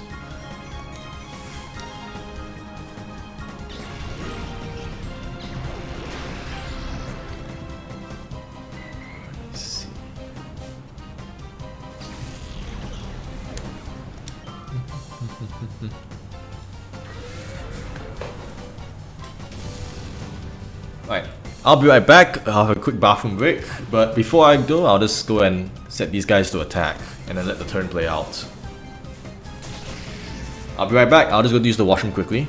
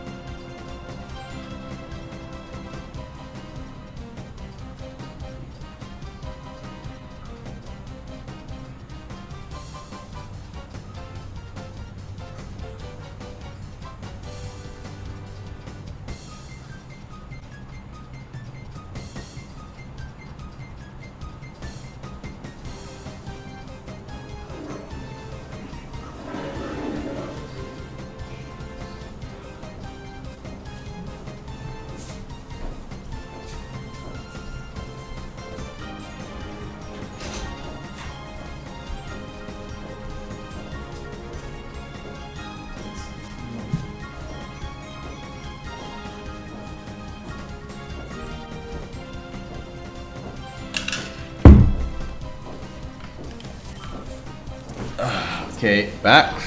Let's see. Hunter gear.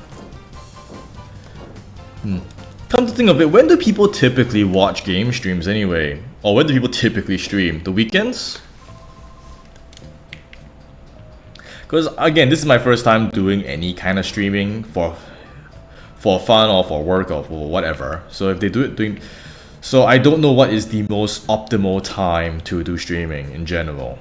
I did notice someone on the YouTube channel post a comment saying that, oh, they wish they could attend, but they are at school. Which, you know, fair enough, they're doing the right thing being at school. So I kind of wonder if it's better to actually just stream online, whether it's better to just stream on a weekend instead. If that's the case, I might do if that's the case, the next time I stream it, I might just do it on like Saturday. Probably best. Schedule ask me to ask on Discord. Yeah, you're right. Discord's probably a good place to ask. Let's see what other people say.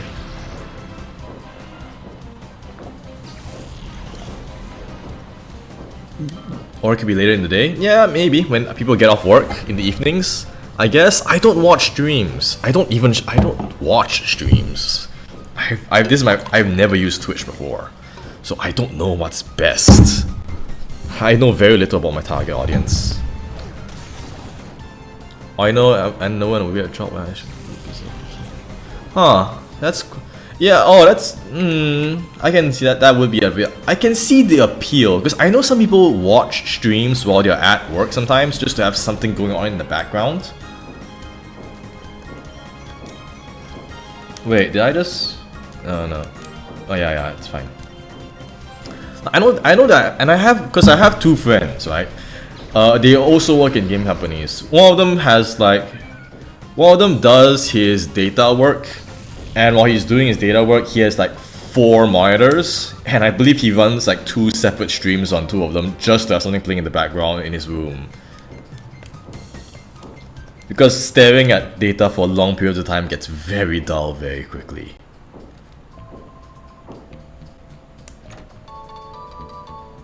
Great balls. Oh, they give you 5 at one shot. That's interesting. With apparently difficult books.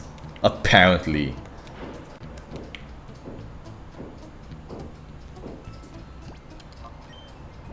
Oh, Noctowl got killed.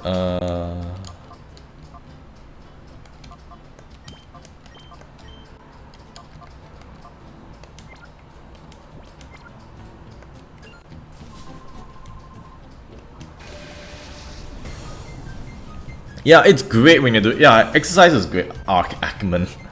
That's like close to being a name. It's very close to a name. Yeah, it's great. Yeah, I've noticed when I'm just doing jogging, it's very tedious and boring. So it's great to be able to jog, to just have something just playing casually in the background. I should take this before it explodes.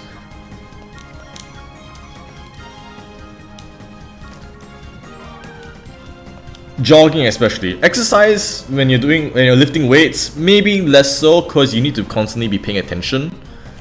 But if you're doing any kind of cardio, like jogging or cycling or whatever, like your upper half is empty and you don't really need to pay attention, and you're also just doing the activity for a long time. Like when I jog, it goes for like 20-30 minutes at times.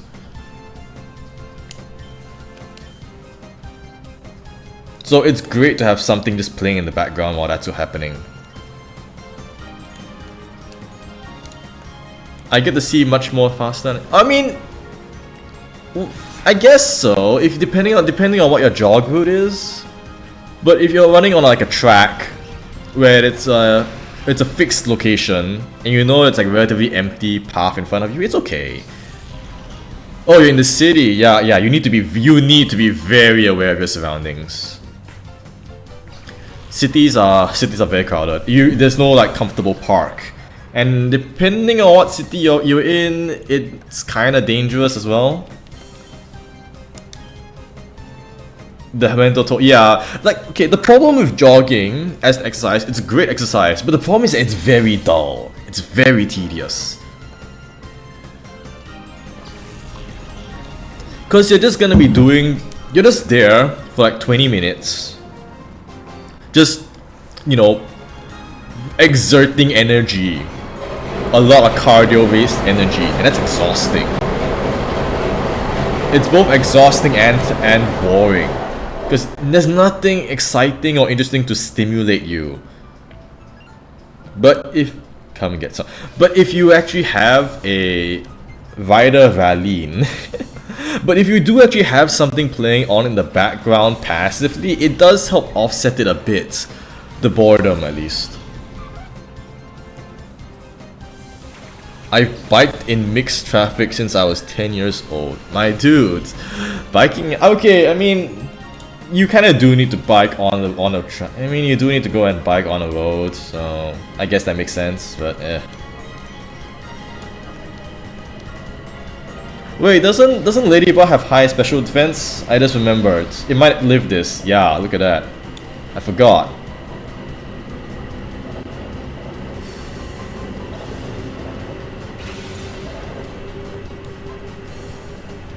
Yeah, Ladybug's got high special defense. Yeah, like stopping for boredom is is a legitimate problem. Because it's so boring to go cycling. It's so boring. It's so boring to go like do extended amounts of exercise. It's not just the tiring part. It's just really, you know, you just don't want to do it because it's not interesting. You'd rather be doing things like playing games or reading books or doing literally anything else. Thank goodness smartphones exist now, so you can actually do something while you're jogging. Though depending on your internet plan or your data plan, that might not be worth it because you can't just like casually put on YouTube. And you can't do things like play video games on your phone while you're jogging as well because you might need both hands for that. Normal type. What helps for me is that I pick a destination I want to go on a route and I want to see. Yeah, that helps. But then if you do that, it's also kind of, there's mental exertion in a different way, I guess, because you're spending time not getting lost.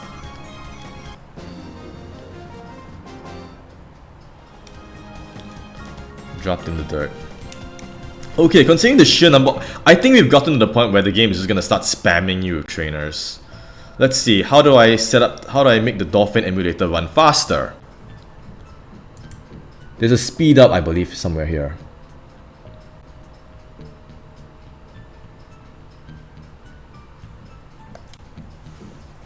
Let's just carry on first until I... Okay.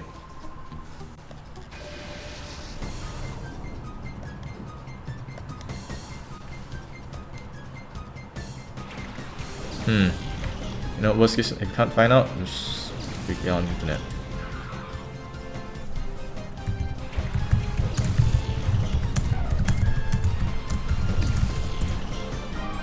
Fast forward. I know there's a way to do it. I accidentally triggered it at some point. I just need to remember how I did it.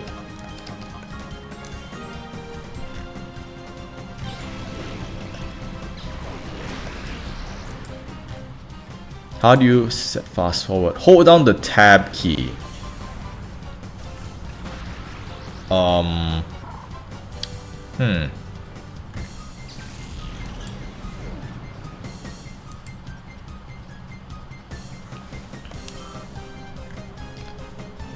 You can change this key and more under options/hotkey settings.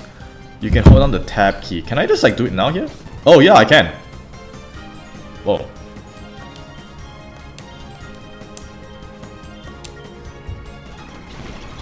Yeah, I can just speed through.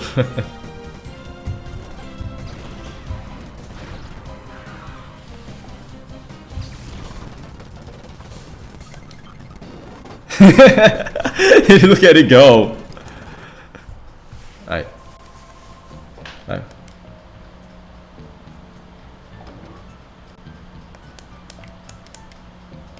There's a lot of apparently difficult books all over the place. Nothing here. Revives. Okay, that's good to have. What is this outfit? I mean, okay, this is Hunter Toti. This is close to being a viable outfit in terms of colors. Look at this. Like, it's orange. There's a bit of blue. It's both. The majority of it's blue, but the secondary element is orange. That's a nice color combination.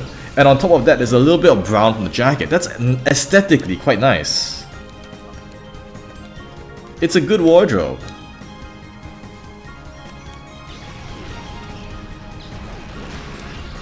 Like, this is the kind of design I could kind of see working out in the mainline games if you give it to like a casual NPC. It's a very NPC design, apart from the hair color. I guess the one thing I don't like is the fact that her hair is the same color as her suit. Like, it's a bit too desaturated. Yeah, it's a bit too desaturated. It could be like a shade or two darker. Like, look at Mr. Digiman right there. That's a nice shade of blue.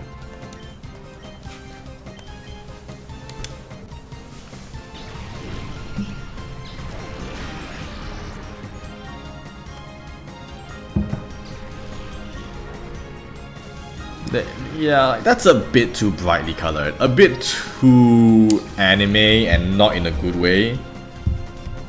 Like, there's a way to do anime designs, and that's I'm not sure how I feel about this particular one.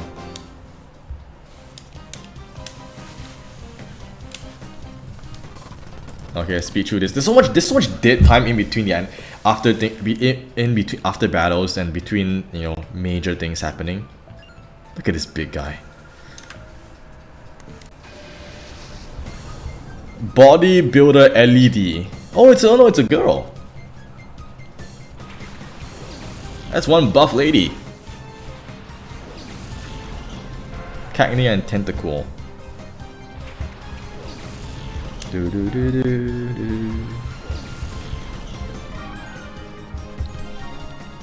Okay, so nothing special about these guys. I can just sweep through quickly.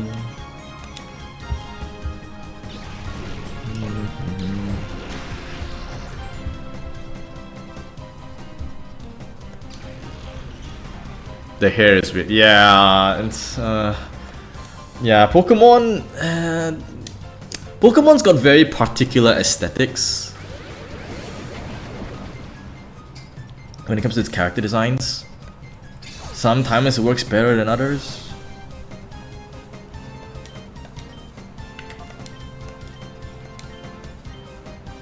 It's spectacle over speed. Yep, it really is.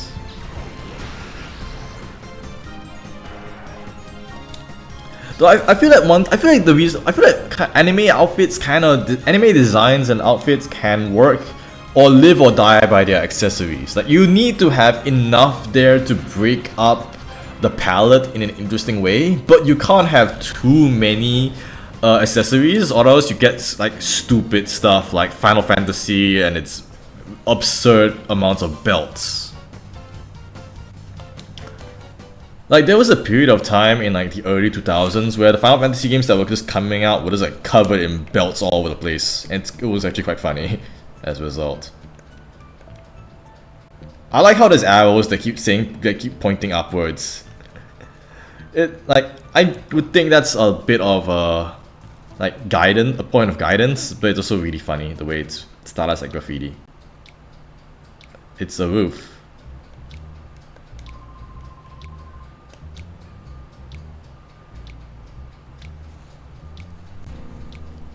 You can't look like a persona. I mean, yeah, you can't. Though there are, darling, one of you do. Isn't this Mirror B again?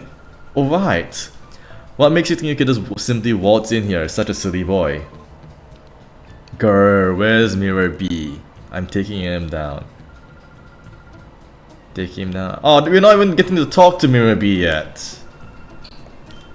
Like, we just have to go and deal with these two nobodies. I mean, I guess they have like distinctive designs.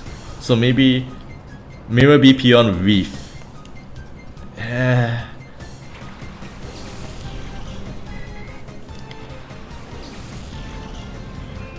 I guess they have like somewhat distinctive designs. But yeah, there was a period of time in Final Fantasy during the early 2000s where everything was just covered in belts, and it was hilarious because it's so bad. Remoraid. Huh, so they let you have an artillery. Interesting choice.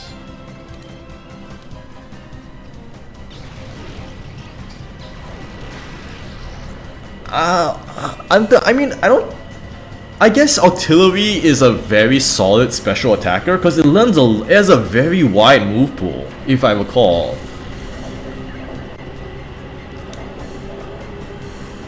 Yeah, like it's a very good all-around special attacker. It's not too fragile either. It can probably take a hit or two, and it has a very wide move pool, and it doesn't have. But it's slow. It's very slow. It's an octopus. So go figure.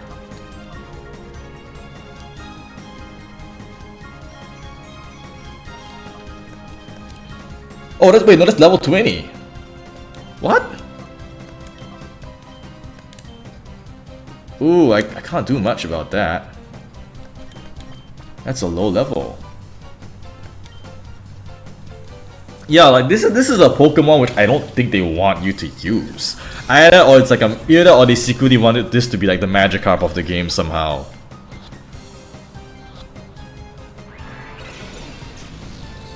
I'm not sure if it would be a mistake. It's a very odd thing to make it to have as a mistake. It's not out of the question, but it would be rather odd.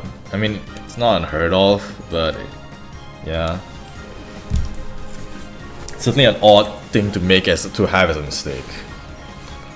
I'll just let the Remoraid just like... Why does it do so much damage to itself?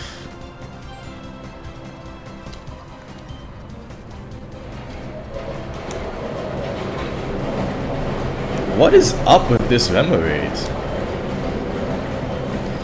Like, it just knocked off like 40% of its health in one hit to itself. I'll just catch it. I'll catch it anyway, but I don't really think I'm ever gonna use it. I mean, no. Maybe artillery has a use. I don't really know, and I'm not exactly a fan of artillery either. So, I'm being unlucky. Yeah, luck is variable in some things, I guess. I suppose I'd rather be lucky when I'm playing gacha games than lucky when playing Pokemon, if that makes sense. Because I would rather be lucky in my gacha games when I actually have to roll gacha, which I try not to because that's just an unpleasant experience. It's rather Mirror B Pion Firma. That's actually a name. That's a viable name you can have for like an RPG character. But yeah, like gacha games can be interesting, but I feel like there are times when I feel like gacha games are at their worst when they hyperfixate way too much on the gacha aspect. Oh, that's cute. I get it. They give you a Shadow Remoraid and a Shadow Mantine. I see. Yeah, it's a cute pairing. I get it.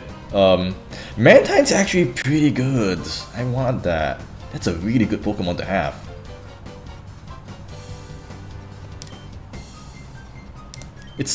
Mantine is surprisingly useful because I recall it's got a huge amount of special defense.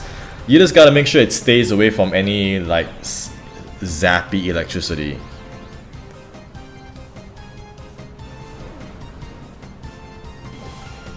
Decent special defense. I think it's pretty high. If I recall, people say that it's actually on par with the... But it doesn't do much damage though. I hear people say it's actually on par with like Skarmory in terms of like stats. It's just that its typing is way worse than Skarmory because Skarmory is a Steel type and Steel type is really good.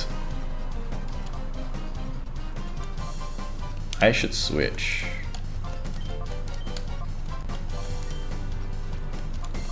Oh right, Noctowl KO'd. Let's go to Flaffy. Yeah. It has the stats to match Skarmory, it's just that its typing really sucks compared to Skarmory. Skarmory is carried so hard by being a Steel type. There's almost never a situation where being a Steel type is a bad thing. Because Steel is such a good typing. I think the only case where being a Steel type is bad is if you have if you're an offensive Steel type. Specifically offensive Steel type and have nothing else but Steel moves. But if that's the case, you're kind of doomed regardless as a Pokemon, because you're not gonna do any damage.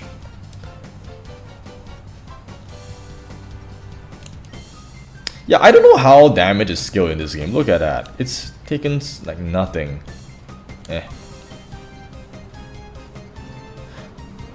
I think let's just ignore the Mantine for I'm just gonna ignore the Mantine for now and just focus on knocking out the rest of his Pokemon.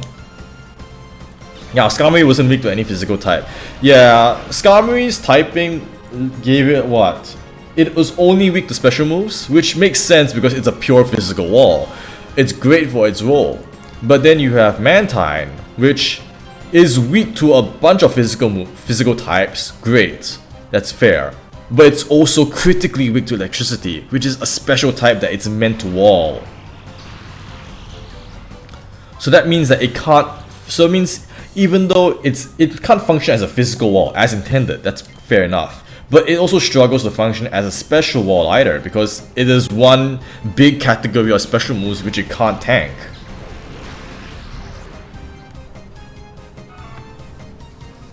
Bait water moves? Yeah, it can. It will be pretty good for that, actually.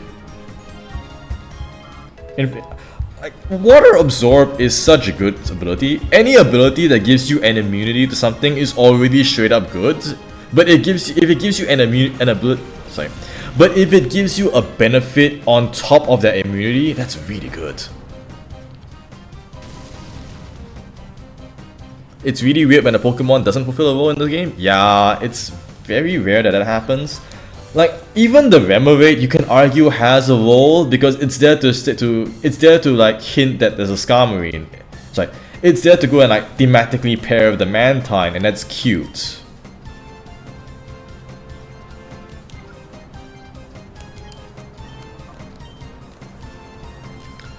Yeah, Skarmory doesn't actually have Skarmory is really bad in terms of its stats, but what hard carries it is the fact that it's got Steel typing, and Steel typing is really good. Skarmory could just take all of its stats, dump it into defense, and that's good for that alone, and it'll work well. The lower power scaling helps to cut the power creep. Yeah, I mean, was Generation 3 really power creep? I don't know. It feels more like they were just diversifying a lot. Things were not really that good in Generation 3. Generation 4 was when there was a natural step up in power, and then Generation 5 kind of went nuts.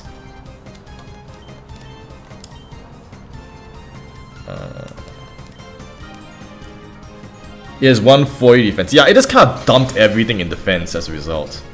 This thing's tanky by this point of the game. Wow.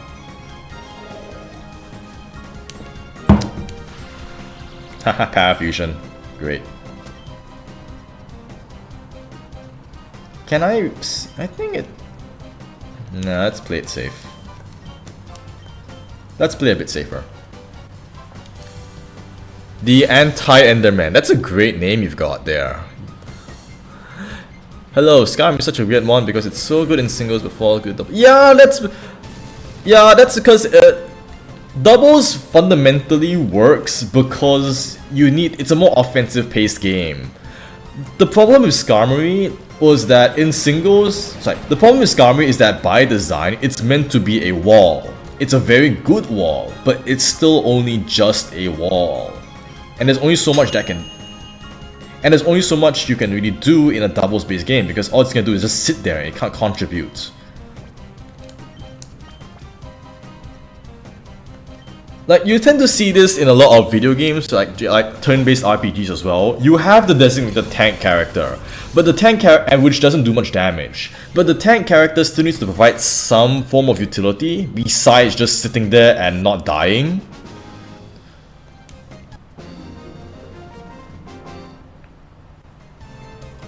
What has happened unbelievable too? Let's speed through. Okay. Let's make ourselves scars. Ultra Super Fire Dash.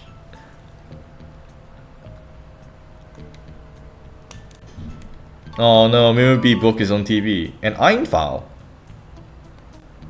Einfall S. Shadow Pokemon. A Shadow Pokemon is a Pokemon that has been made into a fighting machine.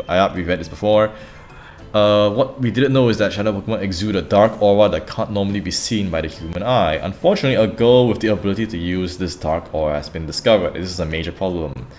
The girl could be a huge obstacle to our Shadow Pokemon plan. A solution to this threat is urgently needed. Did they ever explain like why Digigal can just do this? Wait, dancing?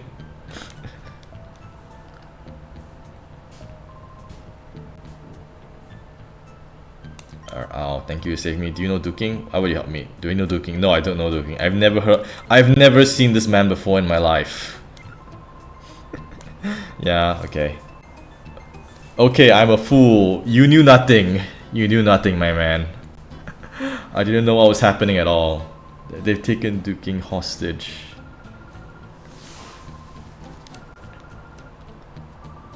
Oh, hey, that's Mirror B. The best character. Cowardly cheat, that's not true. Taking a hostage is perfectly fine as a bargaining tactic. He's got a point, you know? Like, that is perfectly valid, you know, villain shenaniganry plans. You call that tactic, plus I better be okay. Oh, the anti-Enderman. Oh yeah, yeah, welcome. Oh right, you just chatted earlier. You just posted in the chat earlier. I'm sure come to adore me before much longer. I mean, who wouldn't like Mirror B? Look at this man. He's great. He could do with a bit less lipstick, but he's great. No running or hiding from me. Come to the cave, that's where it'll be. I'll be waiting for you, my pretties. Cave? Wait, why is there... Oh, there's an elevator. Why would there be an elevator to a cave?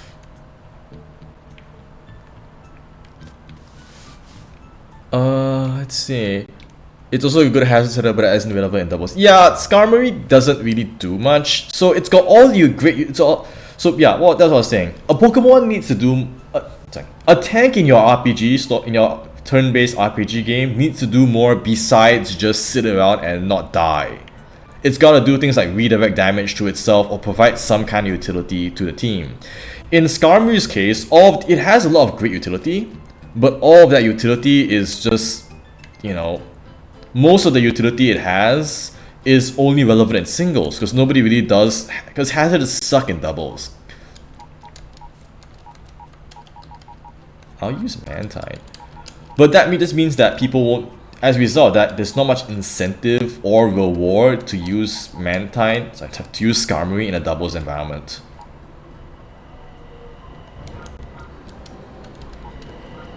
I'll put down Quilava. I don't think he's very useful for this, especially since, like I mentioned before, I know Mirror B exists as a character, and actually Brave Nature's pretty good. But part of that is also because Mirror B has the whole Ludicolo thing going on, and I thought that was really funny. Sassy nature, Flaffy. Quiet nature. Flaffy is good to have. Thunderwave is always good to have.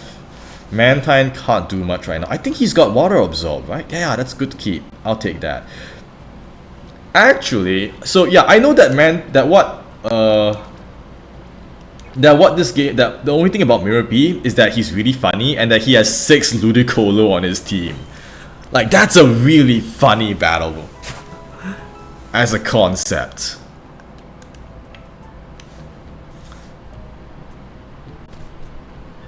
It makes him a highly memorable boss opponent as a result, because again, he's got 6 Ludicolo that are just vibing out.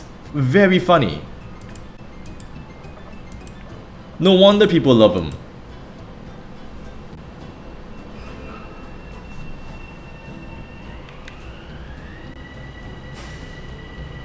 Mantine is really good if it can. You could throw on Yanma? What? What? But yeah, I don't really see the point in bringing Yanma though. Because Yanma doesn't have anything worth using. Right? It's always been a kind of an... Because this ain't Gen 4, Yanmega doesn't exist yet. And it... So, even if you do, its stats just let it down so hard. Even if it does have any utility. And I don't really think it has much utility. It's got Sonic Boom, but... Apart from helping... Yeah, like someone mentioned earlier, I think it was Voltus, somebody, that he has... That Sonic Boom is used for capturing stuff. And it's very good for capturing stuff, but I don't really think I'm struggling with capturing in terms of damage. Wait, isn't this back where I came from? God damn it, that was a waste of time. I just walked all the way down these stairs. So Mirabee went off to the cave. There's no cave here, so it must be somewhere outside of the town. You were meant to continue from the roof. Yeah, it's like classic RPG thing. You finish everything and they give you a shortcut back to the entrance. I for some reason thought that elevator was a shortcut into the cave. I didn't realize it was a shortcut to the exit.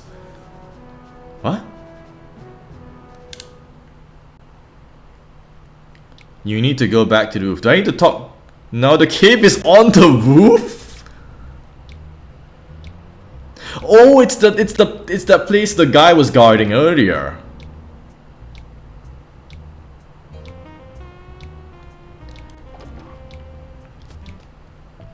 Oh, it's where that guy. God.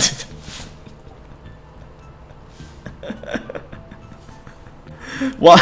No, your shortcut's one way. It's not a trick. Wait, it's not a flag. It's not an event flag. It's just straight up.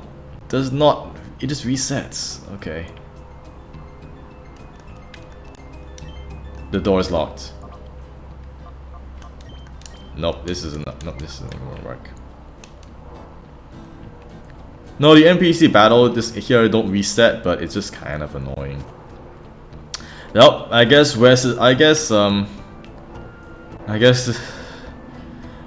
Digiman's getting his cardio in today. He's gotta climb the building like what, 3 times? It's a lot of stairs. Yeah, look at this, arrows. It's cute.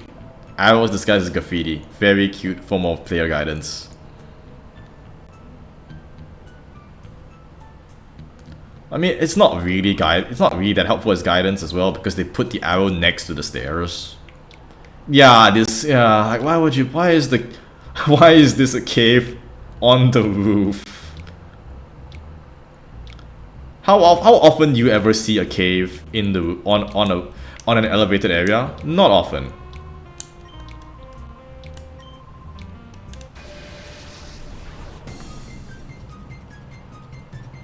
Hunter Dokkan.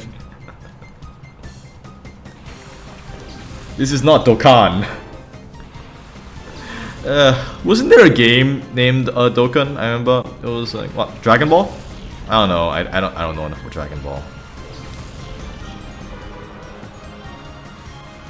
I think yeah, Dragon Ball Dokkan Battle. Yes, I never played it. I've heard people really like it.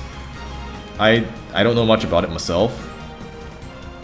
But I mean, if people like it, they're doing something, right? Good for them. Okay, let's kill everything first and leave that Quillfish for last. Quillfish is not very. I can't. Oh no, they're doing this. Oh no.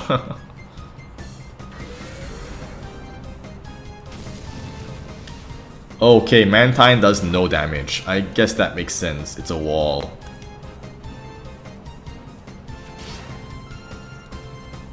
Oof.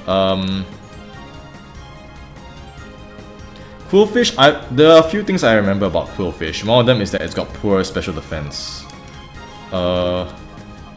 So if I recall, Flaffy's got Cotton Spore.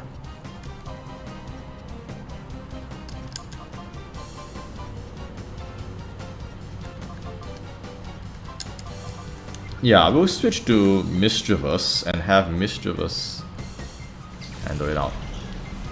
Quillfish has 95 attack and 85 speed? Really? Seriously? That's really good for, you know...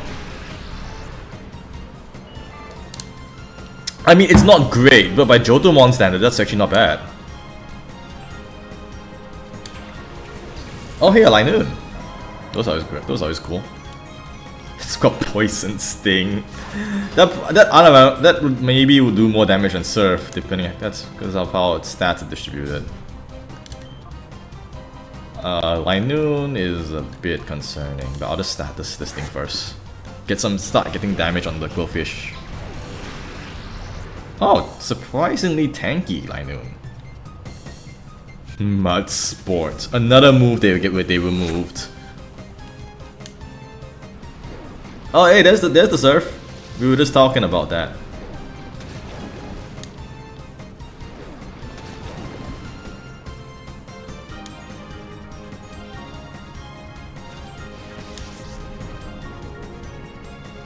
I do not appreciate minimized shenanigans. Okay, let's get rid of Linoon first, because that's gonna be a problem. Or at least I suspect that'll be a problem.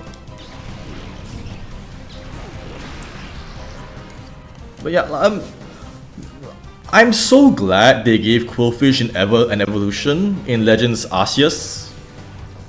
Like, it so desperately needed one. Because it was so bad. And so forgettable. Which is a shame because it's got a pretty nice design. It's just a simple pufferfish. And pufferfish are cool animals. They're not actually that good to eat though. You know, people always make a big deal about how it is about, you know, pufferfish sushi being a thing. Pufferfish sashimi rather. But it's really nothing amazing. I've tried it before. It's really overrated. What Pokemon would I like to see have a new evolution? Noctowl.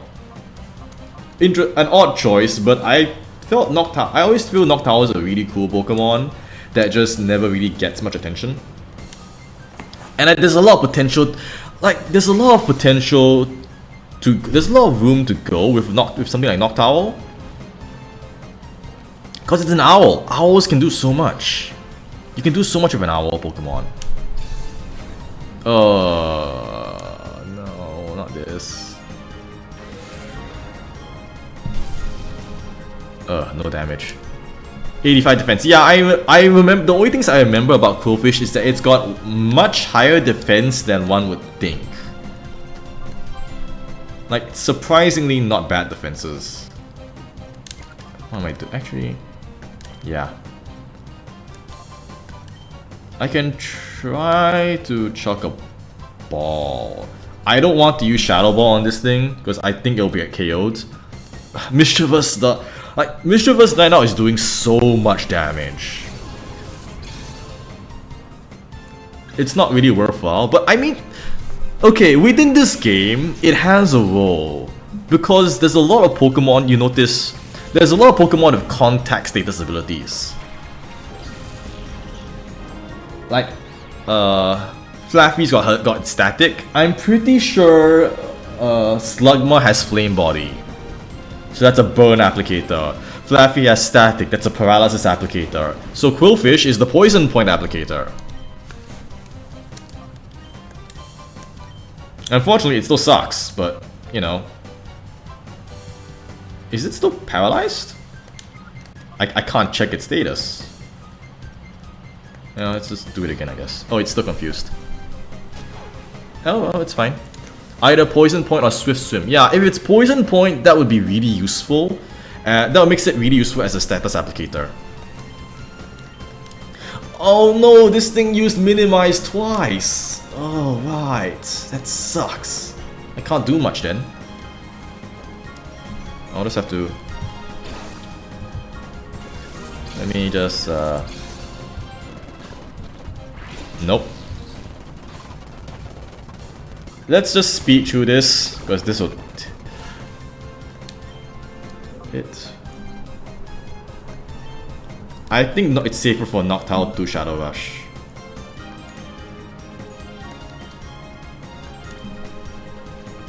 this is where Feint Attack comes in handy. Yeah, Feint Attack is a good utility to have for a playthrough because evasion shenanigans actually happen in playthroughs and they are never fun to deal with. I kind of want to have a... I don't know who has Feint Attack though. Umbreon learns it. Oh yeah, Umbreon would be good to have. Would be good for that. Huh, cool guy. This seems to be very chill for an evil villain. Cave.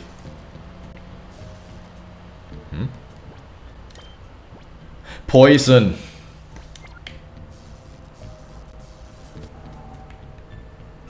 Right, it's Generation 3 games. Right. Oh, poor S. Oh, sorry, Espeon.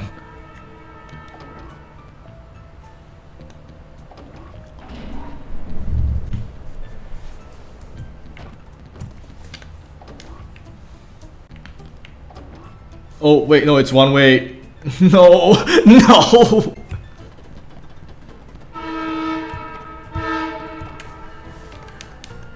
Why did they make it a one-way door?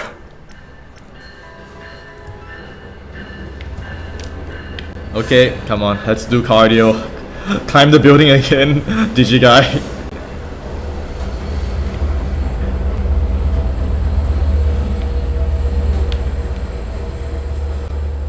Okay. The freaking door. Why would they make it a one-way door that closes after that? I can understand if if the whole building resets, there's no helping it, but come on. What's here? This is just a straight up dungeon. What the heck? Aoife. Can I? Nope, nothing here. There's a few interesting Pokemon coming up in this dungeon. Oh, that sounds interesting. Okay, Mantine is a problem because he sucks. Like he's not like it's a good wall, but it doesn't contribute much else. I might use Flaffy for this one. I might just use Flaffy here. Because Flaffy can paralyze.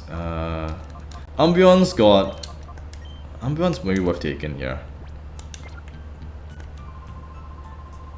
This floor is my territory? What, is this like a floor boss things? Shoot Performer Symes. That's actually not a bad name. Correct me if I'm wrong, but this game came out before the physical special split. Yes, it does. This is Generation 3.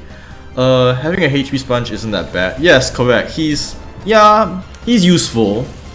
He's good to keep as a secondary switch. But right now he's not very helpful because all he has is, well, he doesn't have any good moves right now.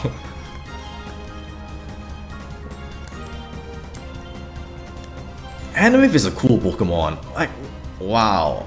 It's really cool to see this thing here. This game gives all the forgotten Pokemon so much attention. Like, I never knew. Like, isn't it cool to see an Anorith actually being used by an opponent in the game? It's not just the 14th Raticate. Oh yeah, you're right. Most of a lot of people here have Lotads because Mirror B. It's a very cute way of like foreshadowing what to expect, or rather, encouraging you to bring something to deal with this nonsense because of the sheer number of Lotads. And they're surprisingly fast, at least compared to these two. Like I always really like it when games actually give you lead-ups into the boss, if that makes sense. Like you want to give the player a bit of a heads up on what to expect for the upcoming boss fight. And basically spamming the pre-evolution of the boss's main Pokemon is a pretty good way of doing that. Hyper mode, let's get rid of this guy and call Flaffy. Anorith doesn't really get much attention because it's a Fossilmon, and honestly, even between the Generation 3 Fossilmons, I like Cradily way more than Armado, which is really weird because people like, okay, Between you guys, what do you prefer, Armaldo or Cradley? Because I've always really liked Cradley, but most people don't. Or at least most people don't like it as much as Armaldo. Cradley, Armaldo. Yeah, one for Cradley, one for Armaldo.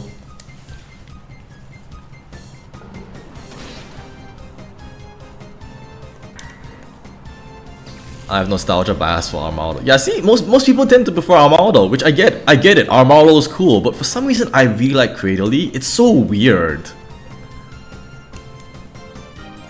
Yeah, like it is cooler, and it's a very cool concept because it's like a I don't know enough about dinosaurs, but it's just really cool fusion of dinosaur and bug and rock, you know? It's a really freaking cool design, Armaldo. Like if you got that as an evolution in Ruby and Sapphire, you'll be pretty hyped to use it. But I don't know, I just found Cradley really interesting because it's a fossil plant. Like that's not something you would expect from a fossil. The Anomalocaris. I don't know much about dinosaurs, but yes, it's really about prehistoric animals, but that's really cool. It's a really cool sort of inspiration source. Huh? Ooh, welcome aboard, Game Rotator. Can I like... Yeah, it's rotate. Thank you for joining, Game Rotator. So let's just do this one time.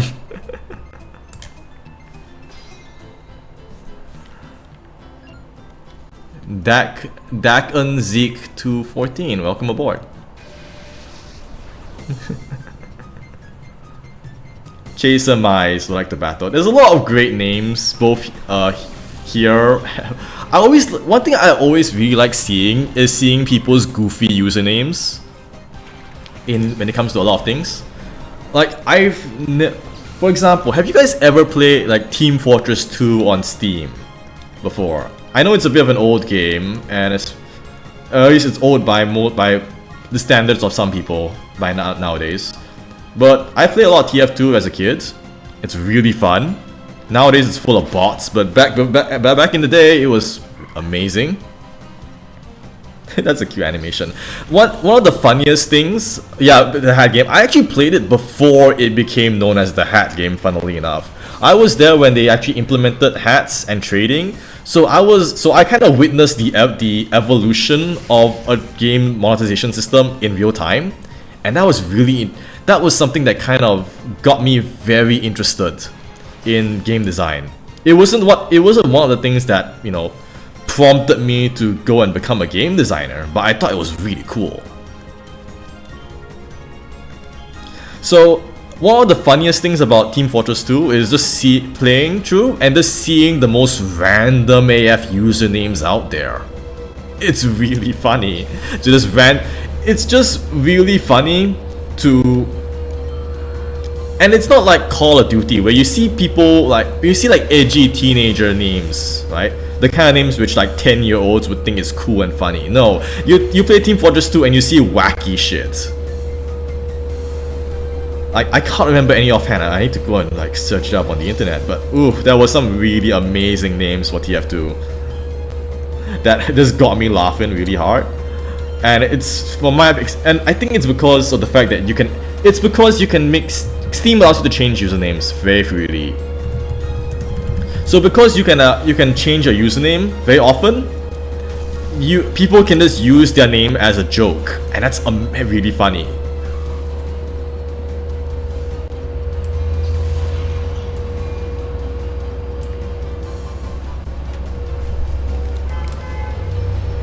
Yeah, here's a few good ones. Since we have a bit of time. Oh, let me just move these aside. Huh? Oh. What's Raising a Pokemon to those levels must be a hard struggle. You might be our enemy, but you have my respect. I always really like the archetype of like super respectful, nice villain. Like the villain doesn't need to be an ass, but when a villain character is polite, I always kind of really like it. I found it very engaging, from a character standpoint at least. Nothing much here. Yeah, so like some like stupid Team Fortress 2 names, for example. You got stuff like Suspiciously Slow Scout, Thomas the Wank Engine, hashtag YOLO, we have respawn. Then there's things like you have been, then there's like dysentery. So you have been killed by that dysentery. Bill Nye the Russian Spy, Dildo Gaggins. Like there's a lot of great names. Oh, that's a Makuhita.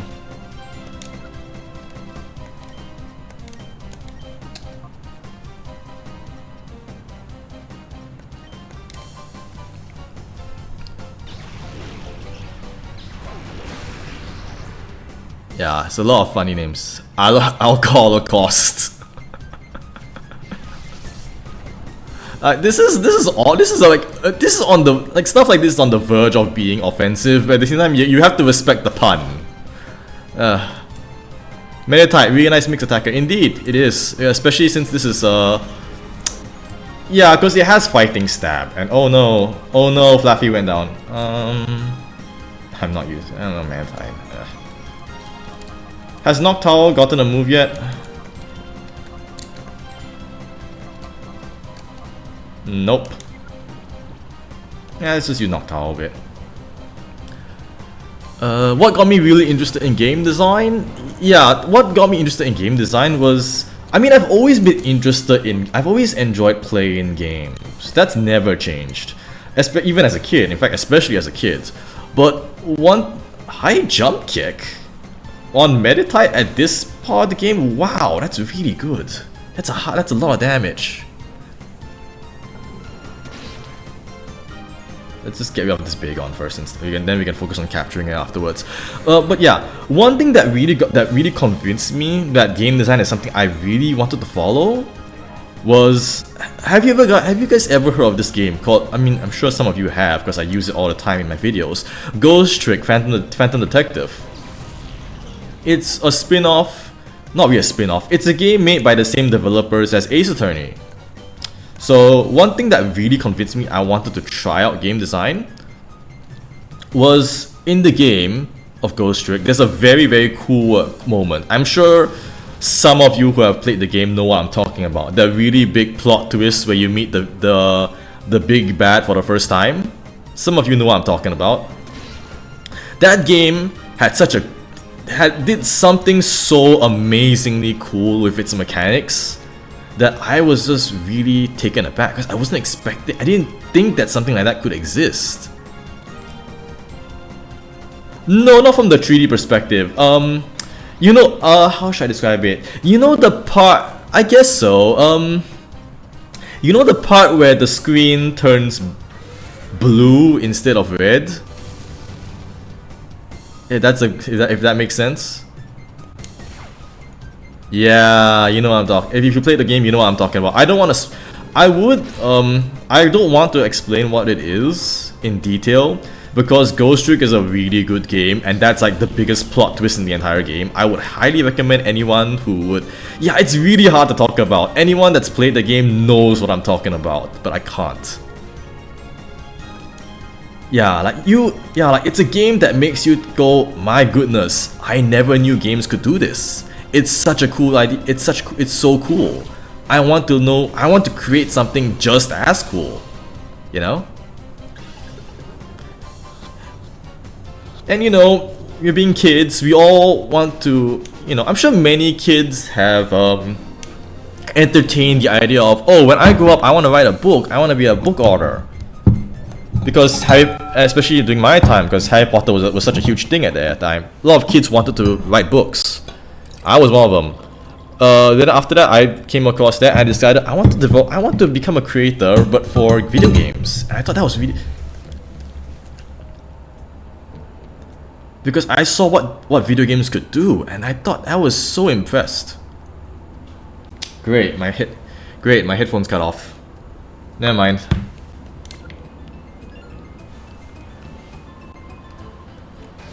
Let's see. While this thing is going on, Hunter Valen. I mean, I can still play the game. It's just that there's no audio on my.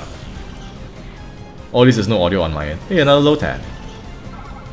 I'll need to redirect the audio. I need to pipe the audio somewhere else for a bit. Maybe I can send it to my external speakers? Yeah, it does, but then in that case, that gives me a bit of audio. Can you guys hear the audio through my speakers? Like, I don't want it to be too disruptive.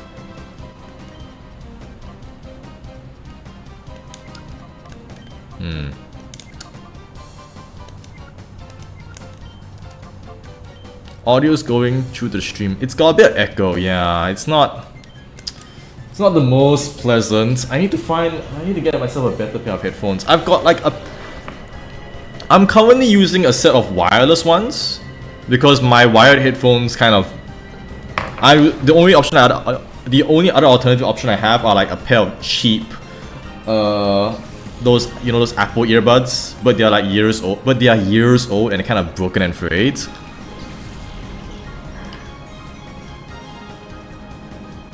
Roar. The headphones. Because of the earpods. So because of that, they give really bad audio, and they were the reason why you were hearing a lot of static at the start of the stream.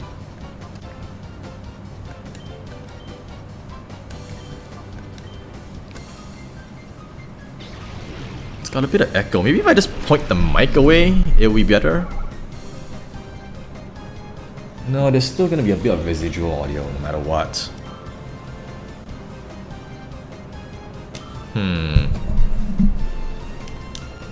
There should be a better way to work around this. I don't have any other headphones though.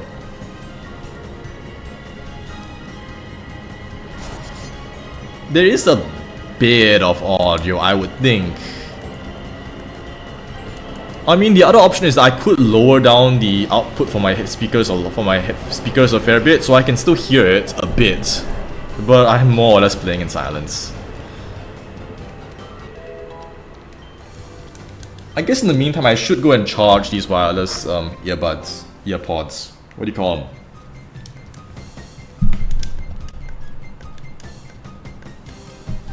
PG man, you got it.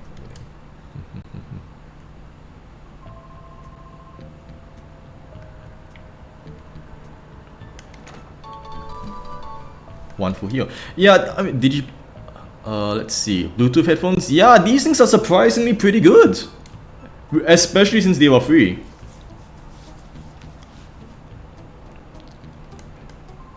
I've got them here before.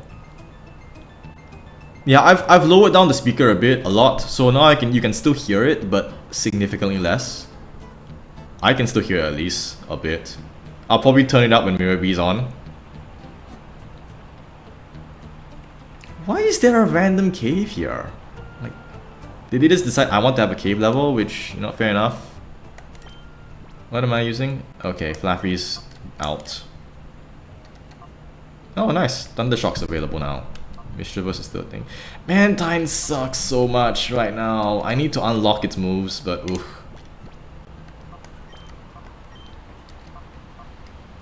I don't want to use Mantine. It's so bad. Like Noctowl I'm willing to Noctowl I'm willing to handle because Noctowl can contribute. Mischievous is really good. Beyond that, I might just stick with Espeon and Umbreon for the time being. Like this is why they need to give you something as good as an Espeon and Umbreon for the start of the game, because you're locked to a bunch of really not great Shadow Pokemon.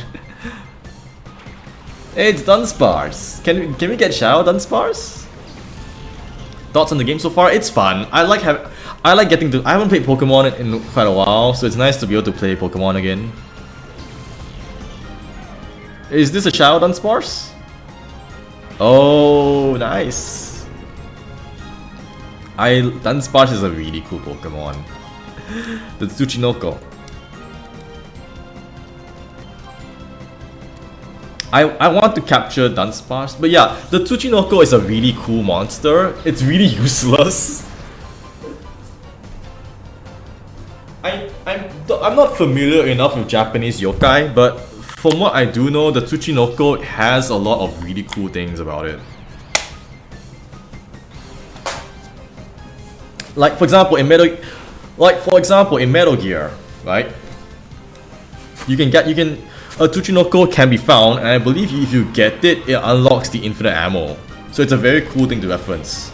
Dunsparce is based on a Japanese yokai or cryptid, if you're in English, called the Tsuchinoko. Tsuchinoko. I'm not gonna attack. I can't attack this thing. It's gonna get knocked out instantly.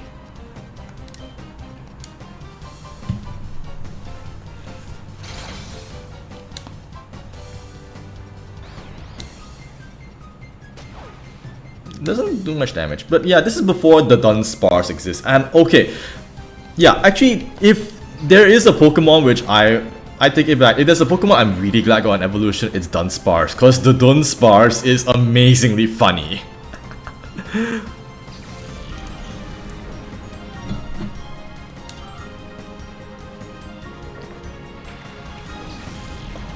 Like the thing is, everyone always talks about how weird the Dunsparce is, like about how weird of a design Dunsparce is, and yeah, it is kind of weird, but it's not.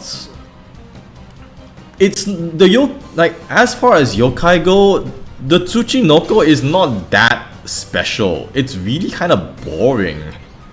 It's just, I believe it's a snake. It can curl up and stuff. Oh, it's got yawn. It can like curl up and roll around. I think, or is that like the Australian hoop snake? Australia's got a lot of funny like joke cryptids, but it's known for being rare, and that's what the Tsuchinoko is about. It's a yokai which is known for being exceptionally rare, while still being like but not rare to the point of it being like, oh, it's a myth, it doesn't exist. No, it's rare, but it's a creature that you can still realistically find. And I think there's some, like, culturally, there's this thing called a Tsuchinoko hunt that exists in some parts, in some like old Japanese villages or something like that. With the way of it turning into a dragon? No, I'd be disappointed if it turned into a dragon. I'd be very disappointed if it turned into a dragon. Because yeah, it would be cool, but Dunsparce is such a weird, such a goofy looking design that the Dunsparce just being bigger Dunsparce is amazingly funny. I really like the Dunsparce. The fact that Larry uses it is also great. Like, Larry is such a fun character concept. It's just a dude. He's just an office guy that just wants to go out, that just eats food and wants to go do his 9 to 5. Depressingly relatable. Larry is great, period. Yeah. I think I found it really funny that out of all of the Scarlet and Violet characters, the ones that end up being... Like, you've got Iono. They've guaranteed. I'll be very surprised if the developers did not expect her to be popular, because you know, VTubers and streamers are a thing nowadays. It's something I don't understand. Not understand. It's not something that I enjoy or care about, but I can understand why people do care about the whole VTuber thing. So when they cook up with Iono, which basically looks like a VTuber except isn't. I mean. Sorry, when they came up with Iono, who basically is a VTuber in all but you know, looks like a VTuber but is a real person, if that makes sense. As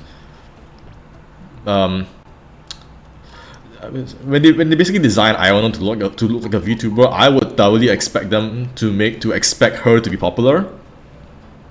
But when you have the Dunsparce, oh, it's got Runaway. I can't use this. It doesn't have Serene Grace. A streamer, yeah, a streamer with a funny outfit. Look at this guy bob his head. They would expect her to be popular. It's got poison barb. But when it comes to something like, can I not take its item off? Do I need to like unlock its heart before I can like take the poison barb off it?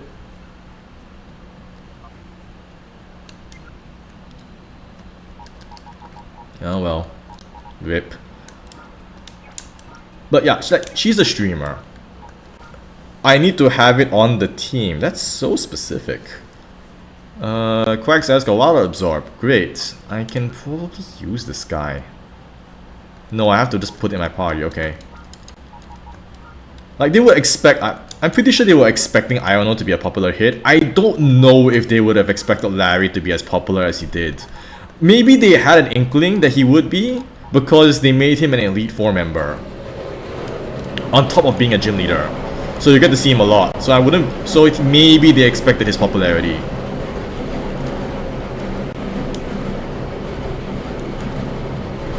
Larry's a meme. I mean, he's a meme, yes. But he's also really funny in general. Like, there's a lot of good joke. Like, they made a lot of good jokes with him. Deposit? Okay. They didn't use take. Why didn't they just use take? Like, in the localization team, why?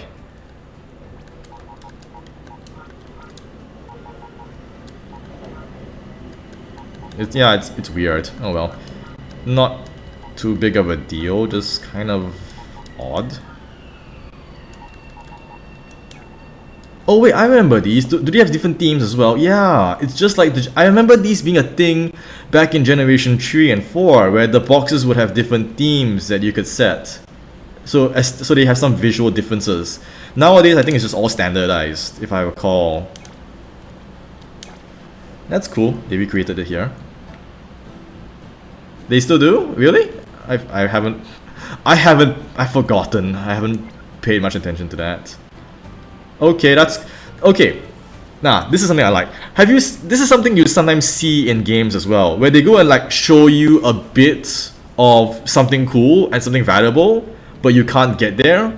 So it puts the idea in the player's mind of, okay, how do I get there and how do I get the cool thing? In this case, you can see there's a little path that leads up there. So this is like a little preview of something of a reward to get. So the player is not incentivized to explore further to find out how to get that reward. One of those like very small but cute game design tricks to encourage, to help with exploration a bit. Also hint how to get it. Yeah, so it tells you like, okay, you need to find a way to get up there. Which in this case, let's just run quickly because we do not have running shoe technology. We have Star Wars hover bikes, but we do not have the technology for running shoes. I don't know why. Have I been here before? Nope. Dooking's finished. Rollerboy Evat. Another low tier Lombre. All hail Mirror B indeed, including his using his Pokemon. But yeah, I was saying earlier, this is something great to have. This Pokemon this gradually leading up to what would eventually become Mirror B and his 6 Ludicolo.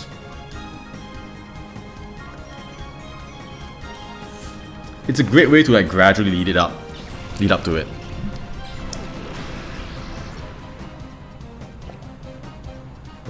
Oh yeah, Pokemon Special had really cool running shoes. They were really really cool to see. Ruby just having them and just jetting all over the place.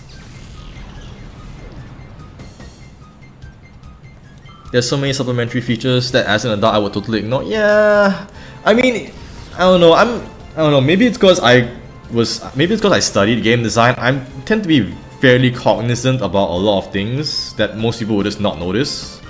That's not necessarily a good thing. Not necessarily a good thing though, because when you know more about game design, you tend to enjoy it a bit less compared to if you're just a player. It's like here's an example. Let's say you're a magician, right? Or if you're watching a magic show. If you go and watch a magic show in Vegas, and if you don't know anything about magic, you'll be able to just casually sit around, enjoy the experience, and have fun. You know, you sit there for an hour, get wowed by all the magic, and you walk away having a good night. You know, after you I'm assuming since it's Vegas, you've already gambled and you haven't like gone bankrupt. But yeah, you watch a magic show, you have a good time, that's it. But if you already have knowledge of being a magician, or if you are a magician yourself, you kind of will be able to see the cracks or tricks that are going on, and you kind of enjoy it a bit less. Or rather, you can't really enjoy it as a general viewer anymore. You're enjoying it as from a more... That's a boss room. Right. You're kind of enjoying it more from a critical standpoint. Like you can see you can see what's going on in there and you can appreciate it when the magician is doing something really clever. But at the same time, when there's a flaw, it tends to stand out to you more often. Whereas if a person doesn't know any better, it will just kind of go past.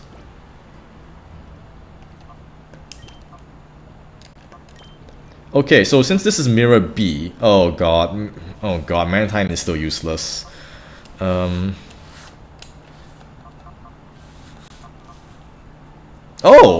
right, Noctowl's got fly. I got a flying move I can use. That'll be good for this. Yeah, it's a different kind of enjoyment. But at the same time, it's not. That's why I say it's not a bad thing, but sometimes it does kind of suck.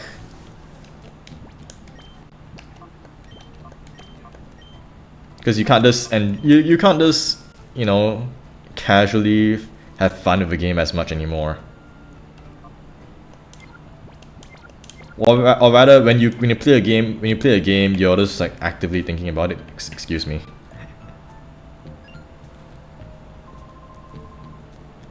I need to score points so I can get a promotion. Look at this guy. Look at this corporate like go-getter right here. This guy's working up the ladder. Hunter Zalo, Swablu and Lotat. Yeah, he's got the Lotat. He's working his way up. He knows what to do. Comp science, yeah. Because comp science gives you the knowledge of how to program. Swablu, interesting. That's a dragon that's a dragon Pokemon you could get right there.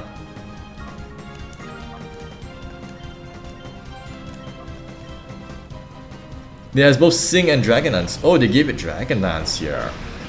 That's a good option.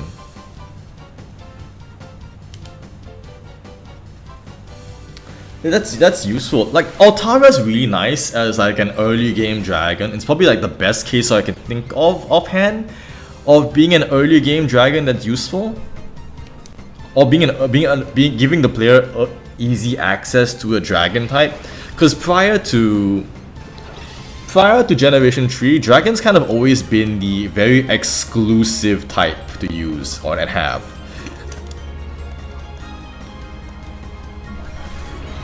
But Altara itself is not it's not an endgame type, if that makes sense. Oh no, Mantine, why are you being so bad?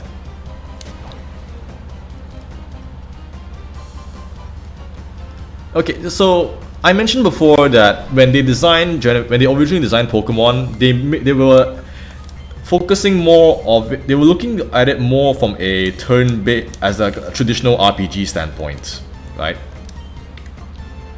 And part of that has to do with types. Like normal was meant to be the generalist type. Fighting was meant to be a very strong physical type that they would have expected to be one of the strongest types in the game, because it's effective against normal and rock. Rock was intended to be the tank type that was really weak to all kind of special offense. Ain't no way they giving us a Beldum. Yeah, no way. Safeguard. Crap, we have to do this. Damn, we have to do this the long and hard way. And Mantine is therefore useless.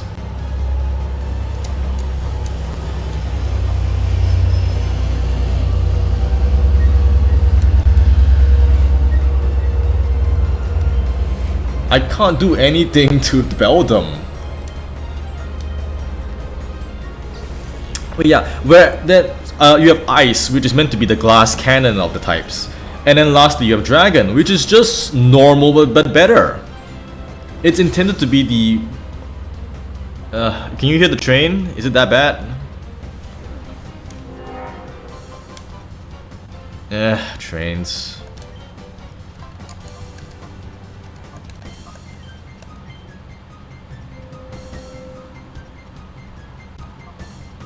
It's not too bad, I guess, but it's still kind of annoying. So I can't status the dang thing. Oh my goodness! Look at Beldum go. Just look at its animation. It's just spazzing out. And the Swablu's just sitting there. Yeah, I know this is Gen 3, but my goodness, look at that. God, I love that animation. Look at it go. Okay, just weaken the Swablu a bit. Okay, good enough. I can't status it, but it's good enough.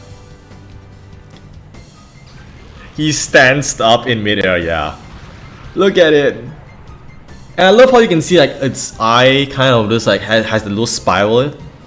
It's got a little swirl in its eyes. Oh, look at Mischievous. It's got Mischievous eyelashes.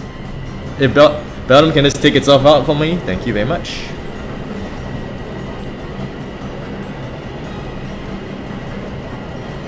I like how they give Beldum so much personality in this game. Despite it being, you know, not being a Pokemon with a lot of personality, or else you would think so. But the little eye animating and spazzing out, that adds a lot. Okay, let's see if we can capture this thing. I think now is a good time to capture. I don't have statuses, but good enough. Its legs just kind of swing, yeah, it does.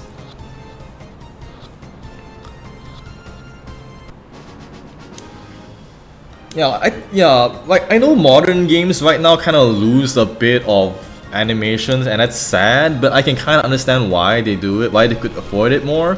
Because back during Stadium, right, you only had like 151 to animate, and they used those animations for quite a while.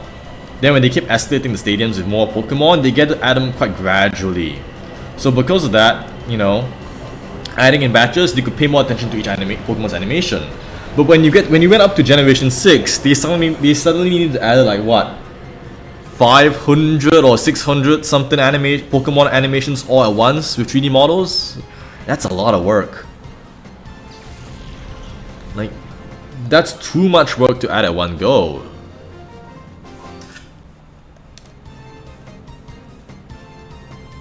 I play Battle Evolution. Yeah, there's a lot. Yeah, there's a lot of reused assets. Because of that, you realize that poor guy, he's no promotion. But because of the asset reuse, you tend to notice that the rider David. Because of all of these problems, you tend to notice that of all the asset we use, you tend to notice that the animations get to have a bit more charm. Because they were only adding like 50 to 100 Pokemon at most 100 Pokemon at one shot, and all the game did was Battle Simulator, so they could afford to do that. Why am I still using Mantine?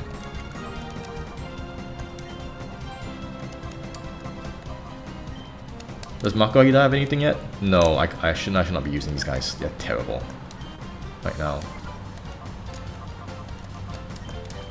I keep going back to Mischievous. It's just good. Mischievous is so good. I was not expecting it to be this good, but it really is.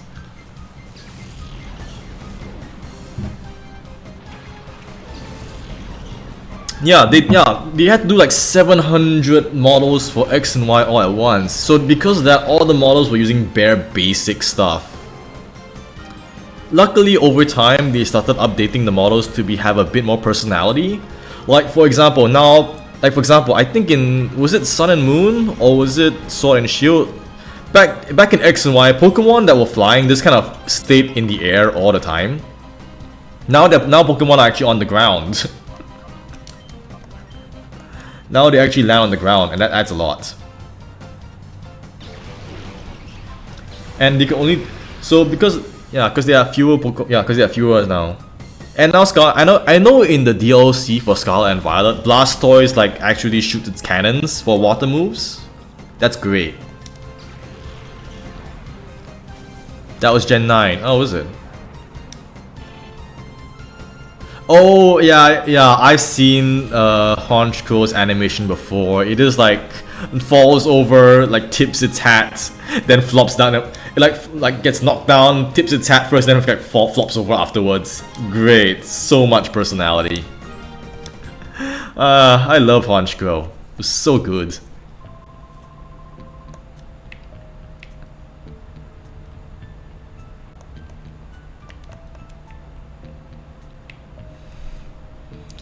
Honchkro is such a good design. I mean, Murkrow was an okay design, but Honchkro, like, they just took a very basic part of Murkrow and they made it really fun. Where am I in this? Rayquaza's animations? Yeah, Rayquaza is expected to have good animations. It's a cover legendary, it needs to look good. Like, it's contractually obligated to look good. You're still useless, Mantine.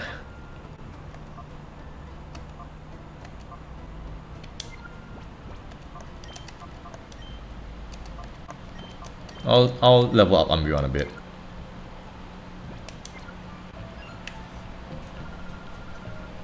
One day I'm gonna win at the Colosseum. It's not that hard, bro.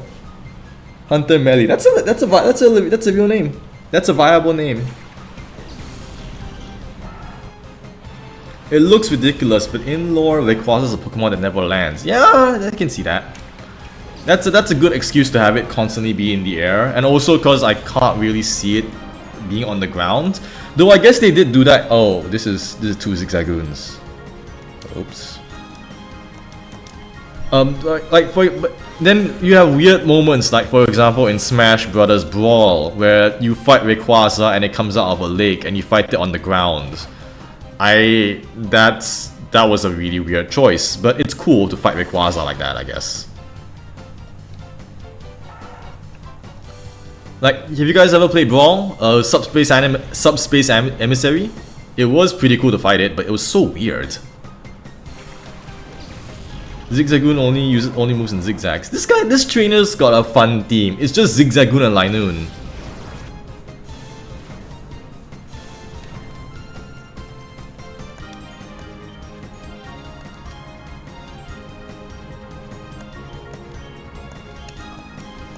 Pin Missile. Oh yeah, it has that. I never had Brawl, but I want to play Subspace someday. Yeah, okay, like right now, if you ever want to play, if you ever like are bored and you want to play a game and you want to play Brawl for some reason, you just download it and play Subspace and that's it. It's not worth. I mean, the multiplayer is okay to play, but in this day and age, you know, Smash Ultimate exists. So Subspace is like the best reason to play Brawl, and to be fair, it's a very good reason. Very cool. I got that as a kid, and before I really started getting into like all the whole Nintendo stuff. So, you know, you get to really see what, you know, Subspace was a very cool introduction to so many different characters I've never heard of before or seen, all of them doing really cool things. I think before Smash, I knew a few of the Nintendo IPs, but not a whole bunch.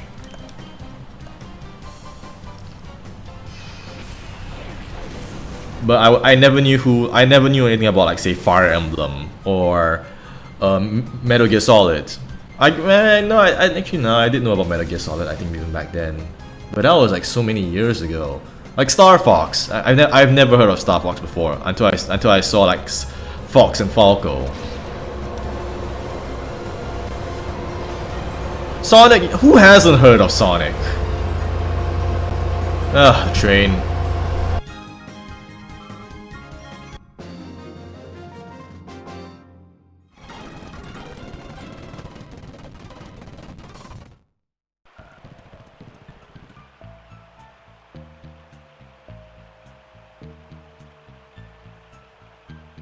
Oh, would you look at that? 4 items.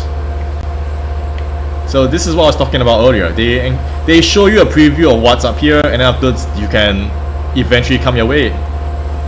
Come up to get it. Protein. So these are all stat boosters. Yeah.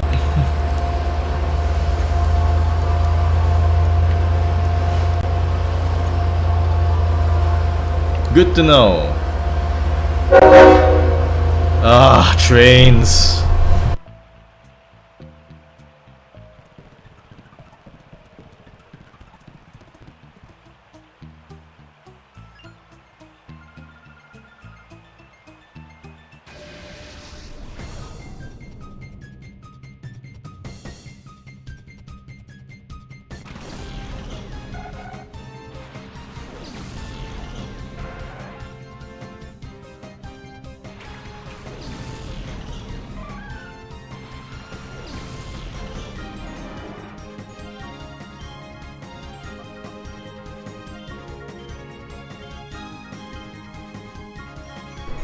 Okay, the train has passed. Excellent. Mimics. Yeah, I really like mimics as a concept. I think some of them are really fun. From a game mechanic standpoint, because they meant to catch players off guard, and they make opening chests into something that is a bit more of a remarkable experience. Though I feel that Pokemon's mimic is a bit boring. Like Voltorb, yeah, it does its job, but then you can just run away from it. I guess the exploding part's fun. Because if you think about it, the entire job of Voltorb as a... like, Voltorb's entire reason for existing in a game, in Pokemon, is to just basically surprise you and then immediately explode. And then, you know, job's done. Fungus is less effective Voltorb, because Voltorb could at least do something to screw with you in a funny way. Because it's fast and it'll blow up, but it doesn't do that much damage. But Fungus is slow and you can run away from it. Like, it has statuses, but statuses aren't the worst thing in the world to deal with. Especially if you're just exploring and you can just heal whenever. Whereas Explosion is more immediately alarming. Like, if you just get caught off by a ball and it just immediately blows up, that's funny. Yeah, Gen 5 Poison isn't a bother anymore, so Fungus isn't that bad. It's a lot more boring. I mean, it's interesting from a concept, but it's a lot more boring in terms of, you know, its role in the game.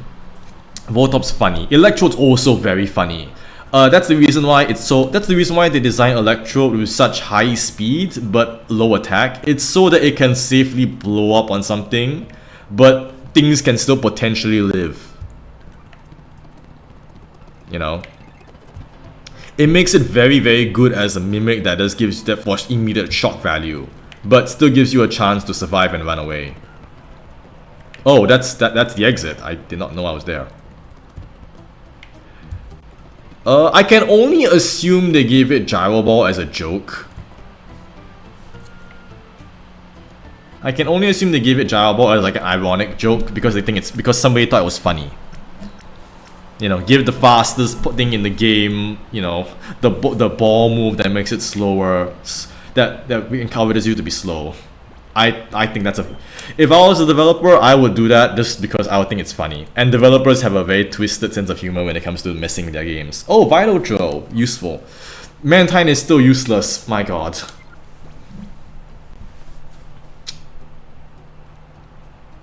Oh yeah, Self-Destruct and Explosion were nerfed. Yeah, it's very, very justifiably so, admittedly, for the sake of competitive balance, because, you know, Explosion was kind of nuts competitively sometimes. It's a big risk, but it can really pay off in a big way. Dungeon's over, that really? Okay. So, okay, I know well, I don't think Makuhita's especially useful for this. I'll put it back.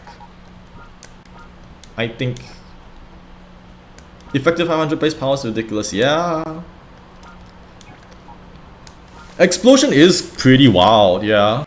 I played competitive around Generation 5 and 6. After that, I kind of dropped off. Mostly because that was when I actually started school for game design, and I did not have time to play games. The irony of being in a game development school is that nobody has time to play games.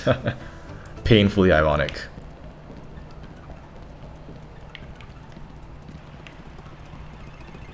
Oh, there's another person here.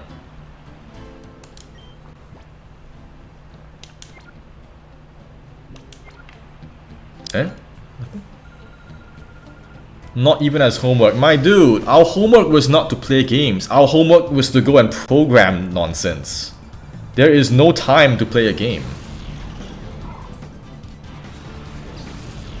We had to go and we were spending like days and weeks just...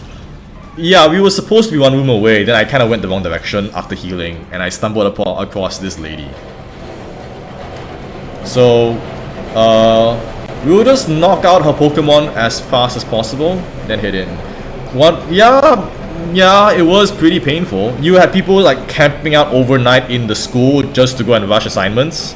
I have done that, my fair share of that. I've had to go and leave the school after midnight before to catch a cab back home, and that sucked. There's also times where there's also a very awkward moment when there are also awkward times where the trains are still running but the gates for the school close. So you would sometimes see people like climbing the fence to get out of school through the gate.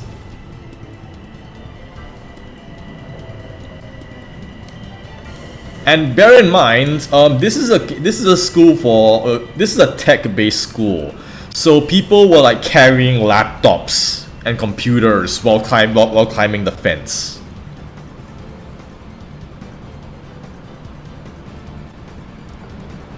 So it's not that was quite dangerous to climb a fence. Also a fence which is not meant to be climbed. While carrying a laptop. None of us got injured from that. Nobody got injured from that, but still, eesh.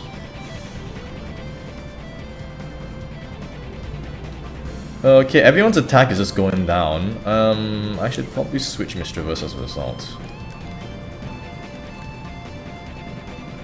Let's swap. Everyone's fine to keep. In my bag, but my laptop weighs a ton. I can't remember how much it weighs, but I don't have a PC. I don't have a desktop. My laptop was a supercomputer by laptop standards, and it was heavy as well because you also carried the charger itself, and that charger's a brick, a really big charger brick.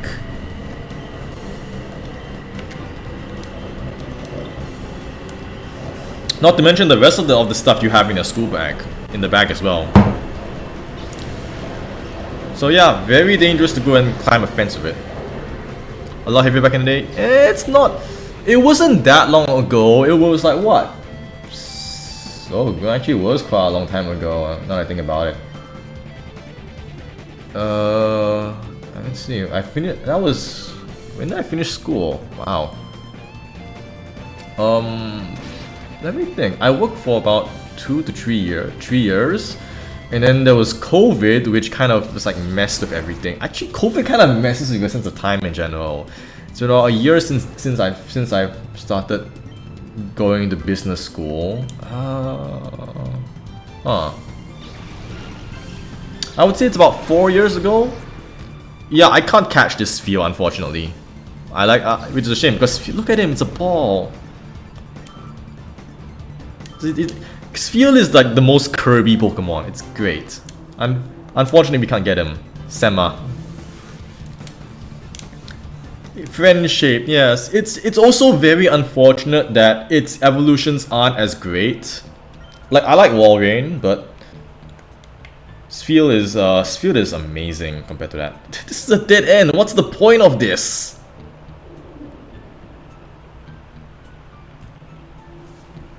Oh, that was a waste of time.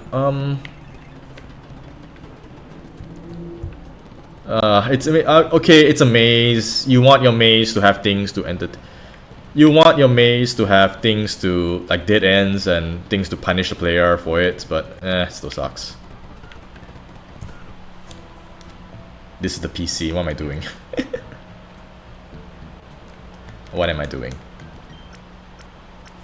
I don't like it as much as Sphere, but it's like, yeah, it's great. Sphere is okay, Walrein's a great design. It's very cool. I love the giant mustache walrus, very badass. But, you know, but Sphere though. Oh, save the game. Good call. But Sphere is just really cute. I wish it was available earlier in the game because Shoal Cave is so far in. But it's really cute. But Sphere though, yeah. It's like, Sphere is so good. Oh. In case Mirror B kicks our ass. Good point. I want to use Noctowl for this.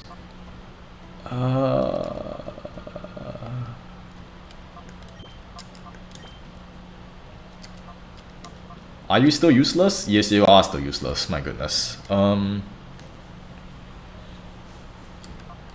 I'll take these two as my leads.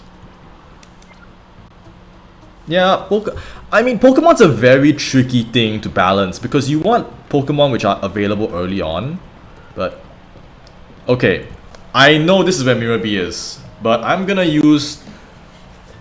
Okay, give me about a minute. I'm gonna use the washroom for a bit, then we'll go and fight Mirror B. Alright, I'll be right back.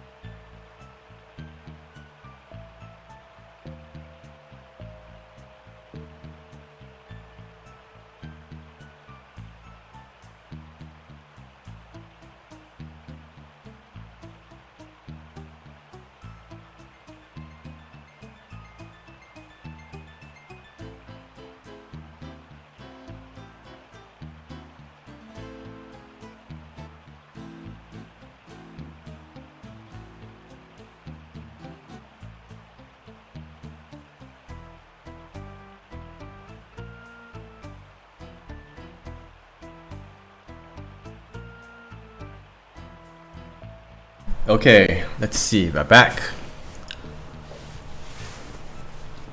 Can I raise my volume output a bit? Okay, let's go, Mirror B.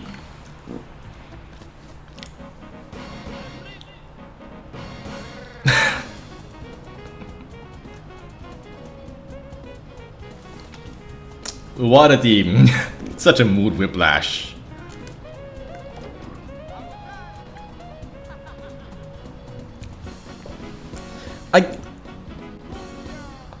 Does anyone else hear the word avocado?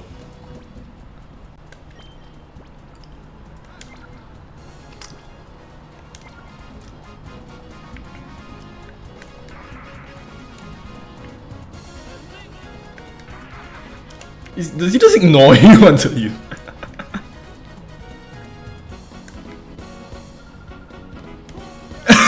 He just ignores you!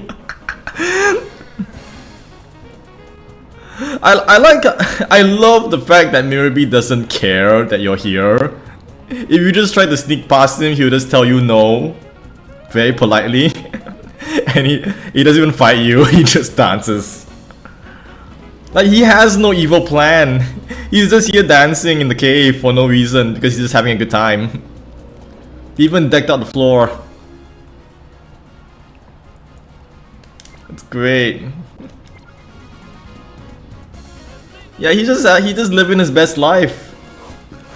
He doesn't really care about Cypher or about, you know, is that the name of the guys?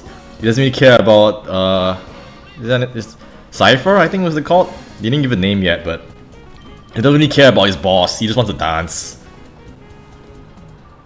Oh, he actually stopped the music. He actually the music actually stops. With that, I like that it implies that Mirabee is just blasting his own theme over the intercom. It's really good. But Mai, you have been busy being naughty and messing up our plans. It was oh so close for everything to turn out just right, just the way we hoped. But I can salvage our plan by beating you, little man. Little man? I mean, he is pretty big. Pretty sure everyone's little compared to him. He's taller than his Ludicolo. There is time for one last frantic dance before the grand finale. Let the music play. Strike a pose. Cypher admin. Oh yeah, this is where you first hear the word Cypher. Look at him go. Like, okay, his theme's really funny, but I have to say, I've heard the theme I'm more familiar with is what you get in the sequel game. Or at least I'm pretty sure that's what you have in the sequel. And that one's a vibe. I love that. Funny and dangerous, yeah. Let me see, let me just yeah. Let's up it a bit. Okay, so it's 5 Ludicolos.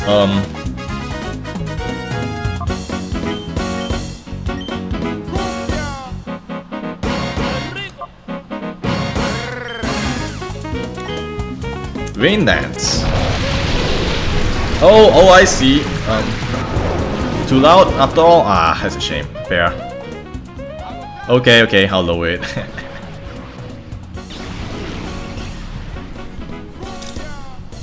Rain Dance, okay, it makes sense. Ludicolo's got like, yeah, avocado and Fanta.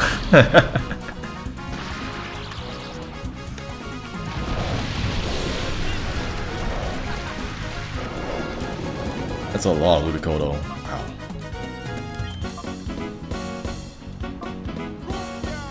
Wow. I'll target the sleeping one. It's gonna wake up. I'll wake up anytime, any moment. I wonder if it's staying stuff in Spanish. Yeah, probably.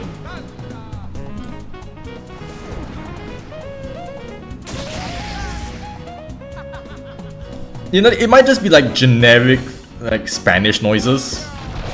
Leech, ooh, that's okay. That's nasty. Leech seed, rain dish, rain dance. Ooh. That is an evil thing to have as a moveset.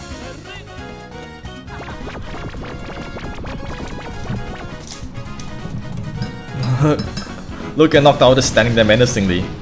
Great. Oh, this guy's gonna just keep healing as well. One of the Ludicolo of Rain Dish also runs dive. Yeah, this thing's it's got Leech Seed as well. This is a nasty strat.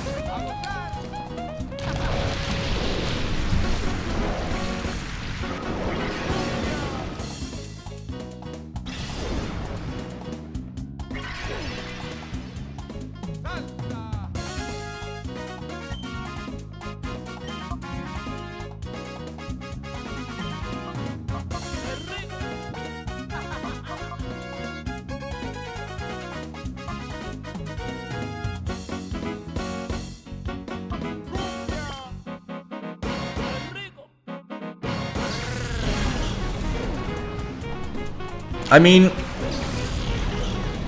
I like the regular Pokemon games, the order of the Pokemon is not set. I mean, yeah, but which is true. In Mirabee's case, he's got like 6 Ludicolo, you can't even tell that he's got a different team. It's really funny. Like, yeah, well, which Ludicolo is this? I don't know. What does it do? I don't know. Mega Drain, Leech Seed. Ooh, this is a nasty. This guy's got a nasty strat. They did not hold back with this. Okay, I'm gonna ignore the Stally one for now and just target the other. Safer, I guess. Let's ruin his day a bit.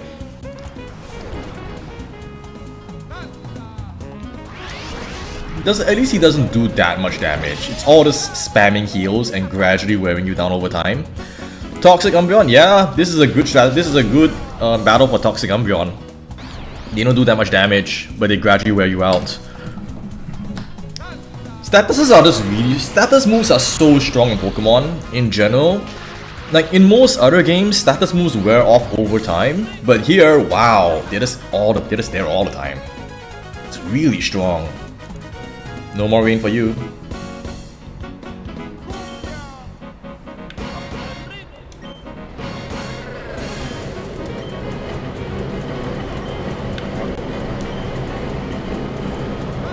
I'm doing fine. Yeah, it's doing pretty good. Flappy is really good. The game, people talk about how bad the games for early Pokemon are, but the thing is that there actually are a lot of options. Like, I seem to have stumbled into a Parafusion strategy and it seems to be working pretty well. Rain Dance, no big deal, let him do his thing.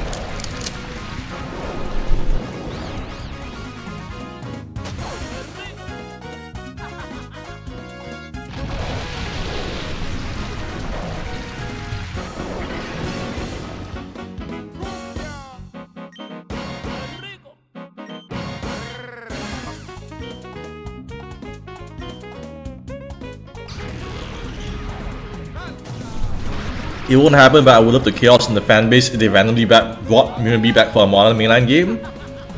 Like, yeah, I would really like that because he's such a fun character in general.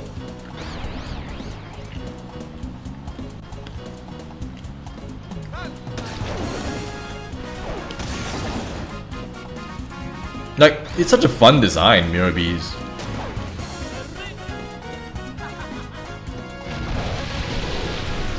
I mean, they bought green into Let's Go games. I mean, that's a bit... No, it's not that, because with Let's Go, it's under Game Freak. But in the case of these games, they are owned by... This might be IP which is owned by Genius Sorority, so I don't know who holds the Colosseum IP and the characters. Intellectual property is a very, very tricky thing to manage. Yeah, so like, even if Game Freak wanted to, it's really tough. There's a reason why you tend to not see spin-off characters in other mainline media as a result.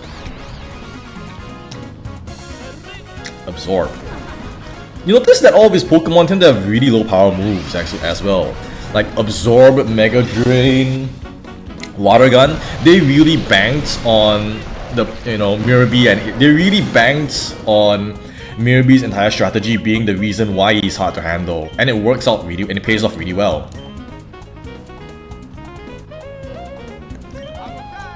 Astonish, yeah, look at this. It's all this Astonish to pair with what's it called, Swift Swim for lots and lots of speed and flinches. This is a really dangerous strategy. I can see why people will be overwhelmed by it if they're not careful.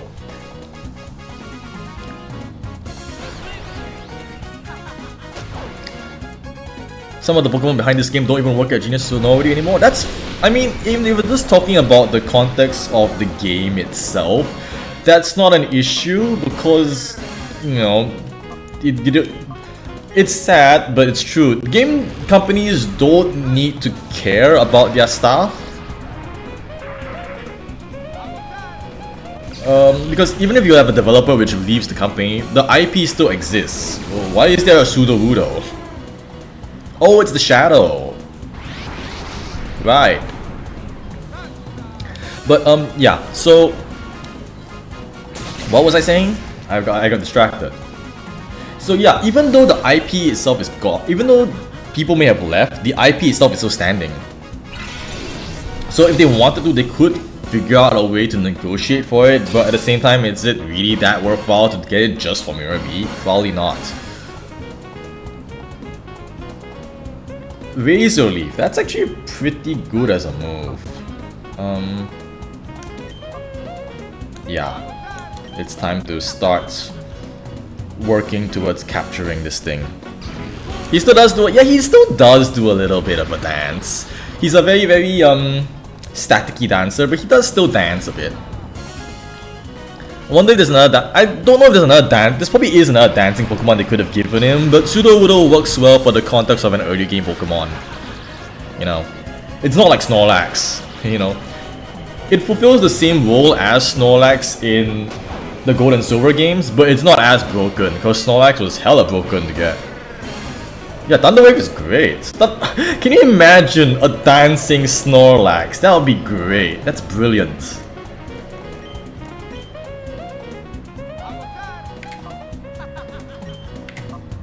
No, actually, let's just double up on it.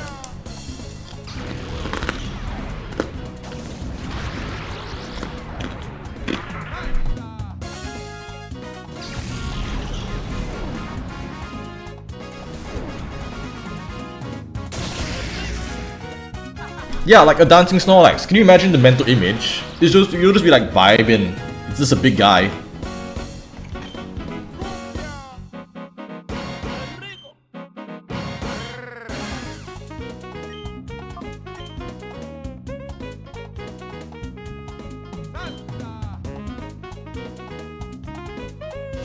Dancing Snorlax doing something like that belly dance? I don't think I want to entertain that mental image. That sounds very disturbing.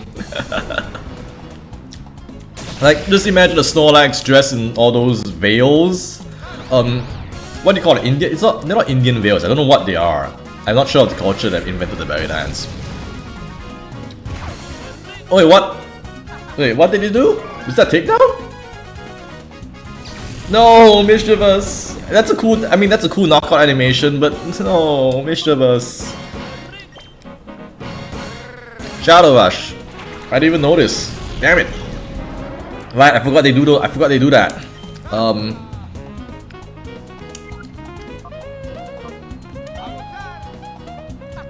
Damn it. Oof. Crud. Okay, let's start chipping it down. I don't have anything I can do here. Can I just catch it straight away? Maybe.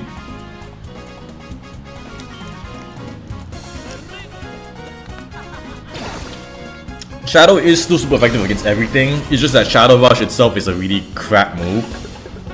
So it probably isn't going to threaten anything outside of the early game. It's just that we are still in the early game. Yeah, it's almost a 6-0, so that's a 5-1. Pretty good. Wait, no, he's got 5 Pokemon in it, so it's a 5-1, yeah. Okay, that's enough damage. Okay. That's more than enough damage, I think.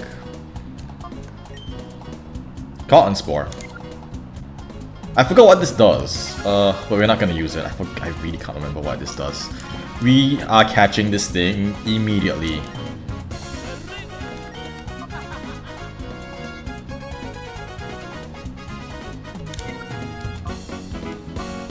Call. Reduces speed, yeah, that's good. And Colosseum Shadow Rush is just typeless and neutral against everything. I mean, yeah, that's really bad. It has some uses because you can hit steel types with it, but it's really bad. Let's catch it, yes. Okay, we're done.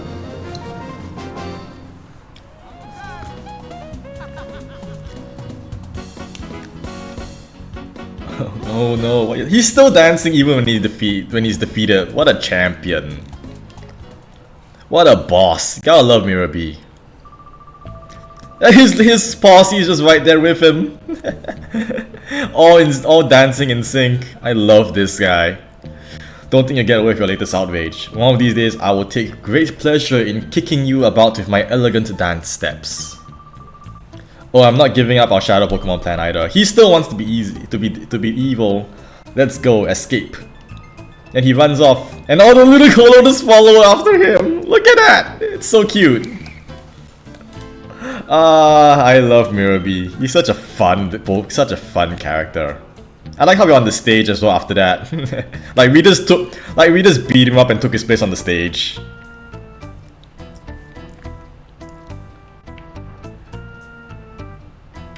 You can just stay there. TM49. What's this?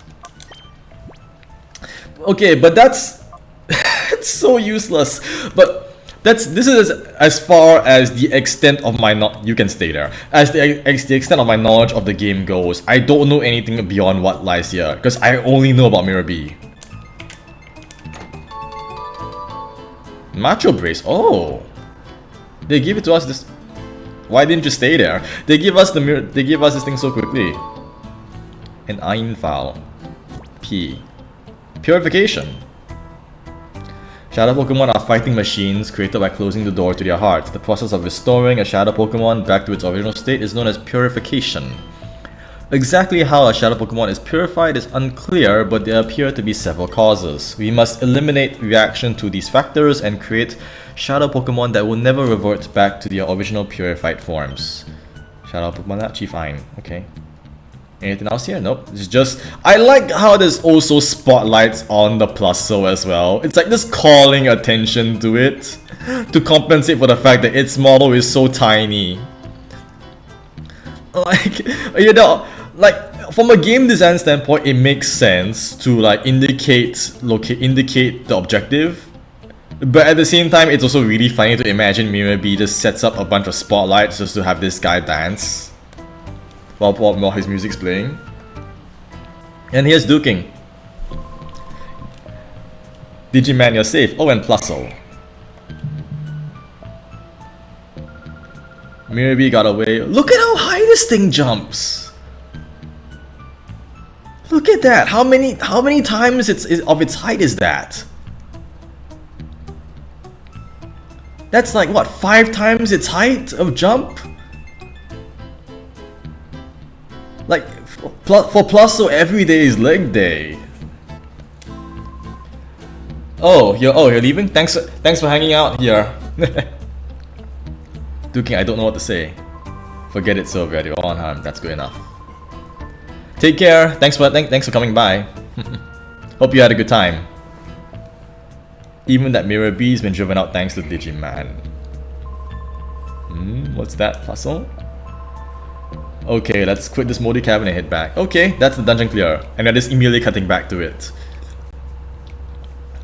Digiman, we owe you a great deal. Sincerely, thank you. If you were even a bit later, Plusso could have been made into a shadow Pokemon. That's horrible. I'm glad everything's fine, Papa, and Plusso too. Look, it just jumps. Oh, what's the matter? You want to? Okay, I understand. Could you take my Plusso with you? Plusso is saying it wants to help you too. Yes, that's right. We can't let those criminals get away with it. We've got a cute and brave addition to the party. But I don't need a Plusso. Can I just give him back? I intend to investigate the organization behind Mirabee. As soon as I discover anything, I will be in touch. Which reminds me, I need your PDA number. Well, that's the Pokemon Digital Assistant, or PDA for short. I mean, that's kinda the real... I think so. That's like, is it personal digital assistant? Maybe. Digiman, where's yours? You have to tell Duking your number so you can contact us. These are like smartphones before smartphones were a thing. Deep beneath this town is another town that goes by the name of the Under. The underwear, exactly.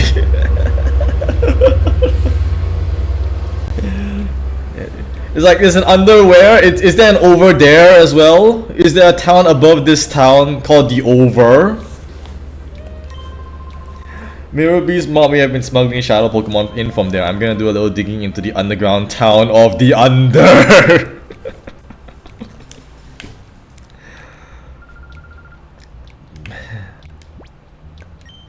Is there anything back here? Yeah, these guys, I know. Okay. Do you know the kids grid? No. Sexist they are. Okay. I'm Marsha friend. My name is Sek. The names in this game. I'm trying to get in touch with kids in other towns to gather information. After all this, the age of networking. This kid is ahead of his time. He sees the potential of the internet age. It's just that it hasn't arrived yet. But he sees the potential. Like, look at these computers. This is like the 90s computers. That kid's going places. The Under, not to be confused with the neighboring town of the Ground. Yeah.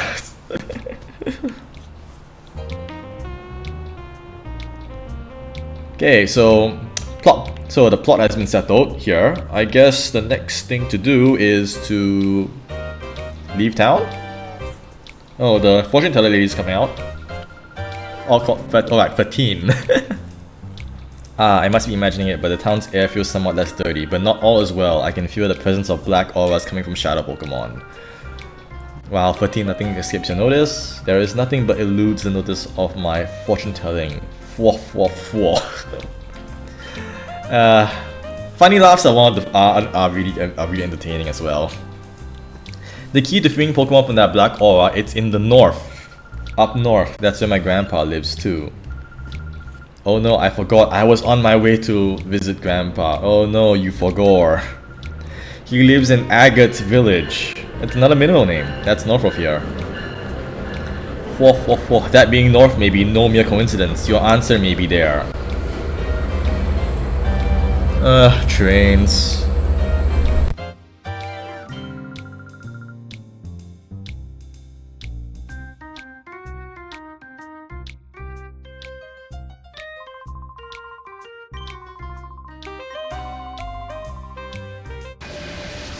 Wait, why do you fight him again? What?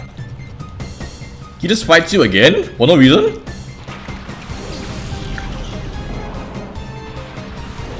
So wait, this guy's got nothing to do with Mirror B. He just wants to fight.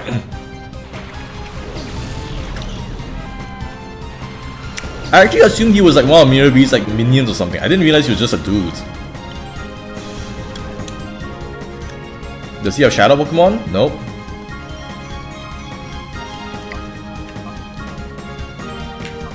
Okay, Cordia's the bigger problem, so that's yeah, Noctowl ain't doing much. Let's go to Mischievous. You can have rematches with trainers of Pyrite Town. Oh, so that means these guys just fight you just for fun. I guess that makes sense. It's a good spot to grind for EXP, I guess. And they have to put an EXP spot somewhere in this game because otherwise people just can't level up. That's bad.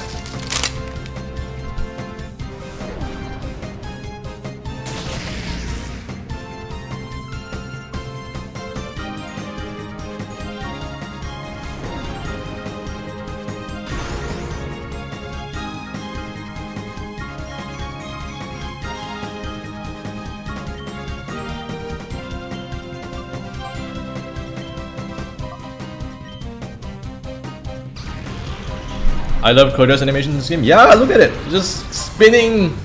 She's spin. And then she curtsies afterwards. Dramatically. Very polite. Very cute. Now let's leave. Yeah, those are actual batting moves too. Really? I mean, I wouldn't be surprised. But that's very cool. I feel like it'd probably be easier. They would just like reference and then animate accordingly. It's always easier to animate matching a reference than it is to just animate in a vacuum.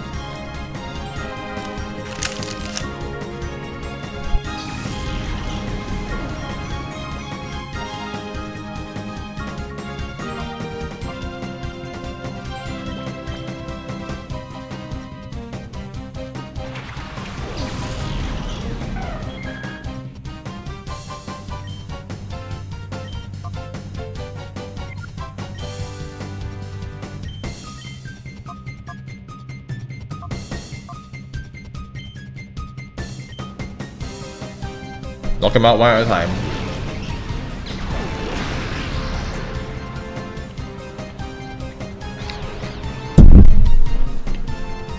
Oops, knock the mic. Yeah, just gradually knock him out. And this is gonna take a while, so let's just speed through it.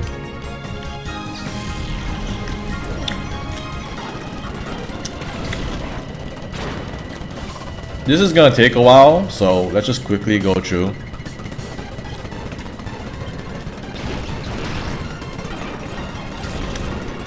Yeah, I'm surprised. The Mischievous is really good. I was not expecting it to be this awesome. Espeon can't do much here.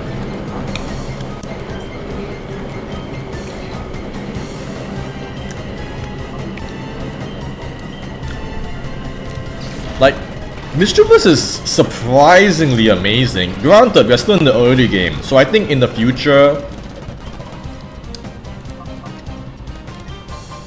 Yeah, just keep... I'm not doing much damage here. Just switch out, I think. Actually, let's be funny. So I think in the future, the stats will come back. The lack of stats will really start hurting it. Oh no, it just hurts itself. Gonna hurt itself underground. Maybe this reappears. That's it. I think that. Oh goodness, Mantine is still useless. The lack of stats will probably hurt it later on in the future. Okay, now Mantine's ultra useless. But for the moment in this current early game time, Mischievous is doing really well. I guess having Shadow Ball as an 80 base power move really helps. Because yeah, like we're not like limited to things like Ember or Flame Wheel, which most games will give you for as early game moves. We're getting like actual decent options. Let's see if Mantine can stop being useless as much. Nope. Nope, Mantine still wants to be useless. Like Mantine has not contributed anything so far in its time on during its entire time on the team. It just kind of sat around.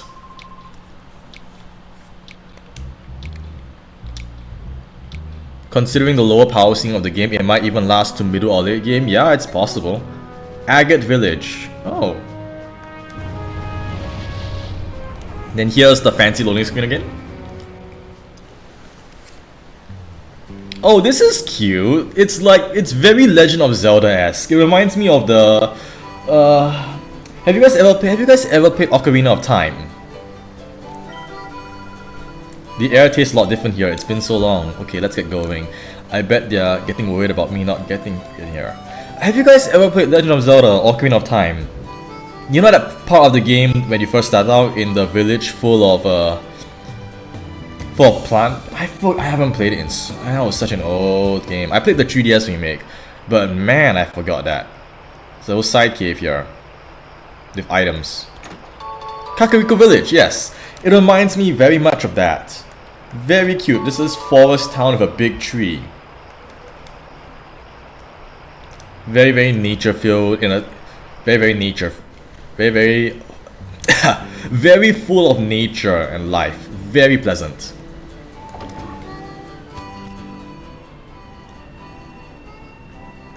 Oh, Torchic. Sun. We found the game's we found the obligatory tsundere of the game. Every Japanese game's gotta have at least one.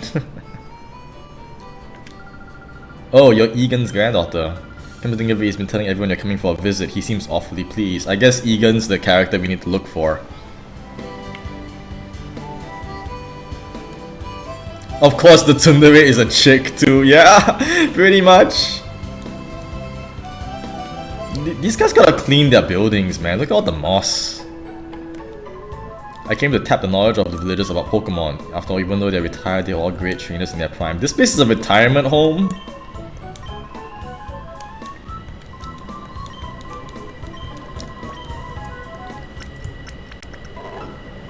Thank you for waiting.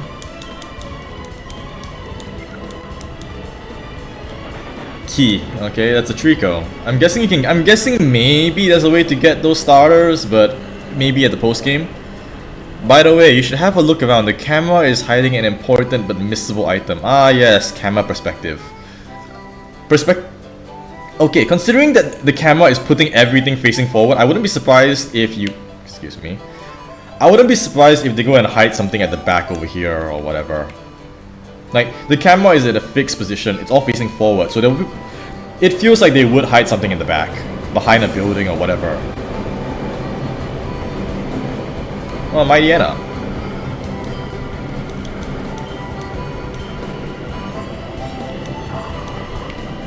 Wait, what? Why you visiting Digigal? It's been too long. Is that young man your boyfriend? Aha, I know why you're back. You came to introduce your boyfriend to Egan, didn't you?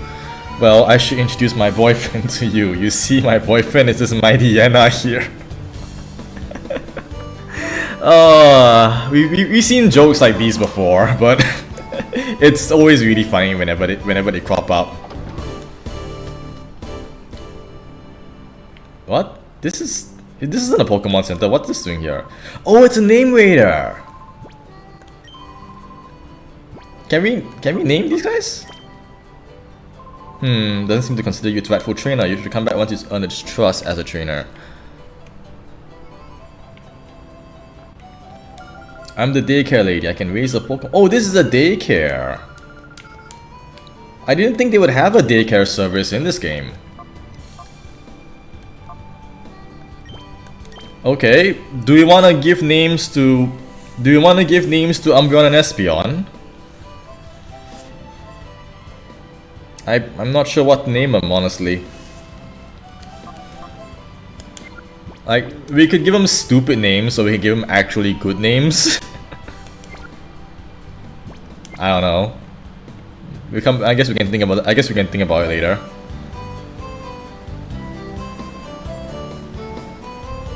What's here? Could it be the last time I saw you were this tiny little thing, now I grew up with you. I mean, it would make sense to put the important thing underneath the big central tree. Oh ho ho. I don't want to fight you now. I don't want to fight people right now. Trainer battle is always a bit tedious. I almost want to suggest Digimon names, but I don't know enough. Yeah, I don't know anything about Digimon. All I know is that it's a game. I don't know anything about Digimon, honestly. What's this? Sense?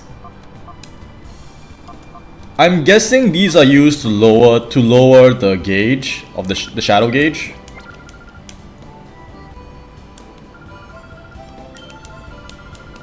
Nothing in here. Not even Greymon. I mean, I know, like, what is it, Agumon as a name. Greymon, yeah. Beyond that, not much else. I don't know anything about Digimon, really. I know there's like a cactus with boxing gloves. I really like that design. It's really fun design. Beyond that, not much else. And I don't even remember the name of it. Oh. Oh. Cool. Oh, damn! Oh, wait! The EXP share. I didn't think they would give it to us in this game. Well, crap, oh dang, that's really useful.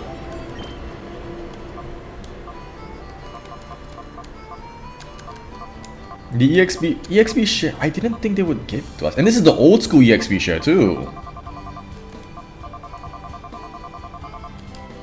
Yeah. I can't level up any of the rest right now, and the rest don't have any big... No one's got a normal move. I can just leave it for me for now. I didn't know they have an EXP share in this game, and they hide it like this? That's cool.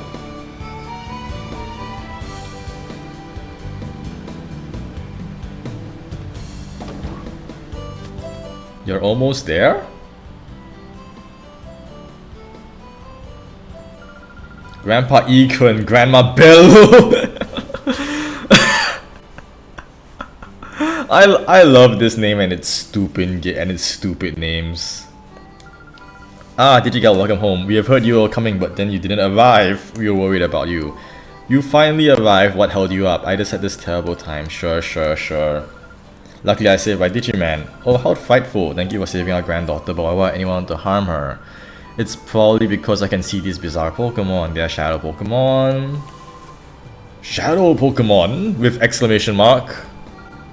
Well, okay, exposition, and then help, there's trouble. Gasp, gasp, it's Egan. Egan, it's a serious situation. Some outsiders went into Relic Forest. What? Who were they? I don't know. They shoved me aside and that's enough talk. It can wait, I am off. Look at the old man run! He's just going, arms outstretched.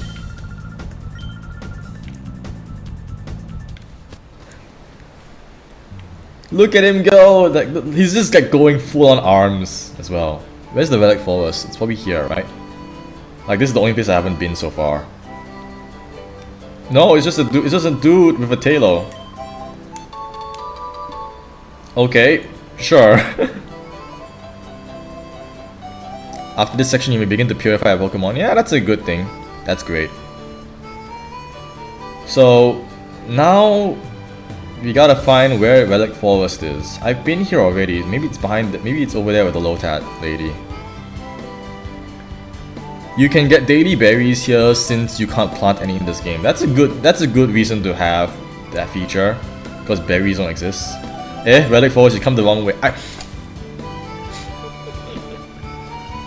I really like it when games do these kind of things. Like, they know exactly what we're thinking. And then they're just screwing with us.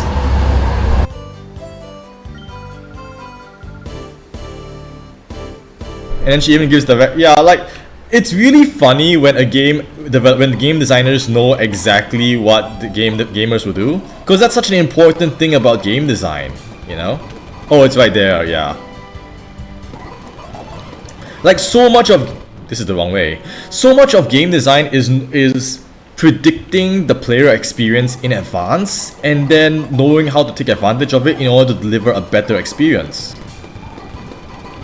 I am lost. Is the way out?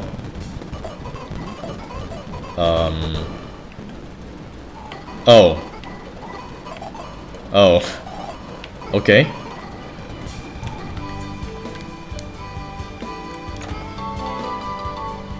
Oh, the Quick Claw. Yeah, like you have games like, for example, Undertale, which basically takes that to its logical conclusion. It's a game where they know exactly what the player is gonna do and behave, and basically rigs an entire one-third of the campaign basically to exploit that. Oh, hello, Mr. Shadow guy. I don't want to deal with your nonsense. Well, I mean, new Pokemon to catch. That's good. Here comes another meddler. The old man. He trampled me when I let go. Oh my god, but I won't let that happen again. Dolphin! Oh, it's another Spiel. Look at him go! We're only a few fights away from Purification. That'll be good. Purification seems like a very useful mechanic for, you know, getting my Pokemon actually be able to do things better. Right now, we're still being like affected by the level cap quite badly. But it's not a huge loss. We can still handle it.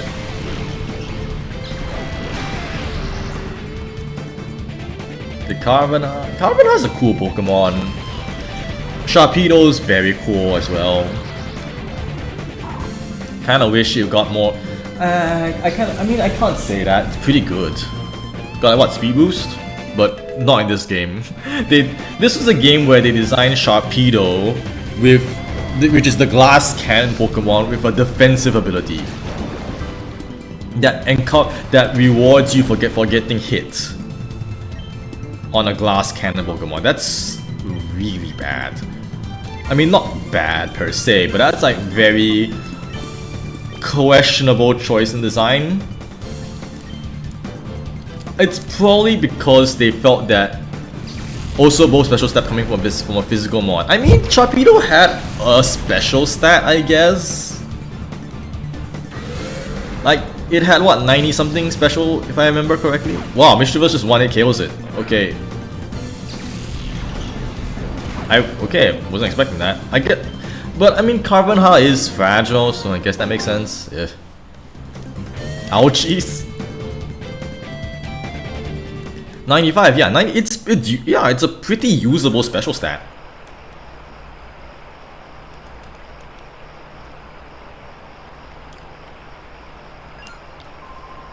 No, forget about it, you're not gonna. Nope. Okay. Silton. Not even Stilton, it's Silton. I will.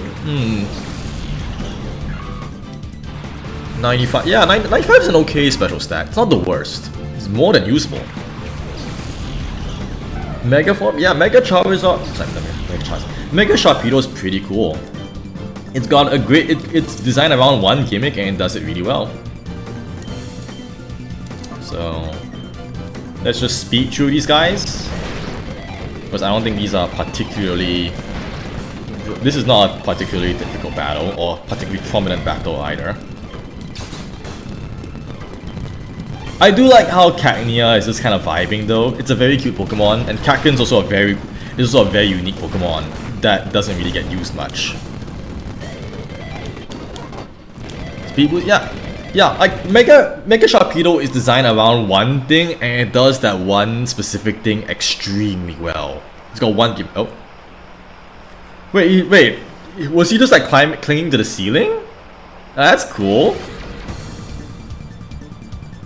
Cyber Beyond Cass. That's a really cool way to implement that. Voltoy and Waltz. Oh, I wish this was Gen 4 and we could get like Gallade. Gallade is really cool. Is another one of those really cool Pokemon that doesn't really get as much attention as it deserves. I should not be using Espeon. Let's switch. And then, yeah, let's go this way. I love Gallade so much. Yes, Gallade is very cool. They knew how to, like they knew what Gardevoir was like, unfortunately, but they made sure when they made Gallade, they kind of did not repeat all of the exact mistakes. It's still pretty. New ability. Did it get something new? Like I know in the past it had like Steadfast, which was really subjectively useless. I think it got something. I did know that some Pokemon did get new abilities. I don't know what I got.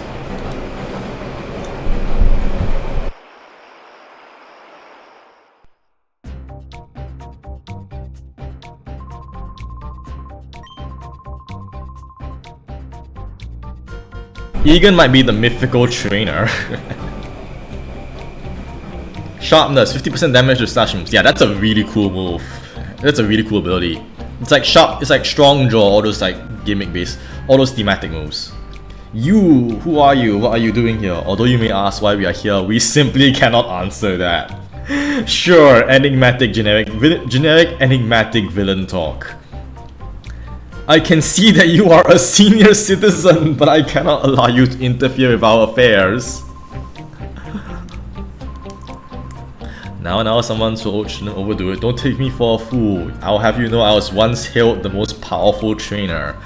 That isn't all, but I have a combat. This is the first Pokemon I got and it's been with me ever since. Okay, Pikachu. That's cute. They gave him a Pikachu. He's fighting Scrub. He's fighting a guy. They named him Scrub. Oh my goodness. Oh wait, what? New trainer Egan's not Pikachu.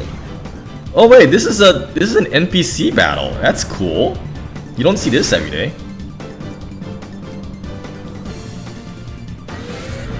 So they have you fight a Pikachu versus a Hitmon. So this is an NPC battle. That's really interesting. It's a scripted battle too. Like, I don't think you see this kind of thing very often, do you? Like, the best I can think is when you have Wally, right? When Wally does his capture thing, but I can't think of much of this. Hitmontop is a good choice too, thanks to its intimidating ability. Yeah, it is. Like, this is a very, very You can white it out. This is cool. It's a scripted NPC battle in a Pokemon game. You don't see this.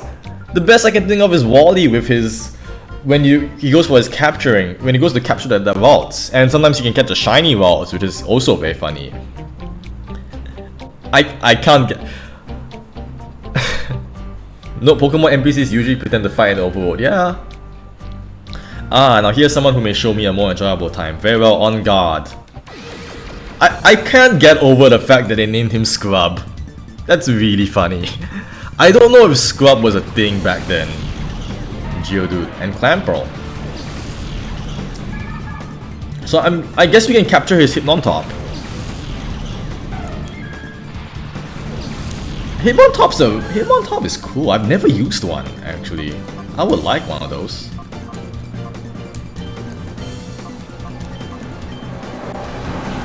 His parents didn't really like him that much. Can you imagine being born and then your parents just name you Scrub? That would be so sad.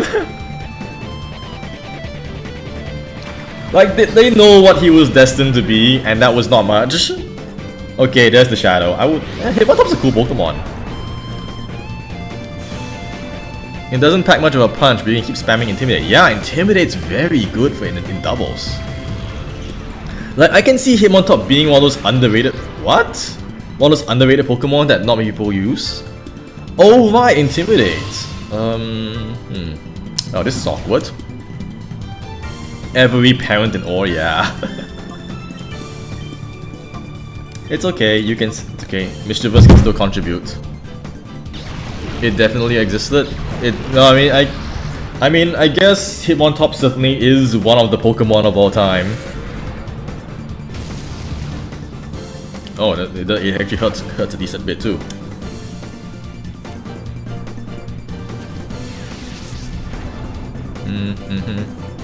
Now, how am I gonna catch this guy?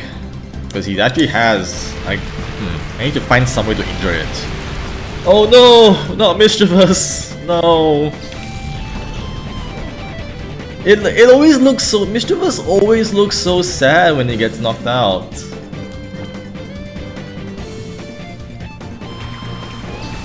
I've seen multiple people claiming that Scrub was used to describe athletes who just barely made the team. Yeah, that's a fun descriptor. I can see that being a thing. I can see people doing that. Let's do some chip damage on this first. And then stuff listing its use in the 1800s, yeah. Hitmontop is confused. Oh yeah, triple kick. It has that. So that means it's really gonna get paralyzed. That's like 30% times 3, yep.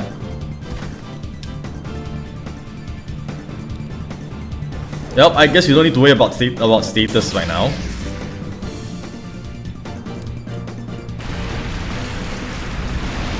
This Clamperl does a surprising amount of damage. What the heck? Did they give this thing the Deep Sea Tooth or something? That one item that boosts its damage? Can Mantine do anything? Oh, I guess he can do... kinda. Flaffy keeps proving its worth, yes, but unfortunately it's not that... Oh god, Mantine.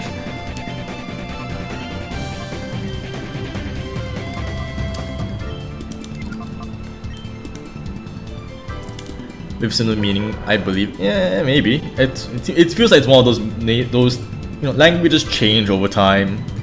You know, that's how you know Metal Gear Rising with Vengeance, like with the whole talk about memes. Like from a psychology standpoint and linguistic standpoint, it's actually true. It's all about how he's talking about Monsoon is the guy's name. He's oh god, so why not? He's talking about how language, the meaning of words change over time. Because the nature of language evolves. Vivid Bunnies, welcome aboard. Welcome to the group. I don't think you want to drink that tea though. Okay, we'll take out why not? Then we can. I should switch to Umbreon, but then there's a Hitmontop right there.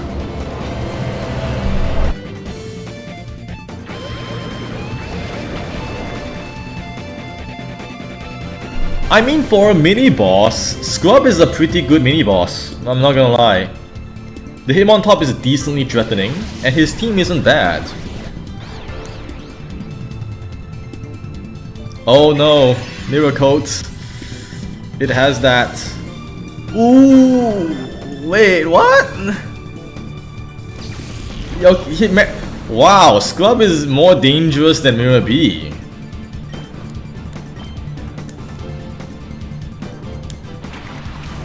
Yeah, Mantine is so bad. He just keeps catching L's.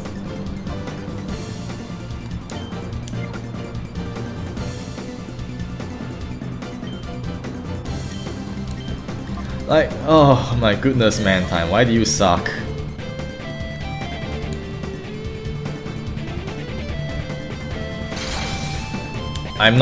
Return is not useful. I should switch out to a different move later.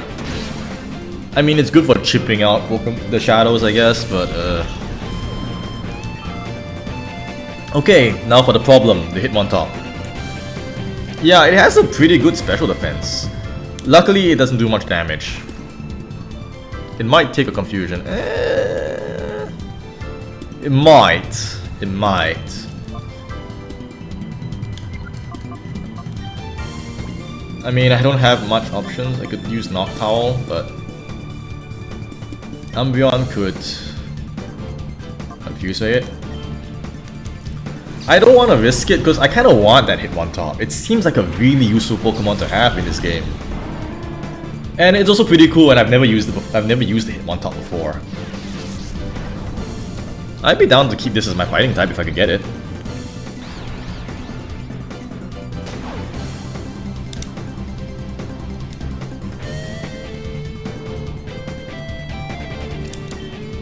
Oh, I can't put it to sleep. It's a good double summon. Yeah, it is. It's very cool. Let's just chip it, do a bit of chip damage right now. It doesn't have a lot of defense. But, I mean, it has good defense. That and the fact that Noctowl kind of does no damage, deals really poor damage. So, it's good to keep up.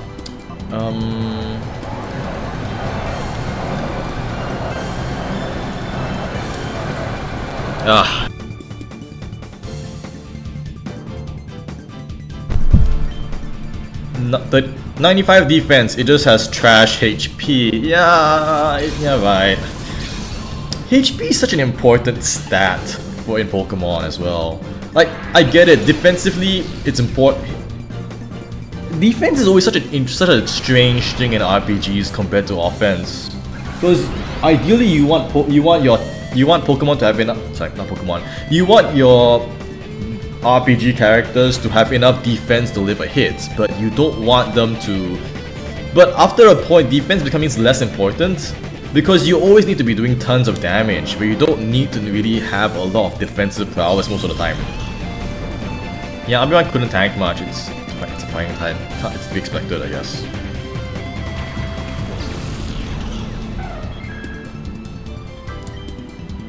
I'm just gonna start eating balls.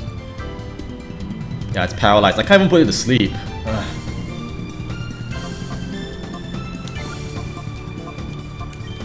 Return. Do a bit of chip damage. Intimidate's very good, I agree. That's kind of why I want it. I don't know if there's any other Intimidate users in this game. There probably are a few, but Hitmontop is a very cool one. You almost never see people use a Hitmontop. Was it such a hard Pokemon to get in your average game playthrough? That's a bit too much damage there. Oh, it's not confused. Okay, that's good. And it can't really hurt Noctowl anyway. Actually, I take it back. It can hurt Noctowl a lot.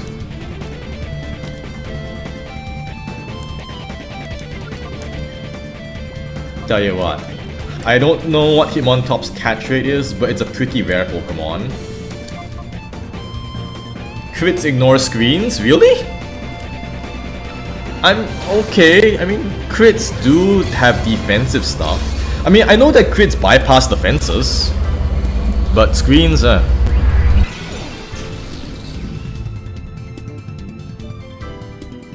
Okay, this is really bad. Wow. Oh no, Noctowl. I need to catch this thing immediately. It's gonna knock itself out. They adjusted the catch rates. Yeah, I can see that. I can understand why as well, because you know that's the main difficulty of the game. The stream is dying? What happened?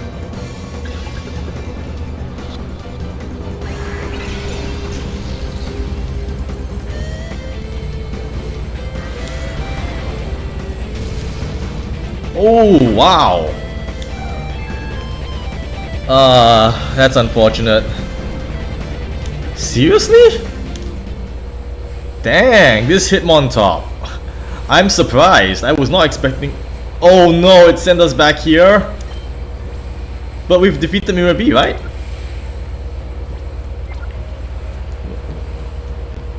Oh, right, I didn't save at the... Huh. I mean, Mirror B is gone, I think, but... Right? I think? Can we just get out? Like, let's just quickly check. I don't think... Oh. What?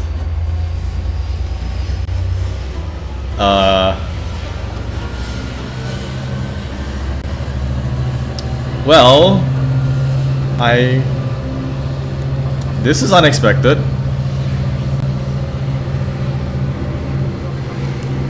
Oh, that's a secret boss, is he? I didn't use the Pokemon Center. Yeah, I realized that. Well, we now have this guy. I guess we can take him on. Secret boss, yeah. I'm Miracle Bee. I'm Miracle Bee's rightful successor, going to get me an afro. Like, might as well, he's right here.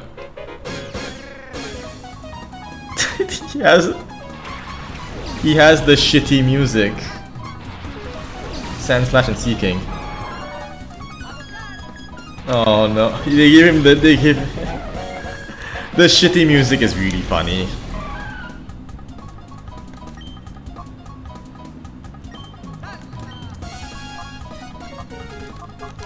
Okay, let's deal with the... He's missable. He's I don't think we're supposed to fight him yet. He's level 39. That's really high level.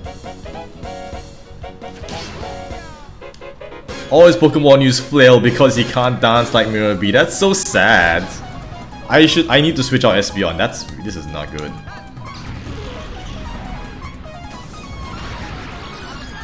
That's a crit too. Oof.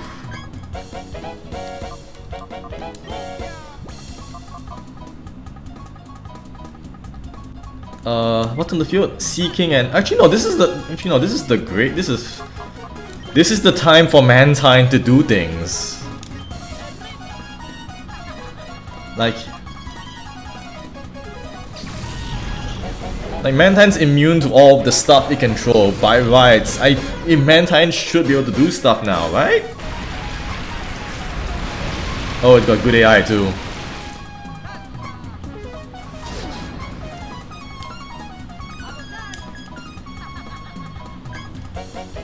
Okay, let's deal with the Seeking. Oh no, I am not meant to be here yet, as you can tell. Okay, switch to... Let's get rid of it. Mantine Redemption Art, will it? Will it? I don't know, Mantine's been pretty useless so far, you just kinda sat around.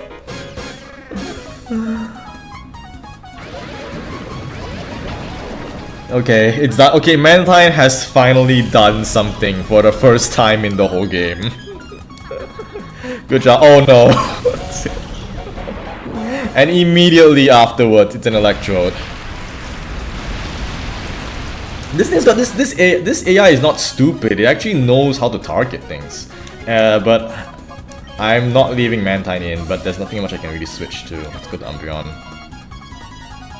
And Flaffy can maybe take on the Seeking.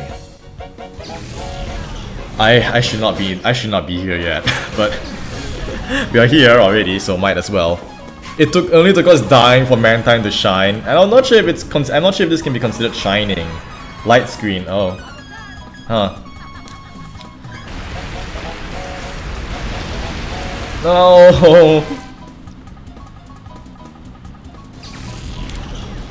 Okay, I need to get rid of this Seeking immediately.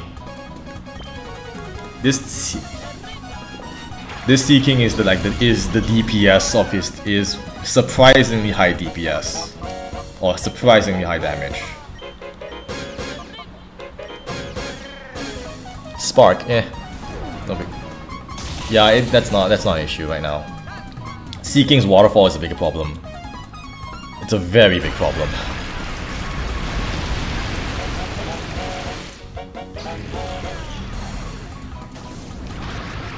Yeah, I should not be fighting this boss right now.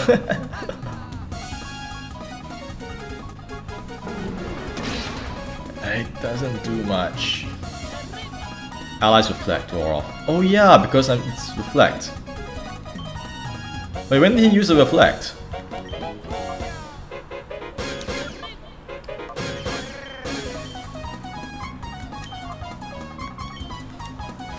Spark. Ooh. Oh, that's my reflect, right? But paralyzed. But it's synchronized, so that helps. So Electrode's not a problem now, but I can't win against the Seeking. I did not. This is a cool boss. I can't do much with him now though, but I'll have to come back here again later. This light screen up, and this spark. Ugh, this is not good.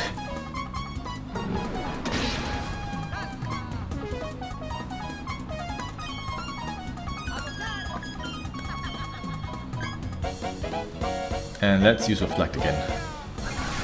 I mean, they're both special. Right, waterfalls using special. That was not the good. That was a bad idea. That was not a good idea.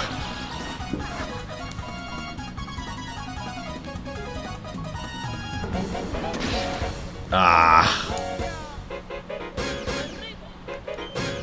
Okay. We confuse whoever comes out, and then we'll attack it because we can beat this thing first.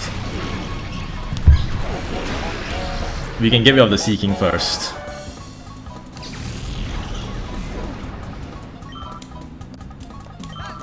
He gives a lot of EXP though, I have to say. Oh no, it's a Linoon. Uh-oh. Spark, he's gonna go for Espeon, isn't it? Yep. And there goes the DPS, so now I have to use Mantine. I mean, there's Noctowl, but it's Noctowl. Hello, Seal Cuddler. That's a cute name you got. Okay. No. Light screen's gone. That's helpful, I guess.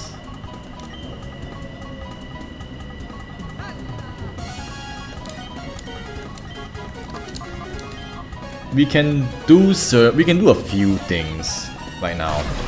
A few to help us through. I don't think we can. Nope. I don't think we're gonna win this fight though. Light screen. Yeah, this thing's not good. Special defense. We can forgo that. We don't have many special attackers left. Toxic. Yes, but you're trying. Yes, but I don't think playing stall is the play here. I think what we should do is. I think what we should do is to...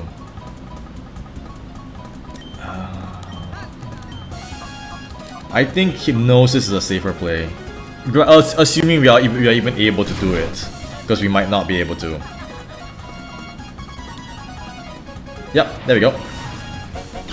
This will give us a bit of space to do things. And just to be safe, we're also gonna confuse it. The Electrode's gonna be stuck for a while. Yeah, it's power fusion. That thing is not going anywhere. And just to be safe, we do Confuse Ray. Now comes the slow and slightly boring part of spamming attacks.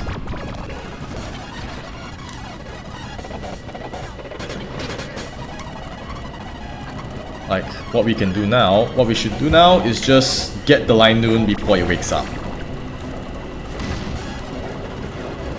Oh no.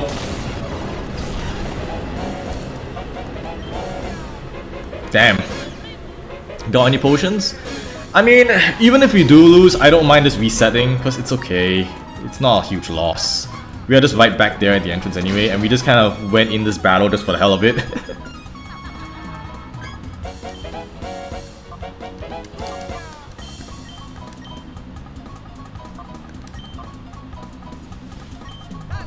Oh, there it goes. It woke up now.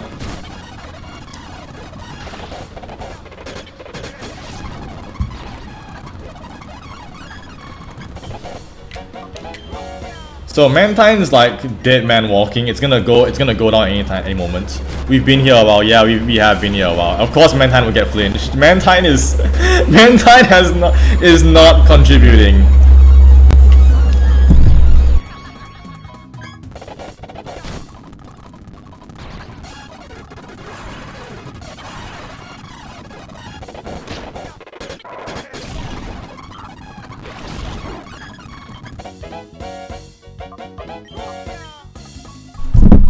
I think let's just take the L so that we can... I think we should just take the L so that we can leave, so we can exit and go back to the main story, because this is gonna take a while.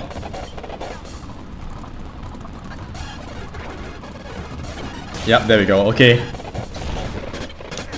It gets extra cursed right now, yeah, you're right. I think we lose money for that, but whatever, I'll take it. Yeah, we lost a lot of money, it's okay. Is my voice rather loud? Is it? Yeah, I haven't adjusted the aux. Can lower it a bit.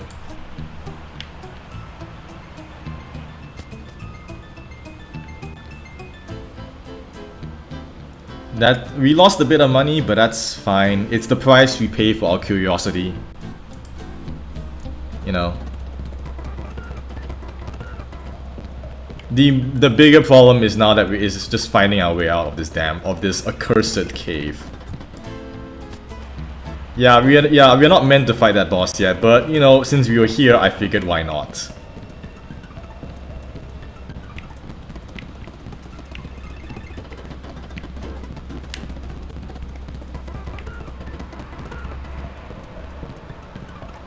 What? Wrong way, but what? Okay, fine. Let's speed through this.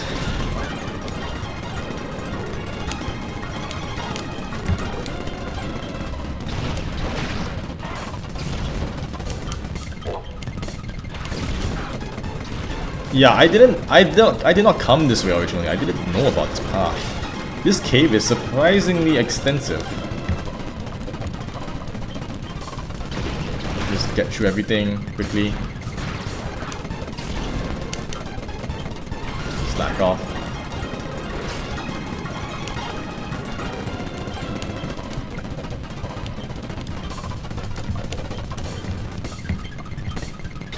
Just quickly go through it. Speed through. Okay. Mirror Beast unbeatable, you lose. This lady is late to the party. Did not get the memo. I guess since we're here, we might as well get the item. Yeah, I'll just get the item and get out. This guy's not gonna do anything? What? Wait, so he doesn't fight, you have to act. What? Okay. And this guy's just got low tads.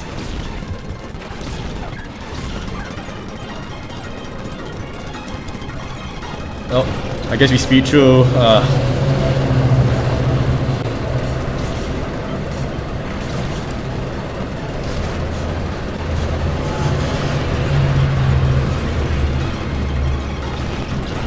quickly go through, quickly go through, quickly go through. This is a lot of time.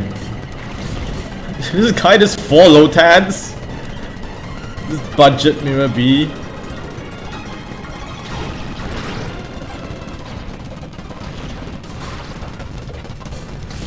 Is this gonna be a 4th Lotan, or is it gonna be like a Bonsly? No, just no more Lotans. Okay. Mirror B, Mirror wannabe. Yeah, this guy's a bigger wannabe than Miracle B is. At least Miracle B actually has a team that's different. Oh, 3 Ultra Balls. Okay, that's good. But let's get out. There's nothing else here. There's nothing here. Let's get out of this. I think, yeah, okay.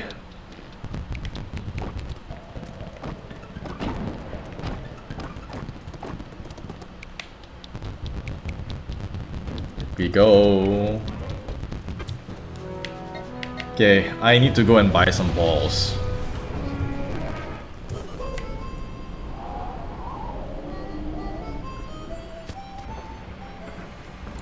Okay. Sure, I do need to buy supplies. Yeah. Give me Pokeballs. Wait, when do we get to buy Great Balls actually? Come to think of it, I also have lost oh wait, there's Great Balls here. Come to think of it, I also have lost a surprising amount of money. Not much after this. Yeah, money is an issue. I need to get more of it, especially since I lost like 2 battles worth. So my money supply has just been Thanos snapped twice, because this is when this is at a point of the game. In Generation 3, you lost like half of your money if you lose a battle. That's very punishing. Oh, let's head back. I need to get myself that Hitmontop. Right.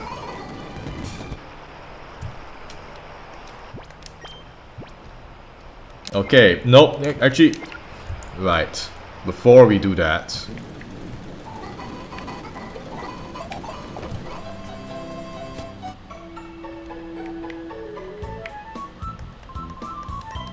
I completely did not realize we didn't heal.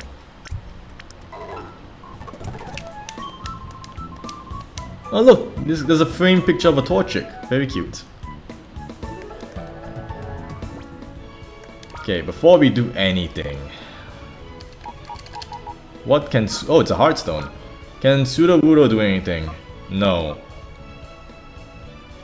Thunder Wave, Quick Attack, Helping Hand. That's... and it's level 13. No, I have the EXP share. It's... I didn't lose progress. Twisted Spoon.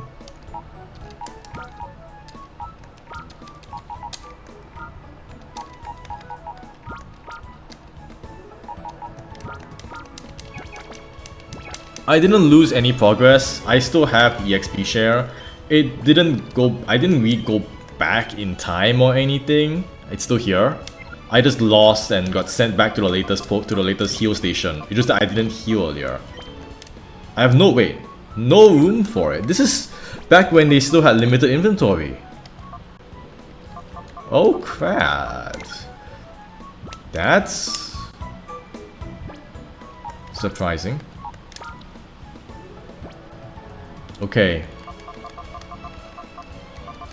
I think what we'll do is we'll just deposit all of these first.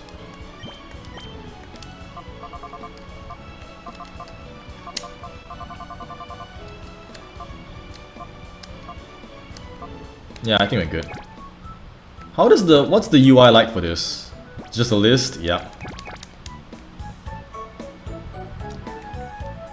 I mean, the sad thing is that Mantine is still one of my better options right now.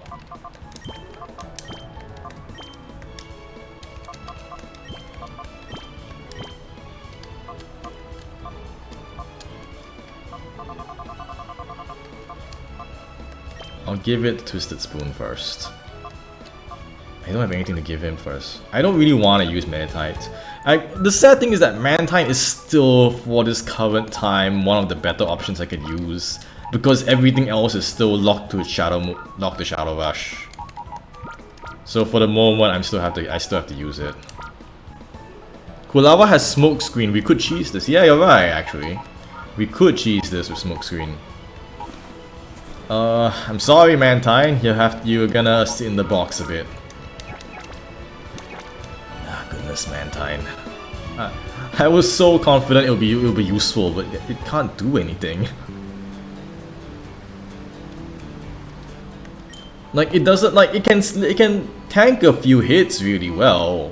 It's really good for that, but outside that, not really. Okay, let me think. Toxic. I can't use that. Shadow Ball, Mean Look, Confuse Ray. I think we lead with these two.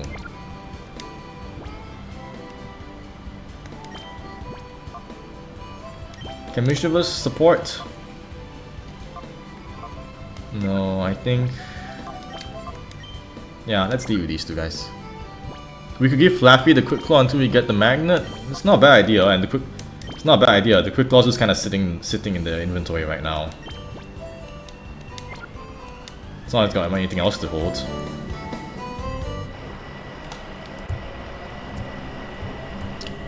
Does Meditite learn a Psychic move? I'm sure it learns one eventually, but... Geodude is also in the lead?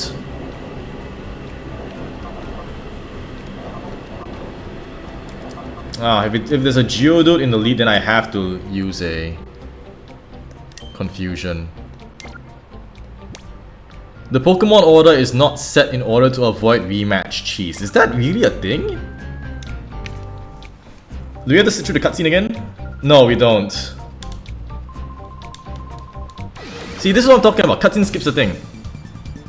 You just have to lose first. Okay. Scrub. Yeah, it's a different order. Look at that. And that's not good because I'm stuck now. Okay, this is a problem, because now I need to find a way to pick. Oh, why not a problem?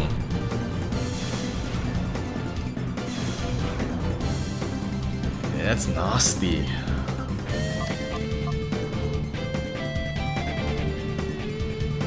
Okay, the safe thing to do is to chip it out. Play defensive first. Yeah, I did not think that they would have something like this. It's very rare. The mainline games just have it be scripted, but here it's scrambled. Here it's randomized. That's very cool. I'm assuming the major bosses like Mirror B might be properly scripted, but you can't really tell because, well, yeah. Cotton Spore reduces speed. Shadow Rush.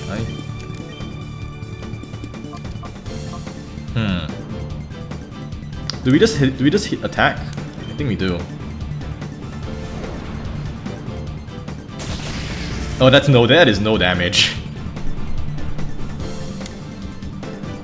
I'm hoping to use Noctowl later to hypnosis the Hitmontop. But it might just be knocked out. Or it could just triple kick my Flaffy and paralyze itself. It could also do that. Yup. I guess. Or it could knock out my Flaffy too, that's also fine enough. Does Miracle hit both targets? Ooh, it might hit both. No, it's only one.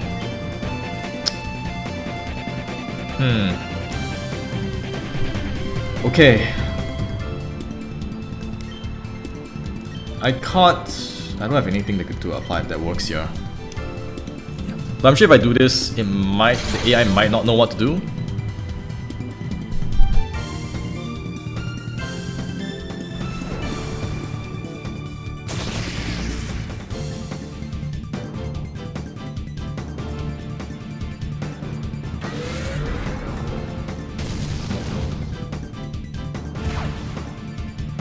Okay, if Flaffy gets killed, that's fine.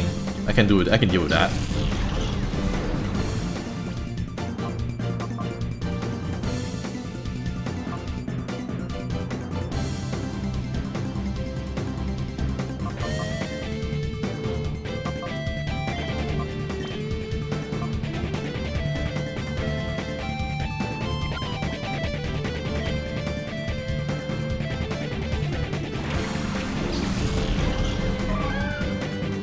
Actually, wait a second. That's why not? Oh wait, Miracle targets the... Dang.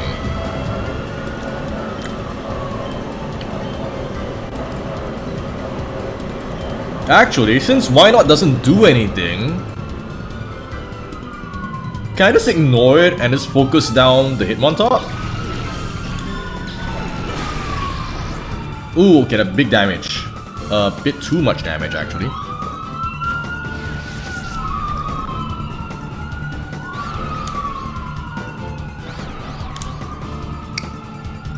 Shadow Rush.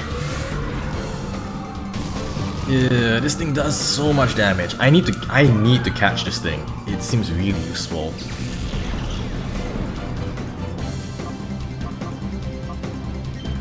Yeah, let's send out. I think since why not doesn't actually do anything except stand around and be cute, this might be a good opportunity to catch it. Yeah, let's not touch the why not for now. That's a bad idea. Let's catch this thing.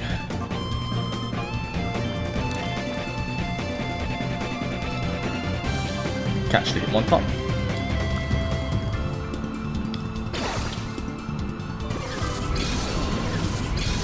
This thing is surprisingly difficult. I was not expecting Scrub to be such a difficult opponent. It's a very good mini-boss.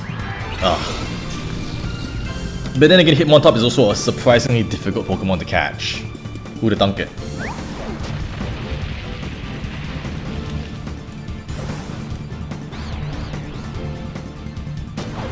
Oh, perfect. It's right in the ideal HP range, and we will not touch the why not.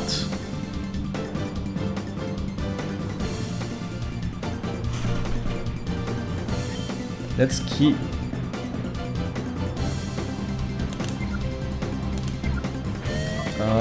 No, let's use what? Let's use the what? Let's use this turn. Espeon, use Reflect.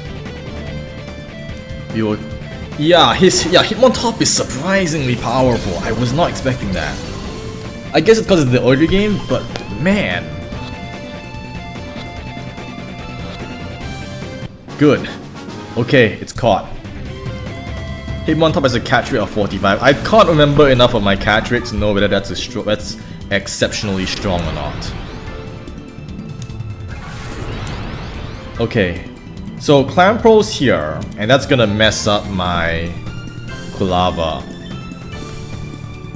I could probably dodge it a bit. It's gonna target Wing to Kulava. So we dodge, and we take down the Clampro first.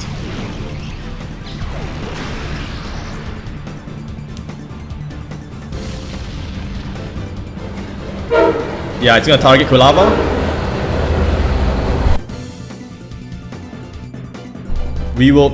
We shall ignore the why not, because that is a dangerous thing I do not want to touch.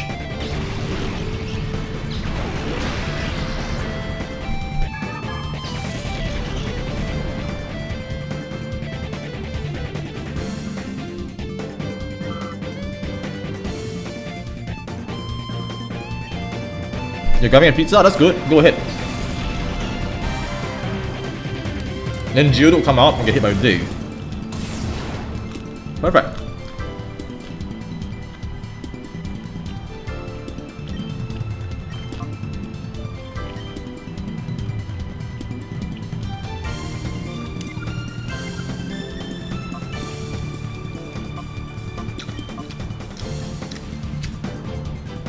Okay, here's what I think will happen. I think Confusion knocks us out in one hit. Then we Flame Wheel into the why not. Or we set up a Dig and then we hit it twice in one turn. That should be the safer play.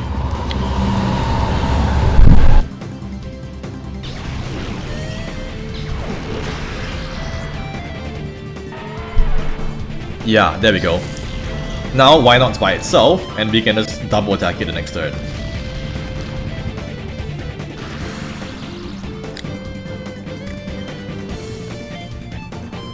Now why not either use counter or with Mirror Coat, but it can't get both. Or we can just knock out in one shot, that works too. From a game design standpoint, how do I think this game fares against the mainline products? It's very jank. But it does very interesting things. It forces you to look at Pokemon in different ways. It puts them into very specific roles, and I like that. It's very interesting. Obviously, it's not as polished as the mainline games, and it's doing very different things. I've been instructed to capture Celebi, then destroy the Relic Stone, but matters have not gone according to plan. I shall have to immediately inform Dakim, who has gone off to Mount Battle. Grandpa, you okay? I'm fine, but my partner... Oh no, the Pikachu. I get the Digigal and Digiman. Am I right? Thank you for helping us. We should go home for the time being. Yeah, Colosseum is very traditional JRPG, or closer to it than the average Pokemon game, and that's very interesting. I quite like it. Those cooks, they see without to capture Celebi and destroy the Relic Stone. Why is that? Maybe oh no, that's no good. We came here because we thought you would know something. Oh, so Egon just doesn't know anything. Didn't we have a stone tablet? There's something about the relic. It may take some time, so please be patient. Okay. While she's looking, you might try gathering more information on Celebi. Go see an old man named Senilor.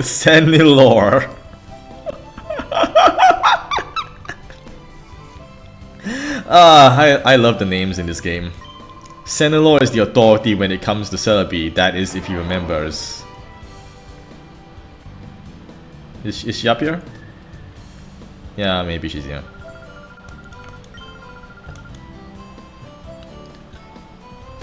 The game was developed by former Dragon Quest staff. Yeah, I can see it. The way they handle Pokemon here reminds me a lot more of the old school approach. I hope Egan's feeling fine. Yeah, they have different dialogue here as well. Senilor's parents knew what fate had in store for him. Yeah, he's just he's a senile senior. That's so sad as a name.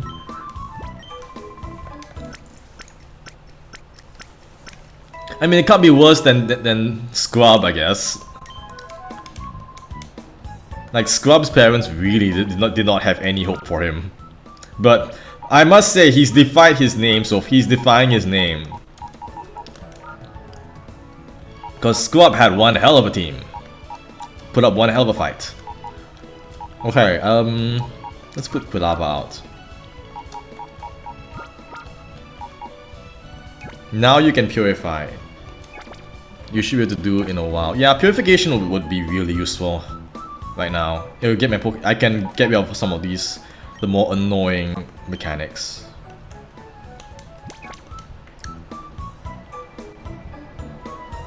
Okay, let's see what we got. Okay, now we gotta find Senilor.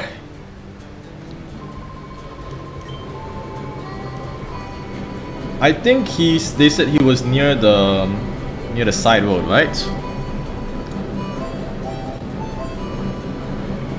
I think it's this old man, maybe. This guy's got high, nope, he's just a guy with high blood pressure. Oh, it's a Wobbuffet. Senilor? Alright, you want to see my dad? Okay, so this is Senilor. Ah, your Egon's beloved Torchic.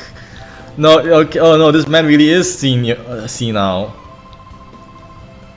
Let me start with the relic in the Relic Forest. According to ancient lore, the relic is said to hold the power of time travel for Celebi.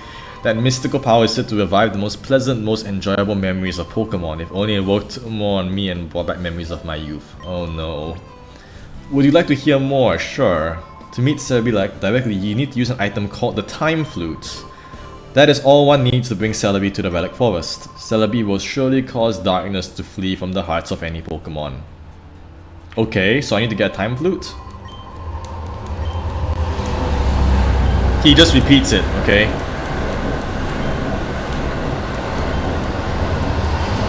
No. Okay, then let's go and... We'll just go and deal and... We'll just go and see whether or not they found that tablet. You don't need a time to look. Yeah, I figured. We finally found the small tablet. That is a small tablet that has been passed down through our family over many generations. Examine it. The small tablet. It's just called that. There are words carved into it. In Agate's mystic relic, Celebi's power shelters. A heart imprisoned by shadows, its last door shall be opened by the power within. The relic must have some effect on shadow Pokemon. I'll leave that to you for you to determine for yourselves. Oh.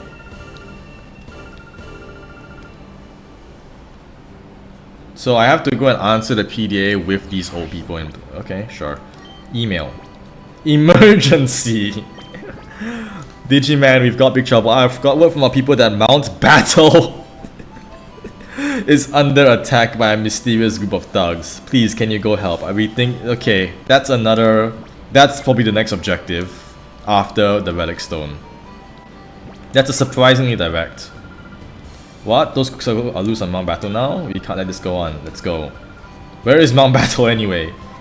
It's a mountain! How can you not notice the giant mountain? Okay, the Relic Stones, I believe the thing we were at earlier, where we fought Scrub and his Hitmontop.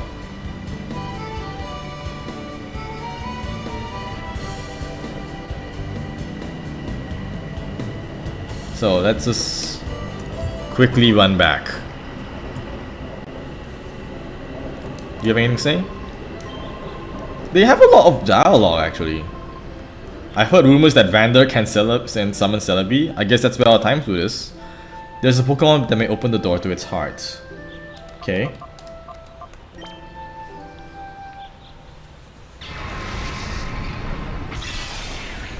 Let's go. Okay, let's go with Mischievous first. Because Mischievous has been very reliable to us. We gain the move Psybeam. And it just gets a bunch of EXP? Oh, it just directly levels up. Oh no, why does it like, oh no. Does not know how to do bulk evolution. It needs to level up slowly. Pain Split. Oh, I like that move. Mean Look. Okay, is there anything that can run away in this game?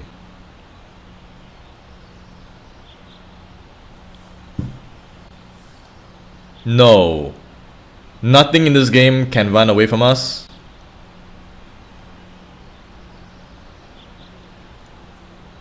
So Mean Look's just dead weight, right? Outside of the enemies switching. Yeah, okay. I don't see much of a use for it right now. Canceling switch, yeah, there's not much point in having that right now then. Luckily we have fast forward. Obtain the ribbon. Oh, we can name him. We can name her. And that's a lot of names. Wow. Let's see. What should we name her? I might carry her all the way to the end of the game. Is there anything you want to name? Is there anything you guys would like to name her?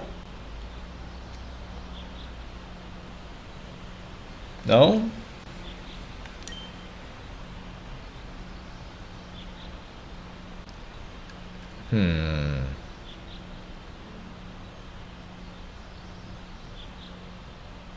Tell you what, I have a Abby. Yeah, I was thinking of that as well.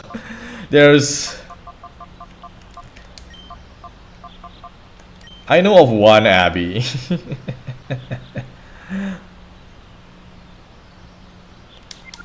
Though, if you want to go like full referential, there is one option.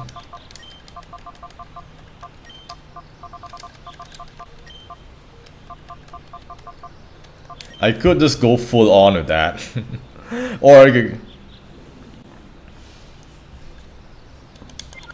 Or another option it could be. Is there a space for this? W-I-L-L-I? No, it's not. Okay. You know what? You know what? Abby it is. Abby's a cute name.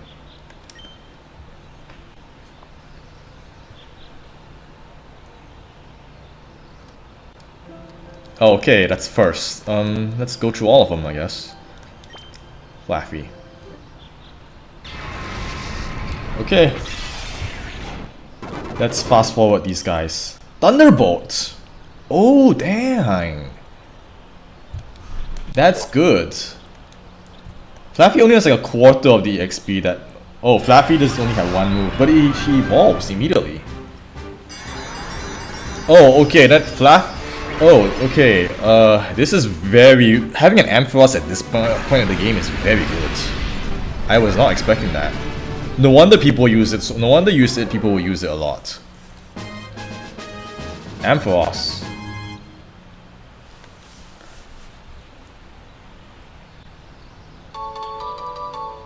Obtain a ribbon. Sure. Nickname. Are you a boy or a girl? I forgot. I had Crystal, so this is the game where I could this is the only game where I could use Ampharos back then. I mean, Ampharos is good, I'm not gonna lie. I can't remember if this Ampharos is a boy or a girl, so...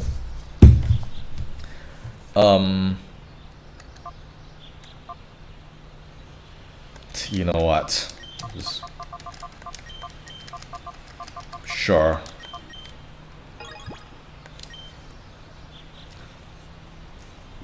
No Crystal. Okay, next one. Noctowl. I mean, the name rate is not far. Yeah, we could.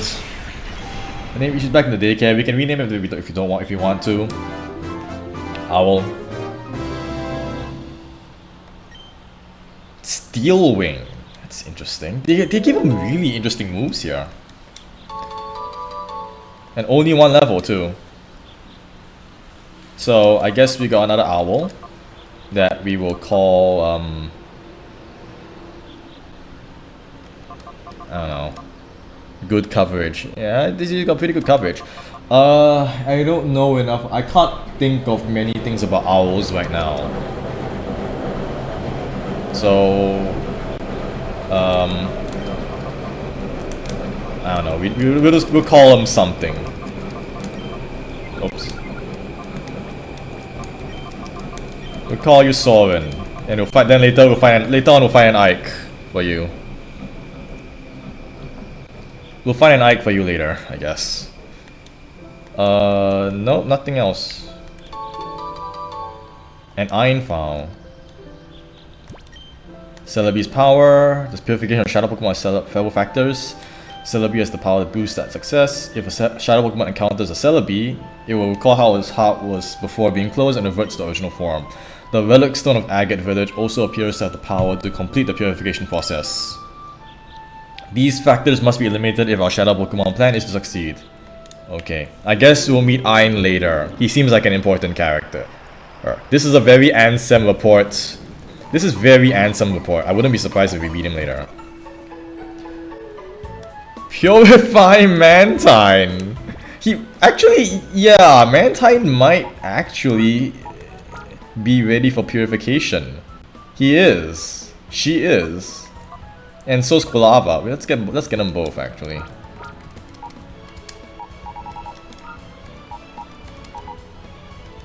We'll put Abby aside for a bit.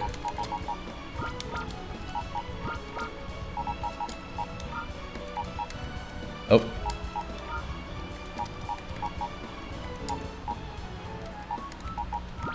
Let's put the Hitmontop back for now. Man, level 38 Mischievous is huge. Yeah, Mischievous was like an MVP for us. Abby was doing work. We just kept using her for everything. She is so useful. I was not expecting that. Quickly run back.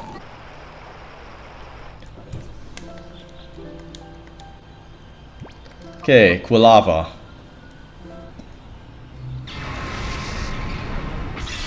So does Quilava just evolve instantly? Because we have used it a decent amount, I think. Quilava opened the door to its heart. Sunny day. Okay, that's interesting. So they give us a weather setter from the start. So you, Mr. Man of the Sun, have one name get a name that's appropriate for that. Mr. Sunman. Mr. Night of Crocodile will get Rain Dance. Yeah, then I guess I don't know what, I'm not sure the other one will get. Okay, you.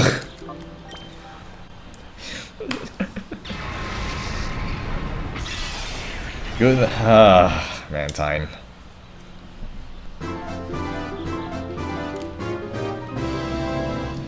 Mantine opened the door to its heart. Why does it get wing attack? Oh, okay. Well,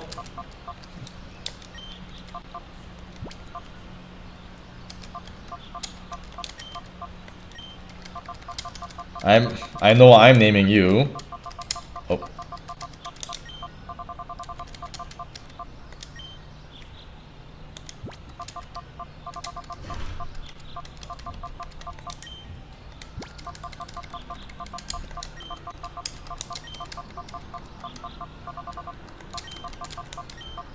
I can't even fit it in.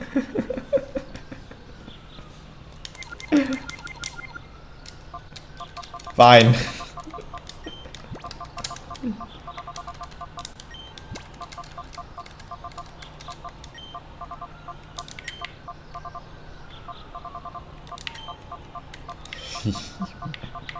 Not good.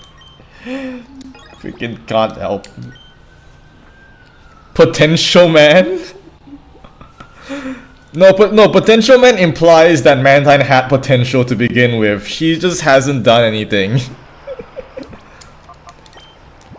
Like, there was not even an inkling of potential there. Like, it got to shoot Bubble Beam against Sand Slash, and that's it. Oh, goodness gracious. Sand Slash was the filler chapter. Yeah, tell you what, we'll let Miss Useless have a training arc for a bit.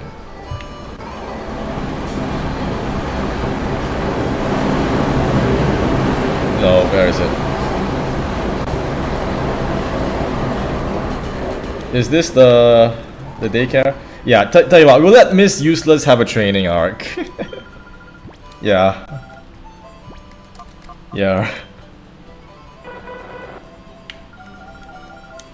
Take your precious Miss Useless. You can stay there for the game. Mantine can stay there for the game. They'll come back later and then we'll see whether she's gotten better after her training arc. Daycare doesn't level up in this game? Are you kidding me? There's no way. Otherwise, what? There's no point in the daycare otherwise, because you can't breed and get eggs.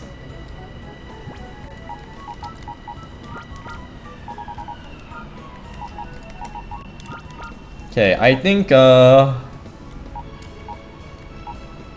let's put Noctowl aside for a bit. Heart Gauge? Yeah, you can leave a shadow Pokemon there over time. So wait, the daycare works for purification. It's not for leveling up. That's interesting. You can leave a shadow Pokemon in there over time and it'll... No, I don't really want to use any of these guys though towards purification. So that means there's really no say. Oh goodness, there's really no help in it, huh?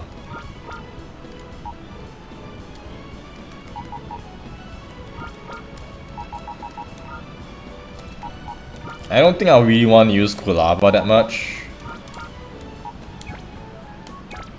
It gives progress towards purification, so it's not for leveling up. So that means you really just have to grind levels the old-fashioned way here, I guess.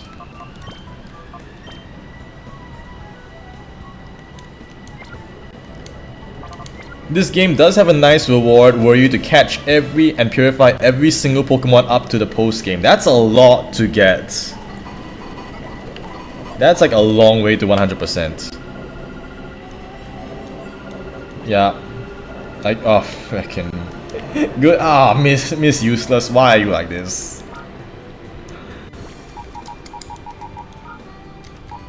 Like, even getting you out of the box is being a pain.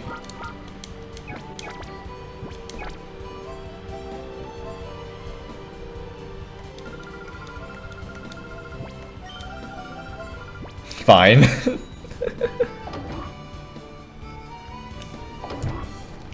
Come back. Okay, so if it's progress towards purification, right? That means I should just throw in somebody right now. I should throw in the Sudowoodo. I'll throw in the Sudowoodo actually, because I'm not gonna use the Sudowoodo much. I don't have any interest in it.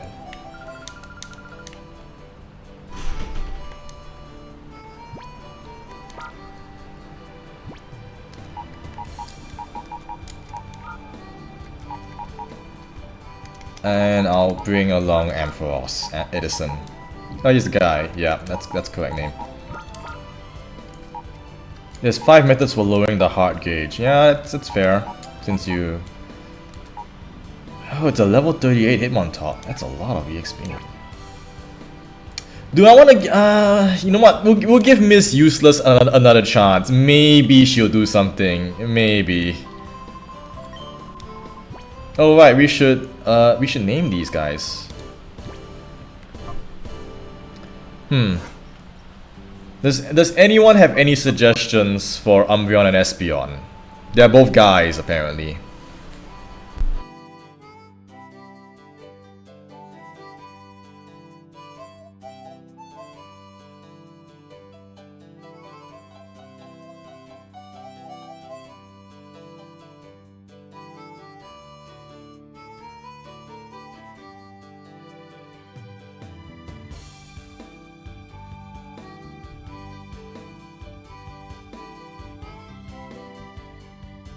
Umbreon should be Shadow.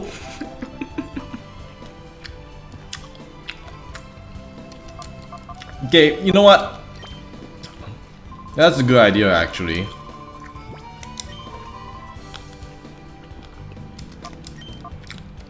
If we go, let's go with that theme for these two. Since this is basically that.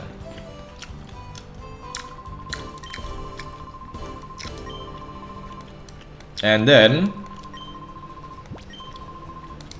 just to go and mess around.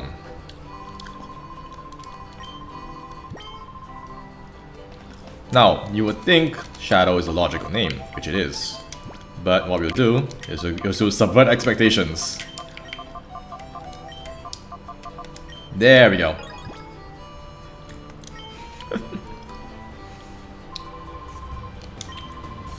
There. Like, we don't need Shadow the Hedgehog.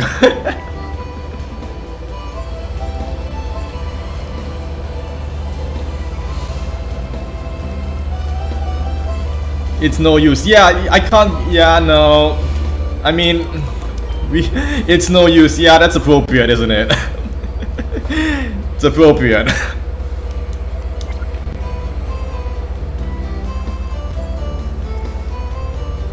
Perfect, yeah.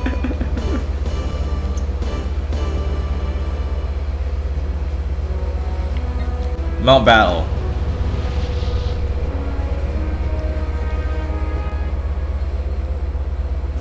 That is a mountain, indeed. It's just a gate. And then there's a person doing laps. This guy's on his evening jog. Okay. I clicked out the pistol now. My trainers use to get Pokemon. Wait, did I heal? Yeah, I did. What can Hitmontop do right now? Nothing. It can't do anything right now. I mean, you know what? Intimidate's always good to lead off with. I'll keep it in the front for the time being. And then, does Blaze get anything? No, he just got confusion. Silver's got his regular stuff.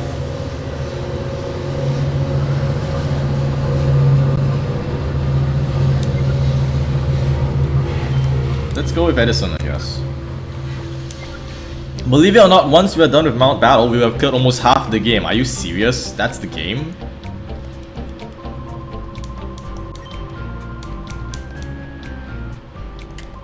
This is a distinguished place of training. Okay, whatever. Oh, it's the move deleter. I don't need the move delete. Oh, I didn't. Okay, that's interesting. Coupon exchange. I already talked. I looks like they're after Vander, who's an area leader. Don't know what it's about.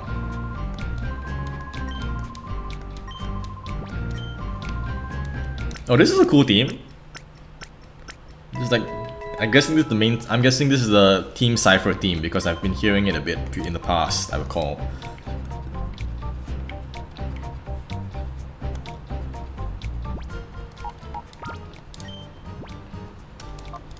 Oh, we've been at it for 7 hours. Look at that.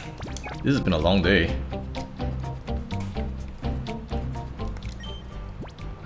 Hit my top. Yeah, I think we're good. Let's go.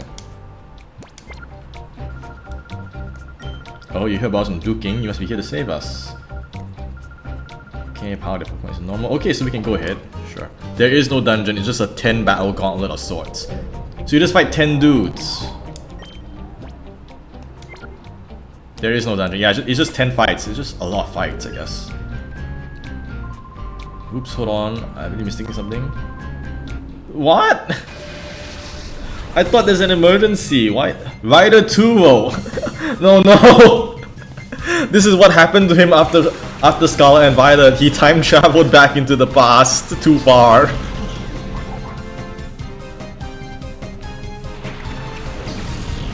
I thought he was supposed to go to the future. How did he end up back here?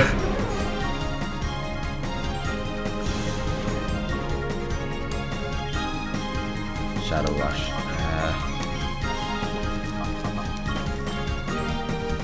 Yeah, this is meant to show off for the game's side mode. Mount Battle's 100 fights.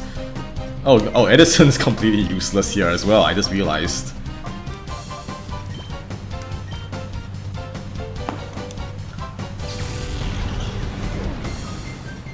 Okay, now Miss Useless can do something, please.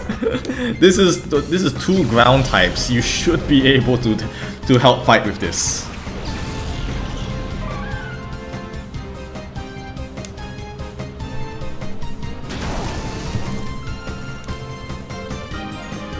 Will Mankind finally beat the allegations?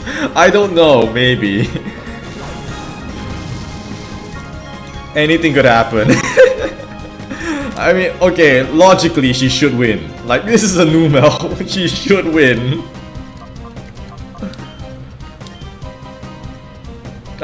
You have to win here, Mantine.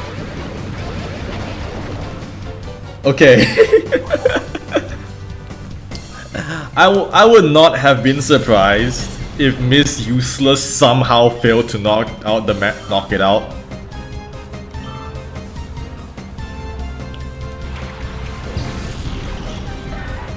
Like, okay, maybe I think she will actually be useful for this.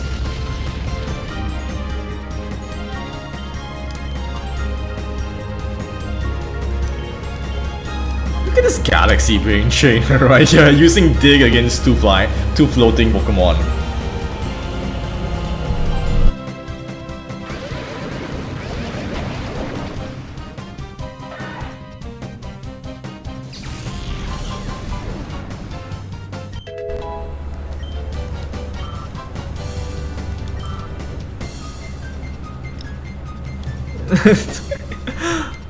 Look at this Galaxy Brain guy. Goodness. What is he thinking? There is no thinking. The game doesn't know how to handle Levitate.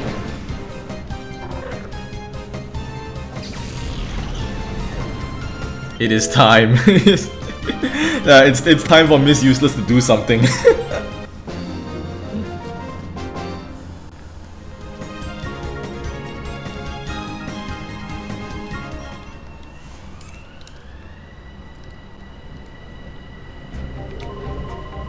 Master Dakim will reprimand me.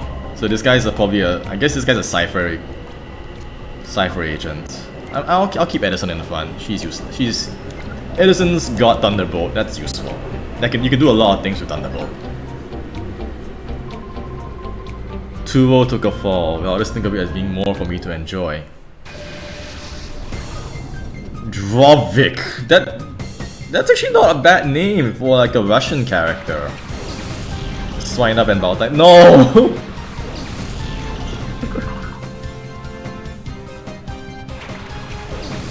I think the game is telling me not to use electric types.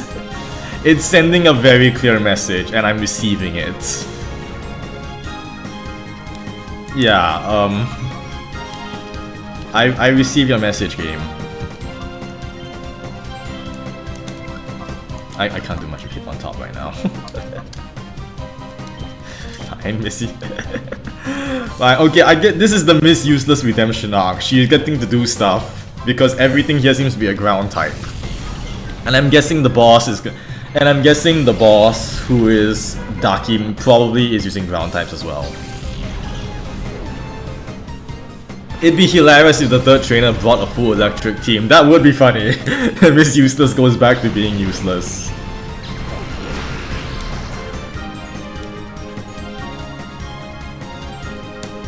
Amnesia, sure.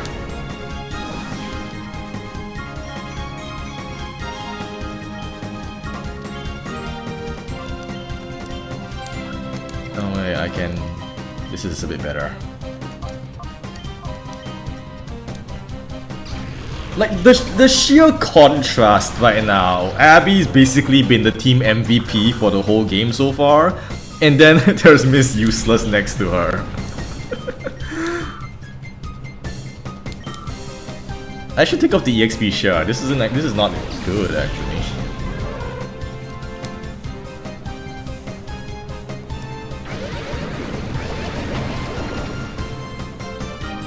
She can't even KO the swine up? Miss Useless, no! That's like, it's a swine up! I don't even think that has good special defense.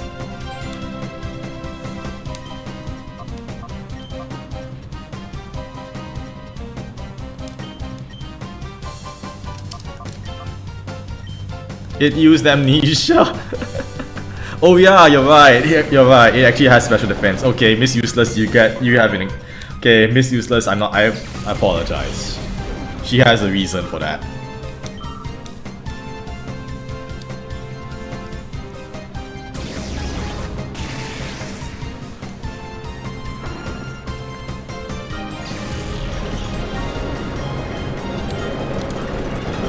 You're gonna love Dakim's battle. That'll be interesting. I'm gonna get reprimanded too. Okay. I hear the message loud and clear.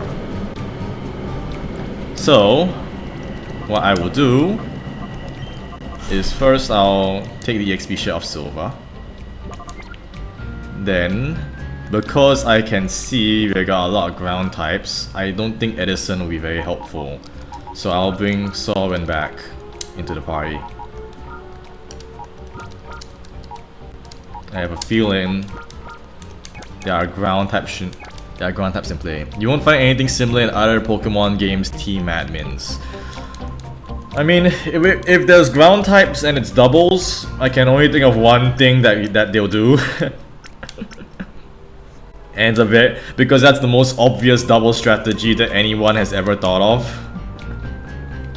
So I get the feeling this will help. This team's pretty solid.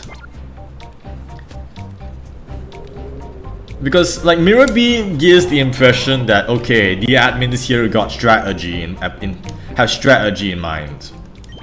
They know about how to do things. Like, he had Rain Dance, Ludicolo with all the Rain synergistic abilities and Leech Seed and all that kind of stuff. What's going on? Both Tua and Drovik going down. So I'm expecting Dakim and the rest of the admins to also have something. Rider Kimmit! Yeah, that's a lot of ground types. I think our shelving Edison was the good idea, was the play here. The Hitmontop is unfortunately not very useful yet.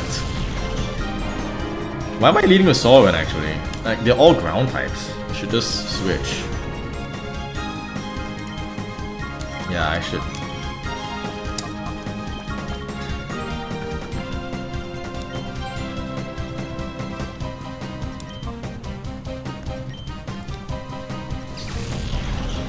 Steel Wing is actually being useful here, huh?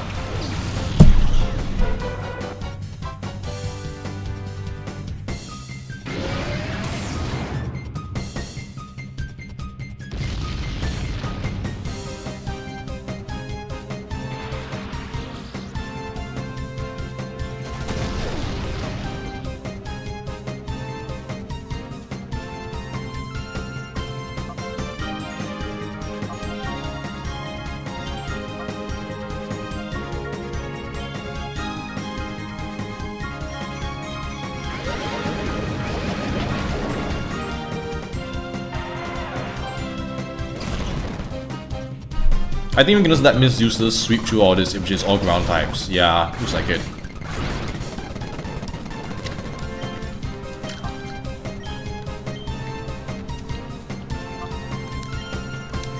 Let's just quickly go through everything.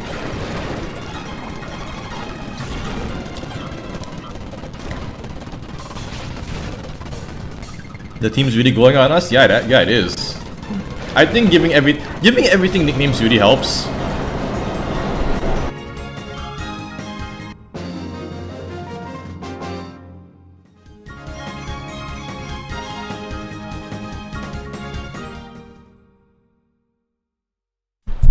Like, nicknames are such a huge thing in games because they allow you to assign a bit of personality to things. Because previously you wouldn't actually have, some things wouldn't really have much personality, but giving them names, that's very powerful. It's like the trio we've just defeated. I've likened them to food. There will be the hors d'oeuvres. The real battling begins now. Yeah. Because Raiden, he's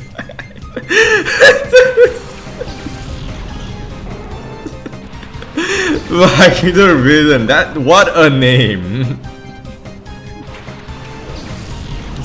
Somebody was chuckling to themselves when they wrote that. Ah, goodness, this game and its names. Okay, it's got Shadow, it's got Focus Energy now.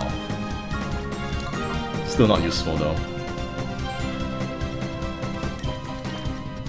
This truly is the Miss Useless Redemption. Yeah, she's doing pretty well so far. She's helping, she's actually being useful. She's helping sweep through everything, and it only took like every single trainer in this battle area to use ground types which she's effective against. She can't even knock out Baltoy, no!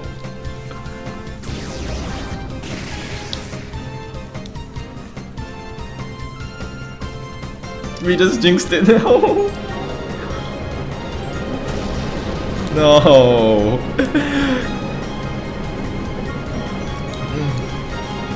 It's okay. Miss Useless is still fine right now. She's not that useless yet. She can still help clear this out.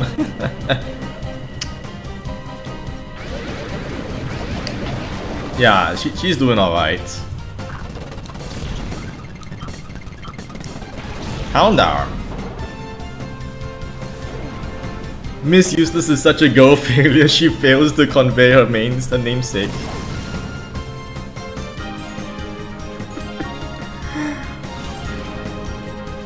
Miss Useless is defense spell. Okay, that's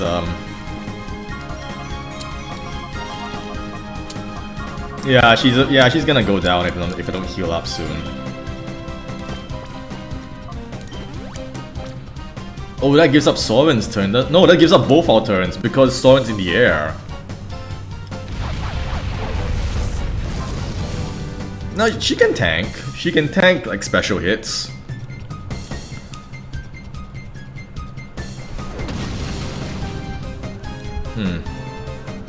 Not much damage, but it makes sense. It's a Noctowl. You can't expect much in the way of damage from a Noctowl. So Miss Useless should just help sweep through this right now. Oh, it's a Graveler. That's easy. This guy's really got it out for Miss Useless.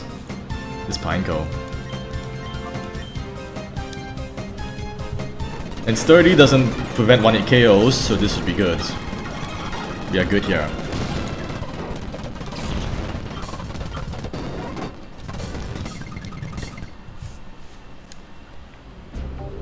The real battles begin after me. Oh, this is 10 of them. Okay. It's just 10 dudes in a row.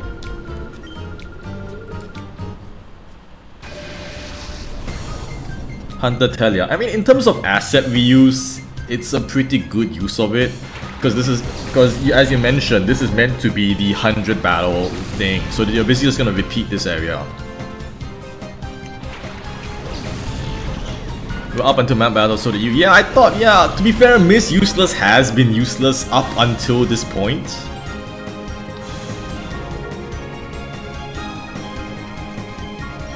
Him on top still can't do much yet.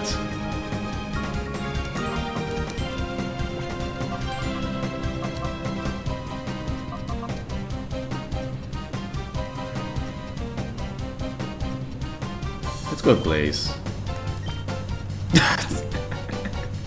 Oh no, I forgot. Oh right, Trapinch can do that. I don't think the leap's a problem. Let's just take him out. Huh. It's very rare that you see Arena Trap be a problem like this. I mean, it's a problem in the mainline games. Huh. Right, Hit on top does do a lot of damage. So I guess it's okay to keep him out.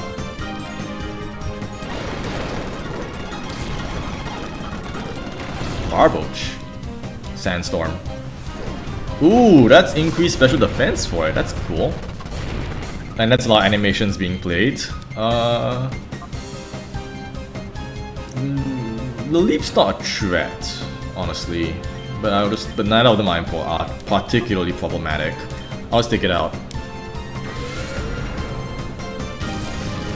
Ooh, surprisingly tanky. Okay.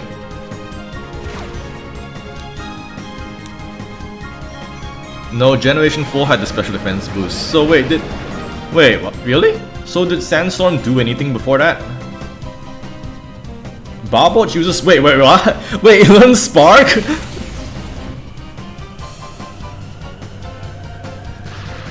What? Chip damage. Oh no. No! Miss Useless, no, you are finally being useful. No! God damn it!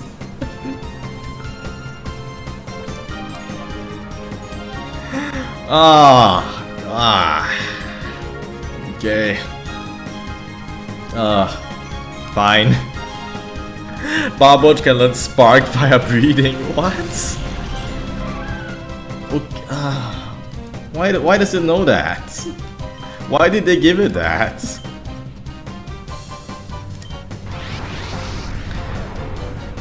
A reduction to the effects of Morning Sun, Moonlight, and I think Solar Beam. So, okay, Sandstorm was really crap back then. Got it. Magnitude. I don't think it can do anything, right? Did I have anyone that's ground vulnerable? Oh, it's him on top, right. Also might reduce that. Let's see. Astonish. Apart from... so was Hail. Yeah, Hail was pretty bad. Which is quite unfortunate because you had Glacier. And Glacier in Generation 3 only just used Hail. Hello, I'm back. Mount Battle, I see. Yeah, you're back. Not much happened. Miss Useless lived up to her namesake, unfortunately. I think we'll just knock out both of these guys out. Hail was even worse because it was just chip damage. Yeah, to be fair, like passive damaging effects were pretty well an RPG staple, so it's a pretty big difference. So it's pretty expected for it to have that. Let's just side beam it. There we go. Okay, get through these. I really won't let you escape, okay? Just quickly Neum back and heal everybody. She's just going through her canon events. Miss Useless is trying her best. Like, she's really trying. But every once in a while, an electric move would just sneak through and ambush her. Snow is a big improvement. Yeah, Snow really was a great improvement in Legends Arceus. I hope to see it in the next generation as well. I can maybe understand why they didn't include it in Scarlet and Violet, because they would have been separate development teams. But by the time of Legends Arceus, Nords, sugar. By the time of Legend of the next generation, by the time Scarlet and Violet came out, they might not have had enough time to work out the kinks to include Snow. Is Snow in the Scarlet and Violet, really? Oh right, they reworked Hail. Yes, you're right. No, Snow is in. I was thinking of the status effect, the thing that replaces Freeze. Frostbite, yes. Frostbite is what was removed.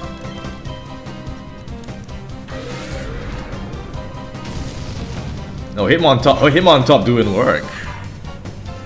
50% defense to ice types. Yeah, it truly became the mirror counterpart to Sandstorm, because where it gave 50% special defense to rocks. Of course, so you could make a really chonky Avalugg, I guess.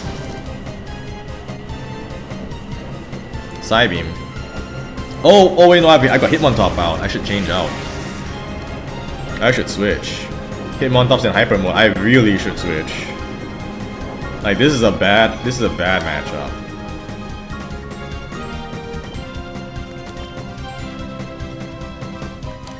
I think... Oh, Miss Useless isn't very good for this either.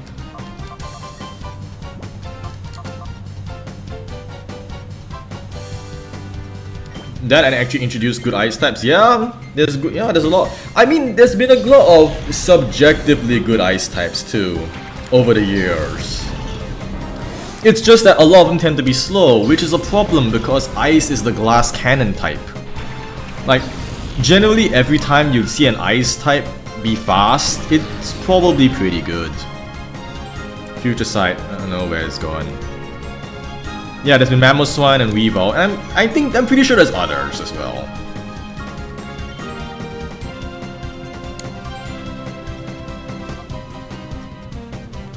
Let's go this way. Abby can take care of the Kadabra.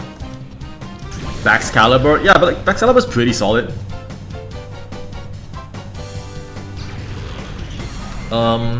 Gen 2 had, I mean, they gave us Sneasel. Generation 3 had... Oh no, Walrein was pretty good. Walrein is probably the closest thing we had to an actual defensive ice type that kind of worked.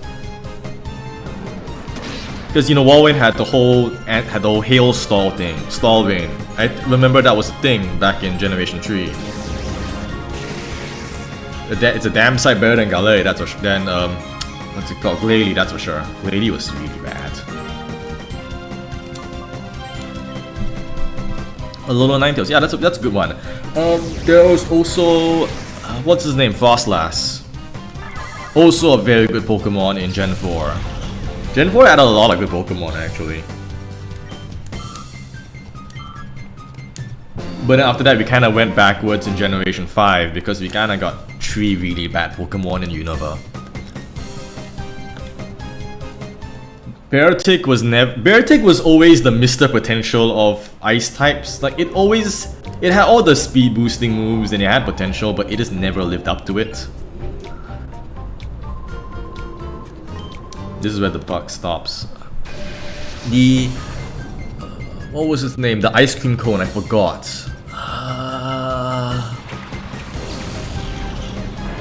What was the ice cream cone? Vanillux. Yeah, okay, Vanillux will at least had high special attack and you could use it in the main game.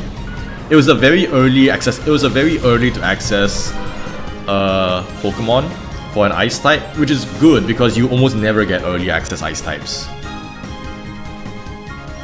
Look at Vibava just vibing. I should call this. And immediately get this Graveler knocked out.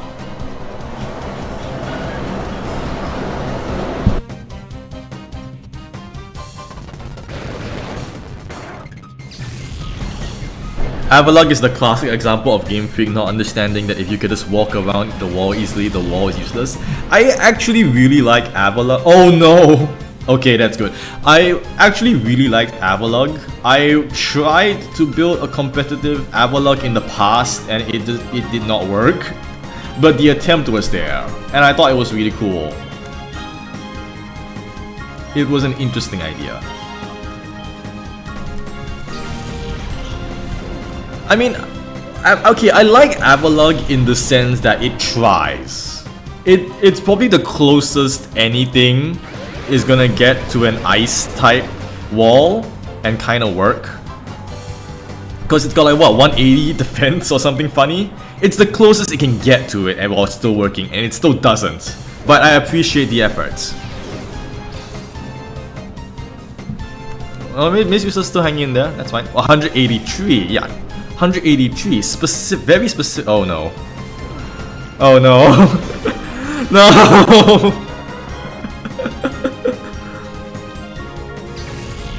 No!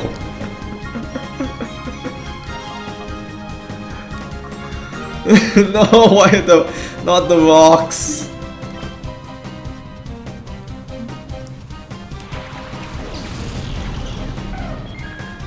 Oh, god damn it.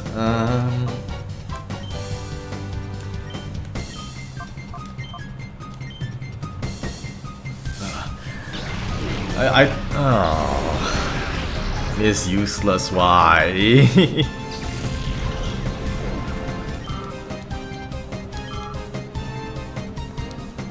I mean, someone's fine. Someone's doing fine. Okay, nothing happens, but it's fine. I think she's gonna just attack both. Well, I better go to the port. Better go back to healing again.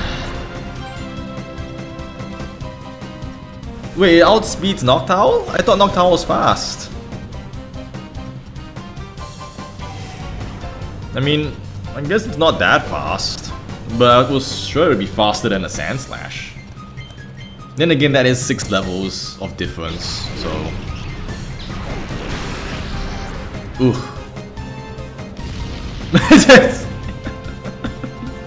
Look at this Galaxy Brain guy right here.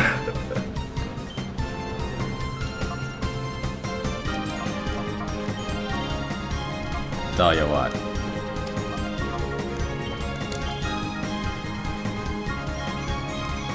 Gee, it sure would be nice to have Magical Leaf. Yeah, I would agree. It would be nice. It's gonna, yep.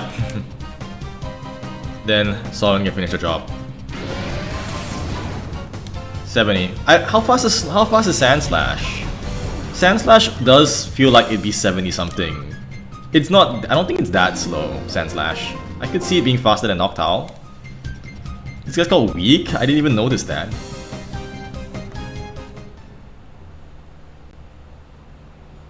What a name. You made me lose. They're not gonna hire me again after this. Yeah, this guy's out of a job. 65 speed. Yeah, it has okay speed for a ground type. It could be worse. It's pretty bad. And this is before Sand Rush. I mean, Alolan Sand Slash is pretty good, if I remember correctly. I think they made it a little bit faster. And they gave it a questionable typing. I mean, Alolan Sand Slash is really funny because they gave it the best. They gave it the best offensive type in the game and the best defensive type in the game, and it just becomes confusing. It's... Like, I don't know, would you... Is Alolan Sandslash actually good because of its steel typing? Like, I don't know. Is it? Fairy exists. Yeah, it does, but... So does Ground, yeah. But like Alolan Sandslash could be just a... Like, would Alolan Sandslash be better if it was just a pure ice type? Because the steel does give it some crippling weaknesses. It gets Ice Stab, Iron Hit. Yeah, oh yeah, oh, actually no, you're right. Generation Sun and Moon was when the Tapus were around. And that was really nasty, you're right, fair enough. Iron Hit, Stab, Iron Hit is really important back then.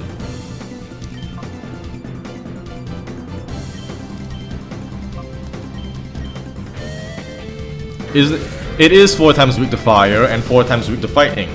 It's a really awkward typing.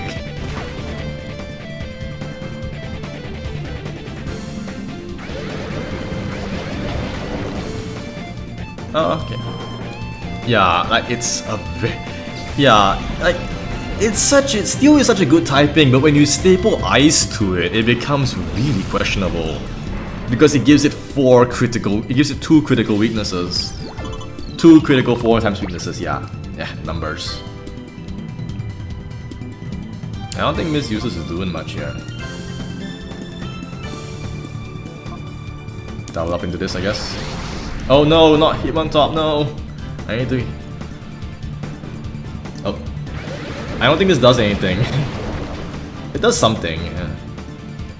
And I don't think these guys can hurt my team, so it's fine. I stand corrected. Coughing's animation's great. Wait, why would you target Miss Useless? There's a physical attacker next to her.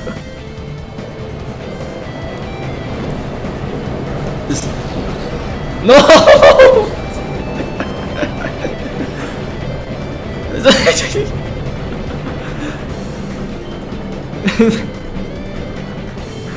Miss Useless, no!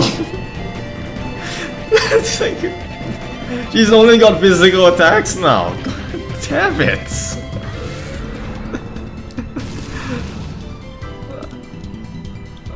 Okay. It's a switch. Okay.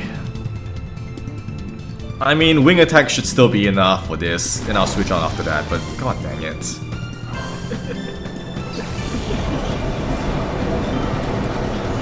Double Wing special, it's been disabled.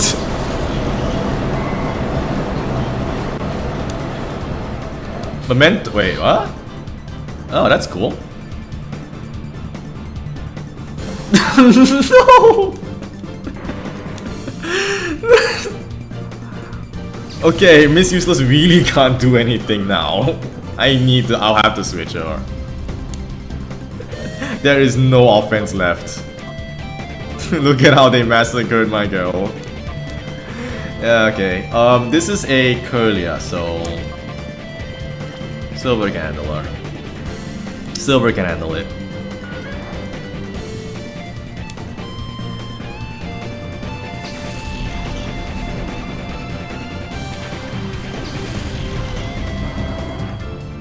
Calm Mind. Oh, okay. That can be quite bad, actually. And I should switch out Hitmontop. I just realized. Could switch back into Miss Useless, and she can tank it, but Abby, I think Abby's okay. Then I'll just fight. Look at how they massacred my girl. Yeah, the game really has it out for Miss Useless right now.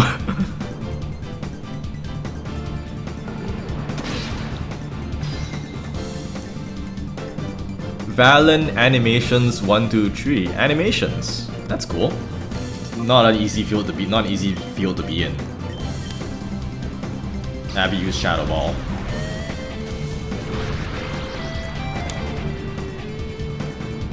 Okay, that's this battle done.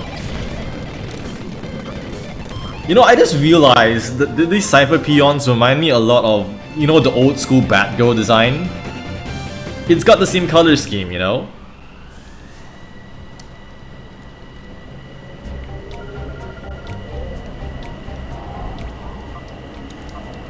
Like, that's like very old school Batgirl. Alright,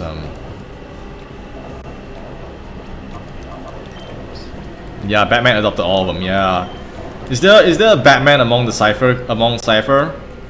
Because it's meaningless to you, it's useless. Oh no, it's Burnhill, right. Okay.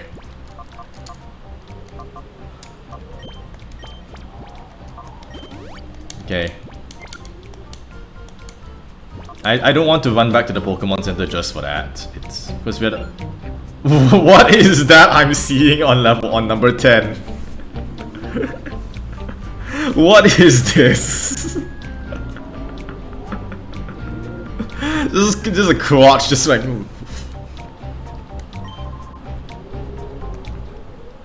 I wasn't even paying attention to what this guy said, Baron. I was like, I was very distracted. Geodude and Geodude.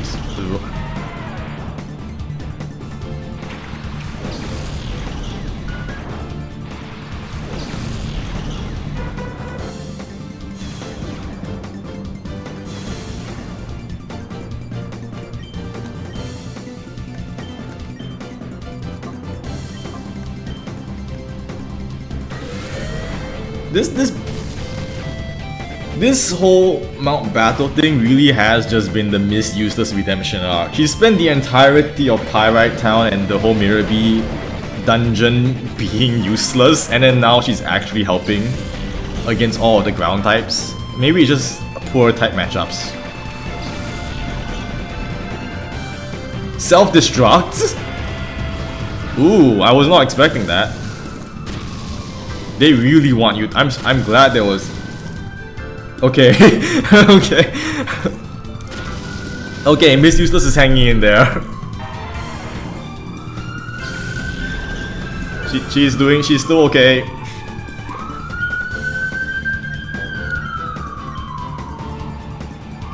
I think we can just knock it out straight.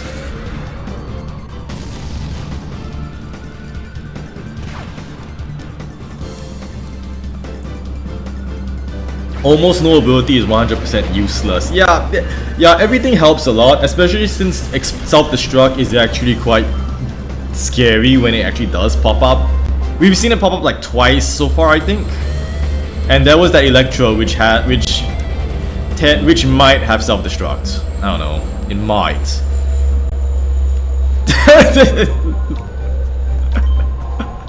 Master Dakim, look at that! What is that even?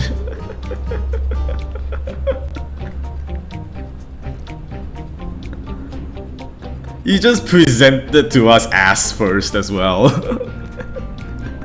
I'm gonna go and heal first, but what is that design? He stands up. Yep, that's a boss, alright. It's like an angry. Oh my god. Like what? The great and mighty Uzaru, I guess.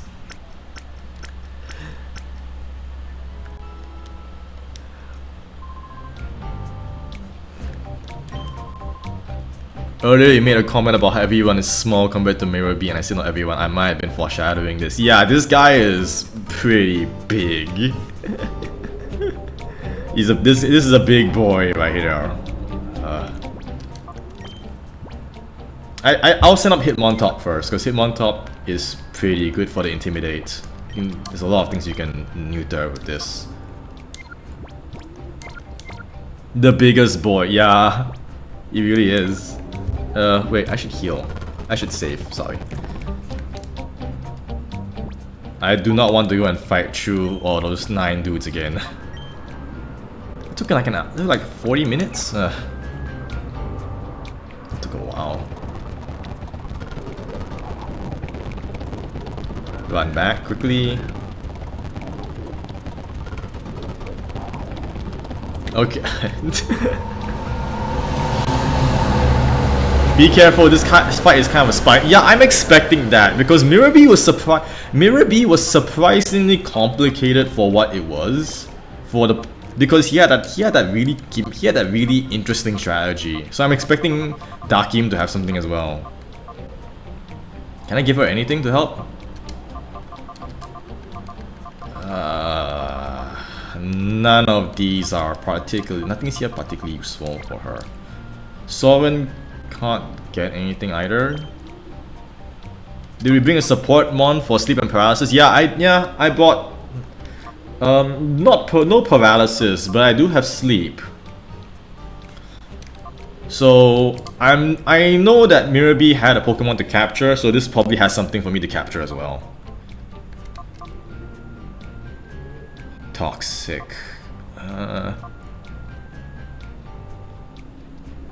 If I remember correctly, sleep is better here. Yeah, sleep is pretty good. The problem is Soren's gotta actually stay alive to use it.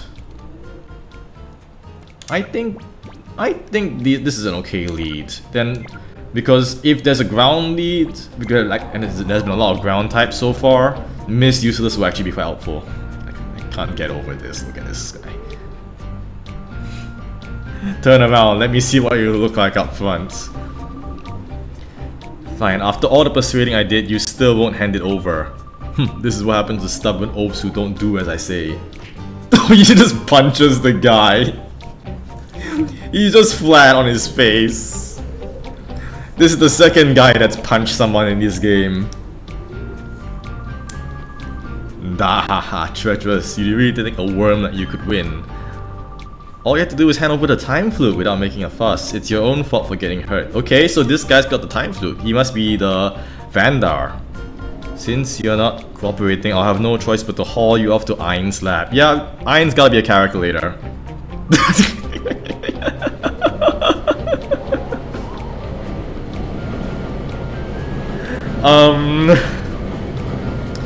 Okay, Akuma.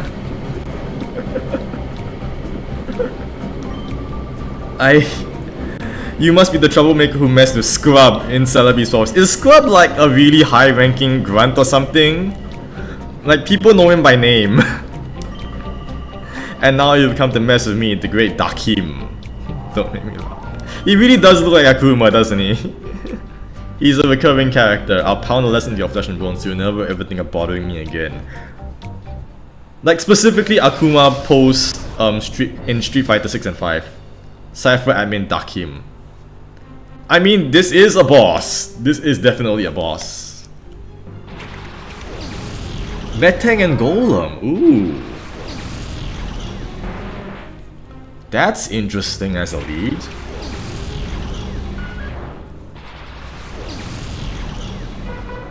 I mean, if we fight him... This is scary because if we fight him later on, that means that... Because we're gonna probably fight him later, this is gonna... They'll have like a Mega Man style rematch. I'm pretty sure of it. I think we just double up into Golem. I don't think Metang is a problem yet. At least I don't think so. He's a recurring character, got it. Wait, Dakim? I don't know. It's Bubble Beam. Yeah, this is gonna be a lot. I get the feeling there's gonna be a lot of ground and rocks. So... Okay, good. Great job, Miss Useless. Marsh Top. Psychic. Oh, that's bad for... Ooh, I need to switch. I better get Hitmontop out there. Can Miss Useless do anything to this Marshtomp? Don't know. Let's see, Psychic, right? So that means the safe play here would be to go into... But there's a Marshtomp there. I mean... Can always just use Abby? Abby's always a good option, I guess. Abby's always a safe option. And then... It's a clear body. Abby's good. Yeah, Abby's always good. I can't think of any situation where Abby would ever be a bad play. So far. Ghost type is just so good in general. It has so many immunities, especially with Levitate. How does... Nope. Actually, it might hurt Abby. It hurts a bit. It's not too bad. Oh, okay. That's quite bad, actually. Actually, that is quite bad. The special defense drop. is a problem. I don't want to stay in.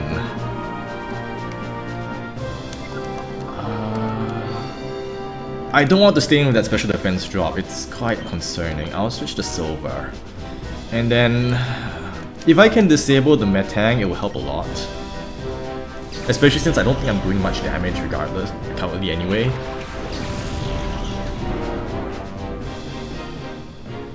Miss Useless, please!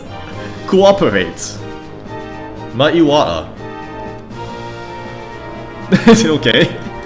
Nothing happened.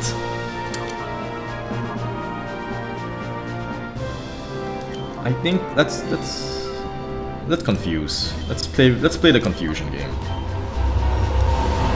There you go. Thank you, Miss Useless. Fuseway. Okay. Let's be smart about this. I don't know what else this Metang has, but I don't think it can do much else. Oh, it's spazzing. Beldum still spazzes, like, even after evolution. I can't wait to see how Metagross spazzes as well.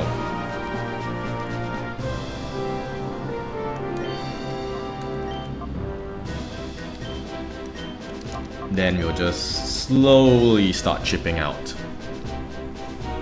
I think Bubble Beam also has a secondary effect. It's like reduced speed or something.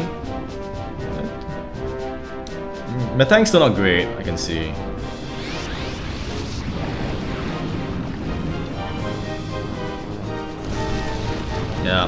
Yeah, it reduces speed, so it's not particularly helpful in this matchup. Yep. Earthquake. I mean, you only hit one thing. And then you nuke your Marshtomp. Why?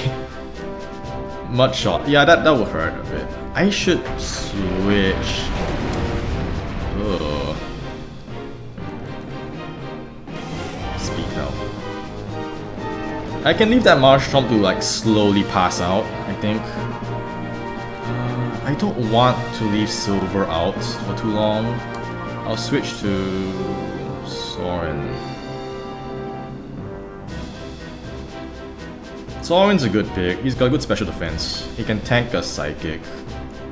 And then I'll start taking out the Metang.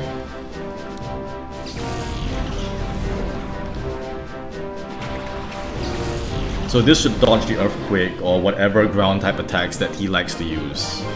Mud Shot as well, yeah. Okay, that should help chip out the Metang, while the Marshtomp is slowly poisoning itself to death. Yup, it doesn't do anything.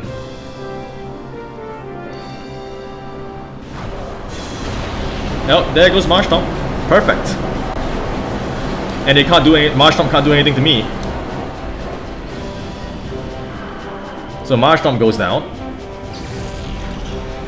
Congrats, you played yourself. Yeah. Sovereign Good level 32. Good. More levels. So here's the Shadow. Camera. I would like a Camerupt. I would really like a Camerupt actually.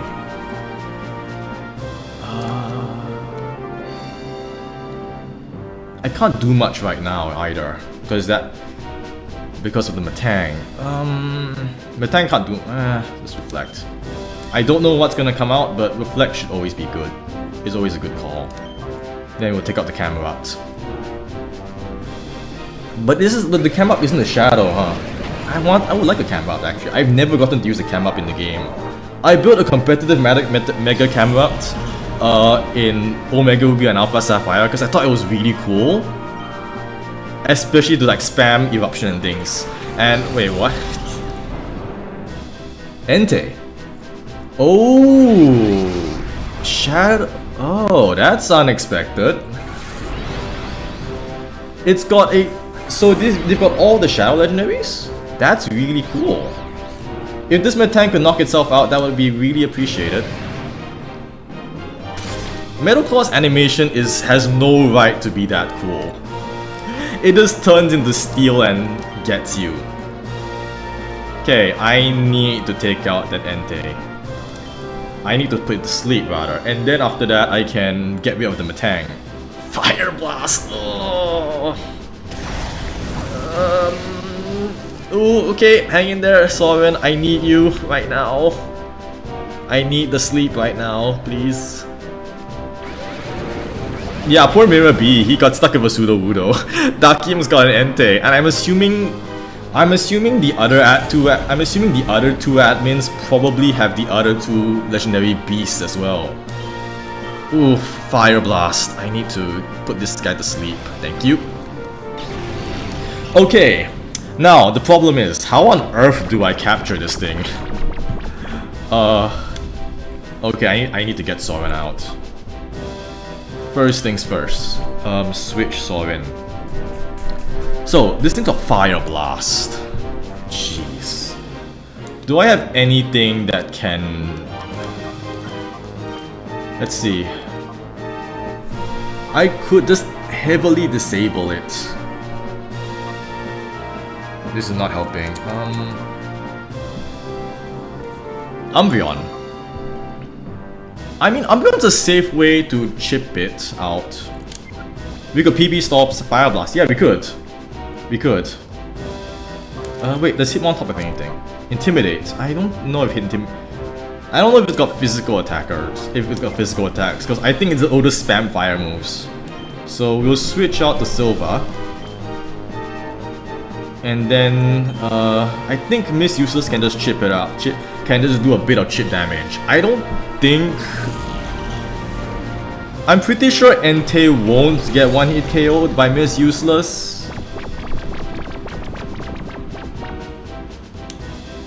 Because Miss Useless doesn't have amazing offense. Yeah, it'll do. It can take like another one more, I think. I do not feel happy about playing Confusion with this guy.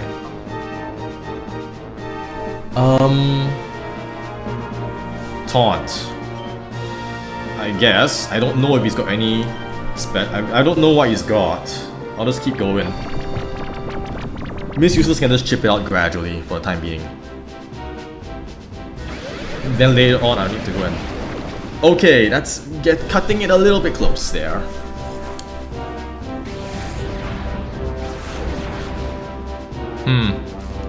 Cutting it a bit close. The legendary beasts also run weather moves. The game really encourages such strategies. Yeah, they really do. I also need to be careful because this thing's got Shadow Rush, doesn't it? That's a very limited window of opportunity to catch this thing. Yup, okay, I can't play with Confusion then. I need to catch it. I've got one Ultra Ball. It's one of the hardest catches in the series. I can imagine. They suddenly just throw you a level 40 Entei to go and deal with this kind of team on your hands. It's not easy. Is Shadow Rush a percentage of the damage it deals to the target, or how is Shadow Rush calculated? Because if it's calculated based on... Okay, very close. I need to... How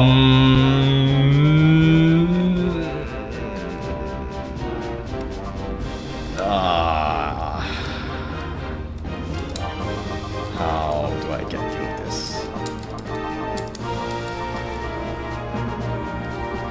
The recoil is 1/16th of its max HP. Oof. How much do I need for it? It's a bit wasteful, but I think Soren needs it. Yeah, let's heal Soren. And then we'll start chucking balls. Although there's a catch in the very late game. Yeah, I can... Will Entei last long enough? I don't know. It might actually KO itself. That's very low HP. Unless I catch it within the next couple balls, because it's gonna wake up soon. The only thing I can hope is that it starts using Fire Blast instead of Shadow... Oh, no. Miss Useless. Time's running out. Okay, I need to call in Soren. I have no time left to catch this thing. Start praying, lads. Yeah. I mean, we'll probably rematch it later. I wouldn't be surprised, but still, oof, that's a tough capture. It's a very tall ask, especially when you're going in blind. It might stay. Oh, just perfect. Just in the nick of time too. Perfect timing. Ooh. Wow, you made us some pest. Yeah, I took his Entei. It's great. So now we got Entei. The way you hand, I hate you. Let's go. Yeah, that was great. The way you handled those Pokemon with your audacious skill. Who are you? Eh? Is this some dude? Oh, it's Scrub again. Oh, he's back. Ah, Scrub, you are hopelessly outclassed against him. You had zero chance of winning. Bullshit! Scrub was a harder fight than you. This man with his Hitmontop put up a better fight than you with his Entei. Give him the admin position. Demote Darkim. I'm pulling out for now. You go to Iron Slap and help out there. As you wish, sir. Okay, there they go. Like, Scrub deserves the admin position. He deserves the promotion. This isn't over. Stronger Pokemon are being made even now. You better get serious about training a Pokemon for our next meeting. Da ha ha. Wait, what? Wait, he just jumped back, but there's nothing there. Does he just like jump off the mountain? Go away. An F disc. It'd be funny if Scrub was our only legit loss in the game. I mean, it would be funny, but unfortunately we can't hold that. He can't hold that title because we lost to Miracle Bee. Vandar.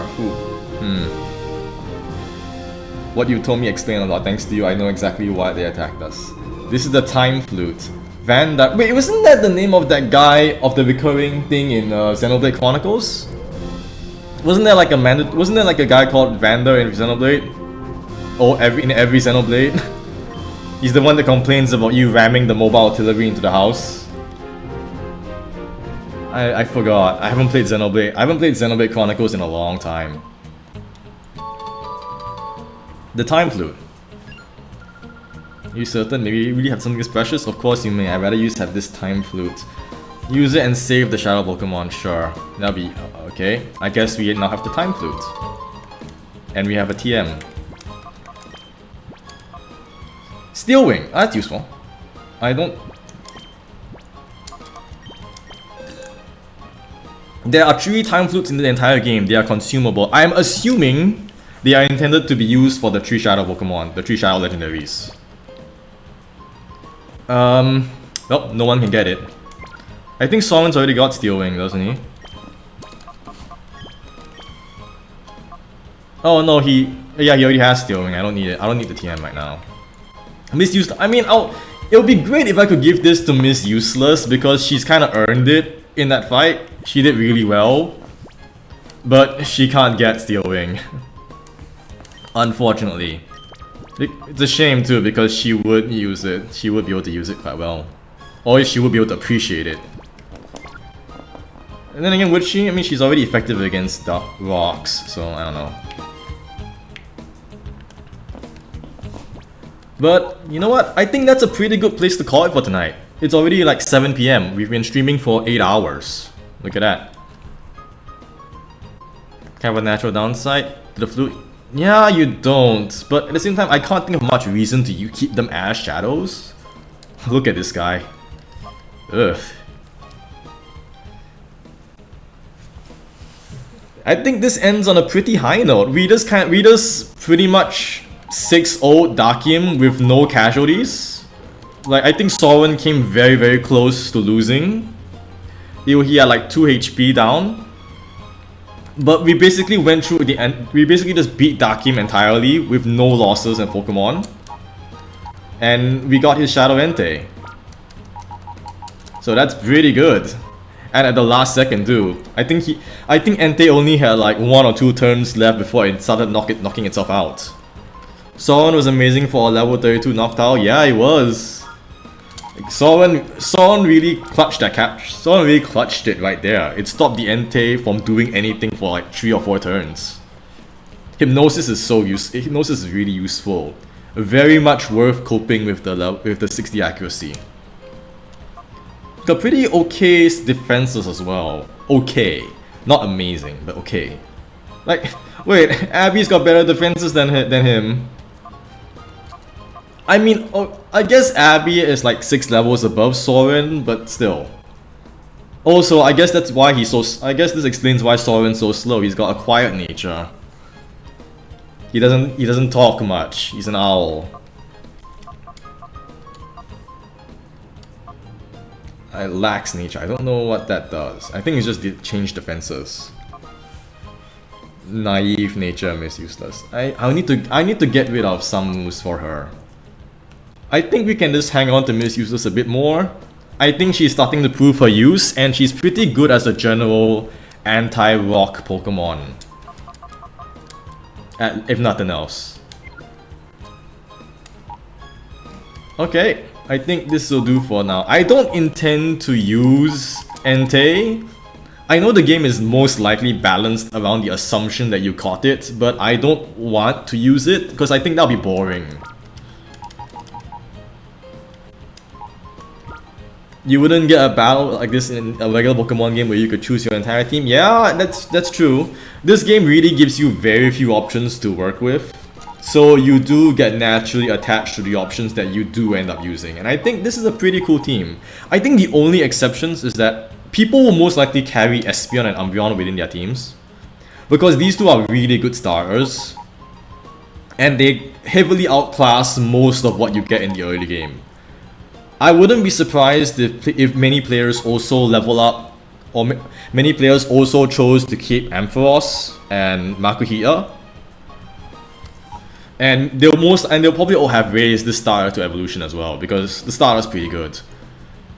But beyond that, I don't know, all of these Pokemon generally feel pretty even in terms of usefulness. I think Soren is maybe the weakest link in terms of general battling compared to the others here, but Soren's got Hypnosis, and that's very critical. I guess maybe Skiploom could be the substitute for that, because I'm pretty sure I saw Sleep Powder. I'm pretty sure this thing can learn Sleep Powder and Stun Spore. And Dunsparce also has Yawn and Glare, so that's useful. But apart from those, Soren's the only. But apart from those two, Soren's the only sleep applicator, and I do not want to be using. I know Dunsparce is funny, but I don't think it's a very good choice for this game. I guess the Slugma too, but that we didn't catch. But I can't think of anyone actually wanting to use Macargo. Macargo is so bad. Quagsire. Some people would probably use Quagsire for a tank. Some people will take out Swablu because Altaria is pretty good. I don't know why people would take Yanma. Octillery, I don't know, maybe someone will level up Octillery. High jump kick is a thing, so Medicham would be good for that. Makuhita's also pretty good because Hariyama's a very good tank. I mean, not tank, it's a very good like bruiser Pokemon. Very high HP, very high attack. It can scrap and brawl without fear of getting knocked out. Whereas Meditite's the more glass cannon option. But I think this is pretty good as a team for now. I don't know whether we'll switch out more Pokemon in future, but I think but for the moment, again, a very solid team. Covers a lot of options. We've got a support tank fighting type. We've got another good generalist tank and a dark type. We've got a ghost type with a lot of immunities. Soren for sleep, and also for ground immunity. Blaze is the biggest special attacker here, and then Miss Useless is here, contributing. She's water type. Also 2 reflex setters. Yeah, true. I'll need to find light screen at some point. They'll probably give the TM away for it at some point. Yeah. Well, I think that's a good place to call it off for tonight. I'll need to see when to host the next stream. I'm guessing not too shabby, yeah. I'm guessing maybe on a weekend, Saturday or Sunday. Because I'm seeing some people may not be able to make it on a weekday, so perhaps a weekend stream might be better.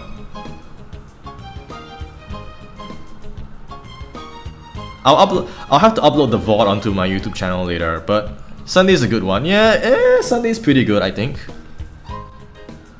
Sounds good. You should still ask around on Discord and YouTube. Yeah, less trains on the weekend too. Yeah. I think Sunday sounds like a good day to go and stream.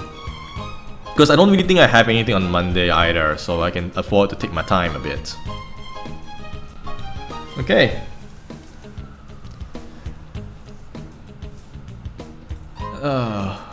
I think that calls it for tonight. For today. Oof. I need to fix this background as well. This is very awkwardly spaced. Look at that. Can I just... Nope, not gonna let me do anything.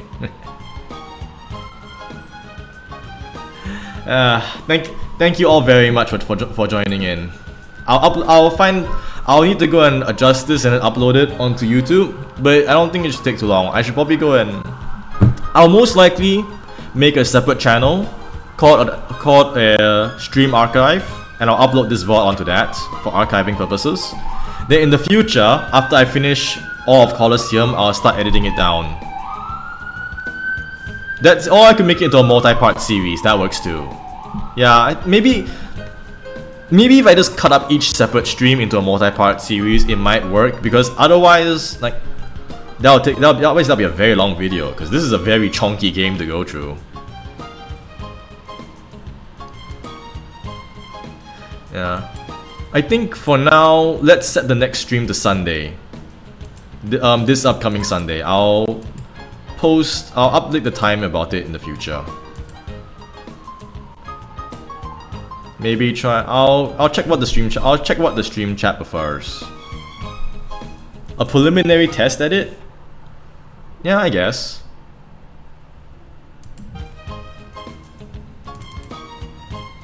Check if there's enough content for a separate episode. I think there is. This is like what, an 8-hour stream? Surely there's enough content. Even putting aside like general bungling around, there should be enough content. But right, I think that will be it for. Let's call it for real this time, guys. Thank you all for joining in for the very first ever stream. I hope you've had a good time. I'll catch you guys next time. See ya. Have a good night, everybody.